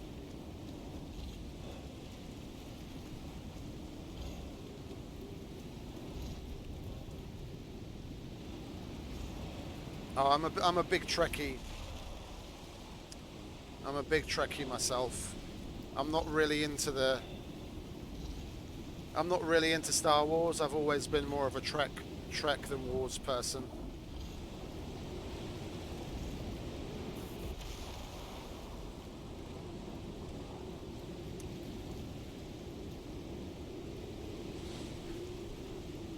Jerry Ryan was in season 1. I think she's in season 2 as well. 7 of 9. And I can't remember the kid's name, but the kid that played Icheb, one of the kids. Oh, Discovery was good.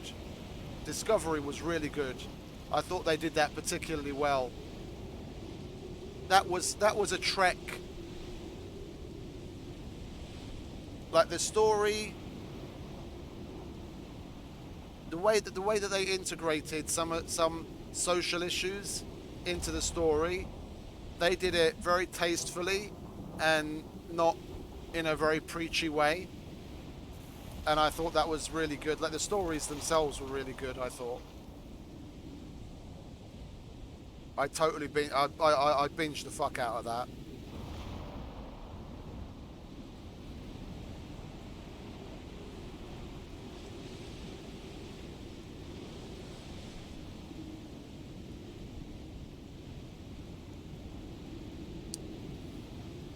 Because what day is it today? It's Friday, isn't it? Oh, there's a new episode of There's a new episode of Raised by Wolves and Snowpiercer out. Ooh, I know what I'm going to be doing when I end the stream.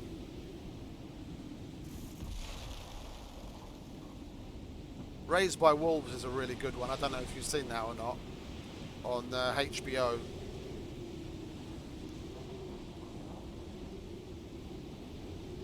Okay, that's cool. That's cool. Yeah, I did a Star Trek marathon a couple of months ago. It was just no, it was the beginning of December, just before Christmas. I watched all of the movies all the way through, so like the original and the Next Generation cast ones. And then I started watching the Next Generation from the beginning again. Only got into like season 3.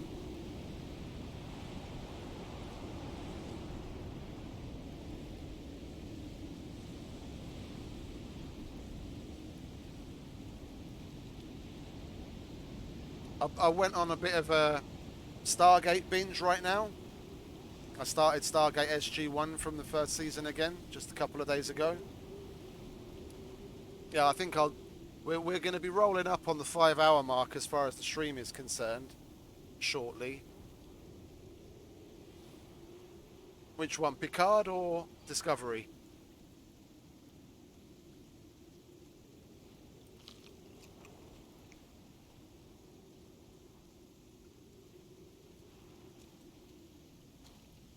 Oh, Raised by Wolves. Yeah, no, it's really good. It's really good. They leave the first season on quite an interesting cliffhanger, and what they start to bring out of it in season 2 is starting to get interesting.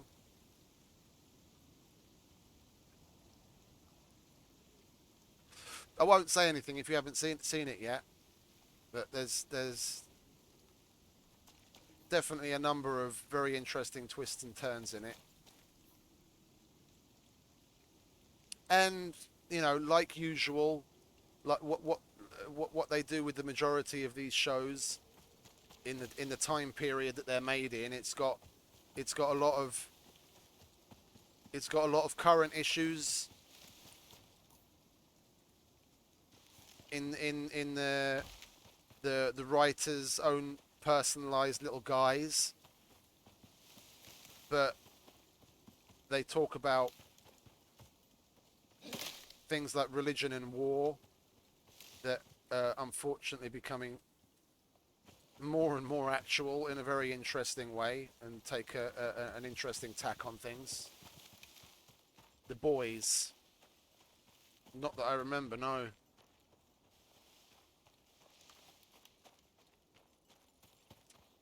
Doesn't sound familiar.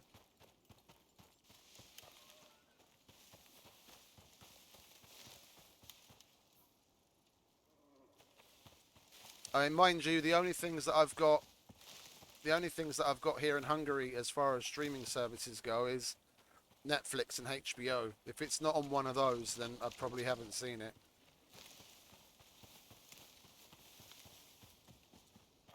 And even HBO is going to be changing.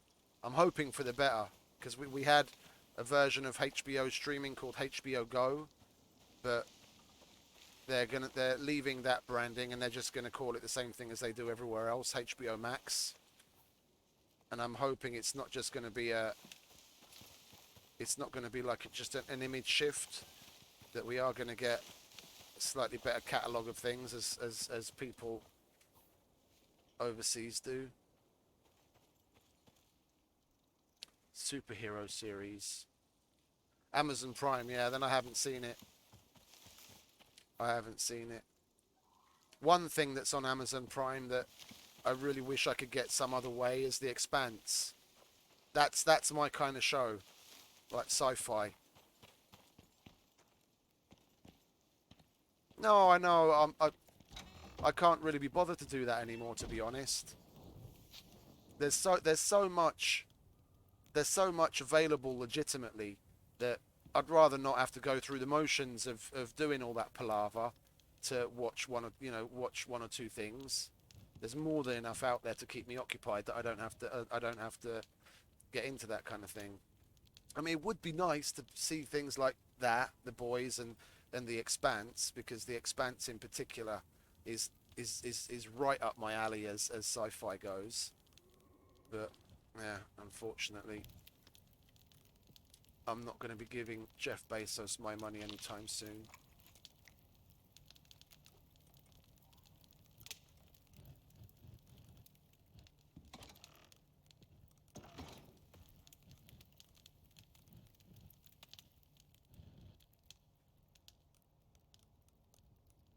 A lot of people complain about Netflix, but they've got such an amazing wealth of original content that I speak to people about certain shows and what they're interested in and what have you, and I bring up shows that are on Netflix that people that have Netflix watch Netflix and they say, oh no, I've never seen that or I've never heard of that, that I'm just so surprised by.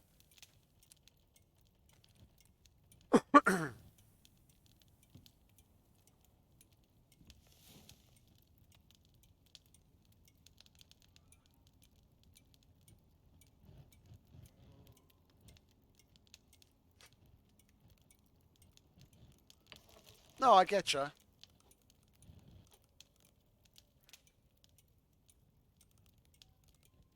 Oh, 15, 20 years ago, everyone was doing it. No one can legitimately look you in the eye and say, "Oh no, I've never done that." Everyone's done it, yeah. So talking about it and me saying, "Yeah, I've done that in the past," it's not, it's no skin off my nose, yeah. I did it with a whole bunch of movies in the past and series, yeah. I'd start watching a series on TV, and then maybe get up to like season 2, and I know season 3 is out, but it hasn't been released in my country yet. But season 3 is already finished in America. Then I just hop on the internet and watch it that way. It's just there's so much more jumping through hoops to get things in that way. I can't be bothered anymore. With Netflix, I double click the little big red N on my desktop, and then poof, it's all there. I don't have to fucking do anything. I don't have to fucking worry about it. And the same thing with HBO. I click the little bookmark I've got for HBO Go, boop, click, and it's all there. Anything outside of that, if I really, really, really want to watch it, then I'll just go to iTunes and I'll buy the season, get a season pass for it if it's still going. I don't mind. I don't mind paying the money for it if it's something that I'm really interested in, because I mean, I've worked in the I've worked in the film industry. I know what it is that they're on about as what is it when they talk about pirating being a detriment to the industry, etc., etc. I'm more than willing to part with that little bit of money to back them to be able to make more. Yeah, no, I'm the same way. I'm the same way. I have HBO and I have Netflix, but the only reason I have two is because my sister-in-law pays for like the highest level of Netflix where they've got 5 accounts. Yeah, and then she's got one, my brother's got one, the sister's got one. They've got one for the kids, and then I've got one.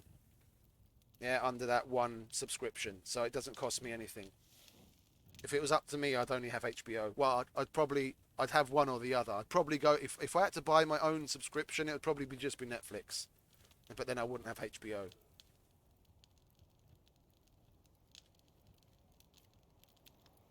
until something like. You're from England, no? Because you were talking about quid earlier.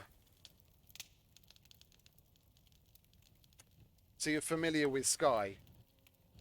Until something like from Scotland, all right? Aye.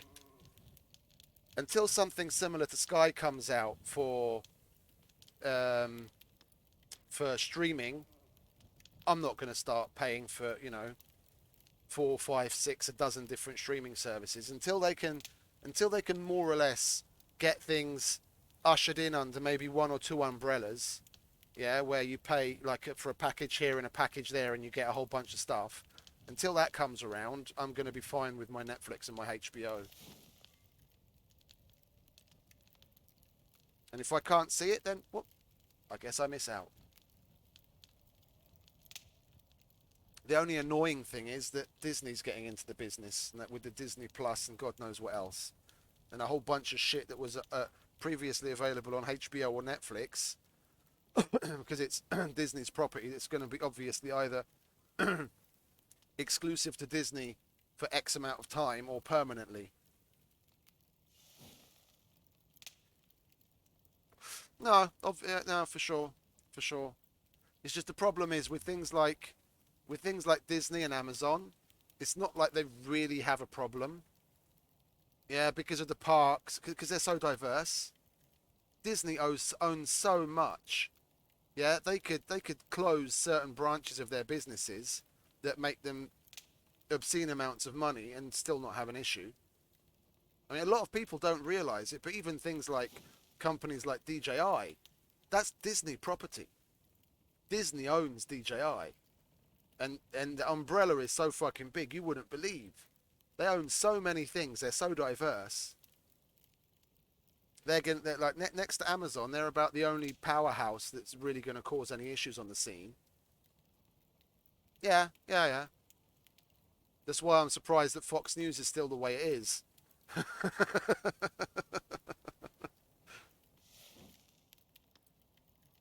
Because I mean, over the past decade, Disney's been leaning more and more left in a very bad way, might I add. Yeah, and Fox News is anything but left. Oh yeah, for sure.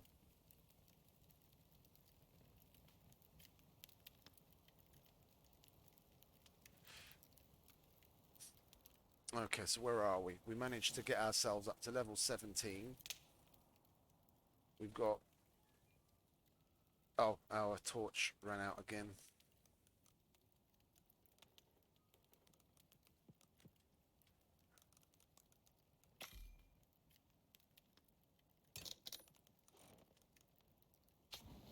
There we go.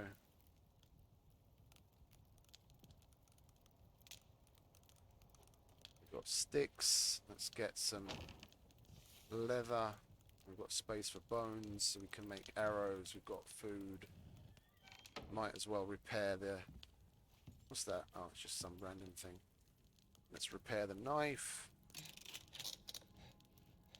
And I think I'm going to call it there for one day. I mean, I've been going for like 5 hours straight now. I'm gonna get myself a little bit of Raised by Wolves and Snowpiercer and lean back into some Stargate SG1 and probably call it a night and have have a nice little sleepy sleep. Oh, oh, nice little stretch there. Oh, well, yeah. Thanks for stopping by, keeping me company, mate. It was an interesting conversation. I'm gonna I'm gonna go chill, and then we'll pick up where we left off tomorrow.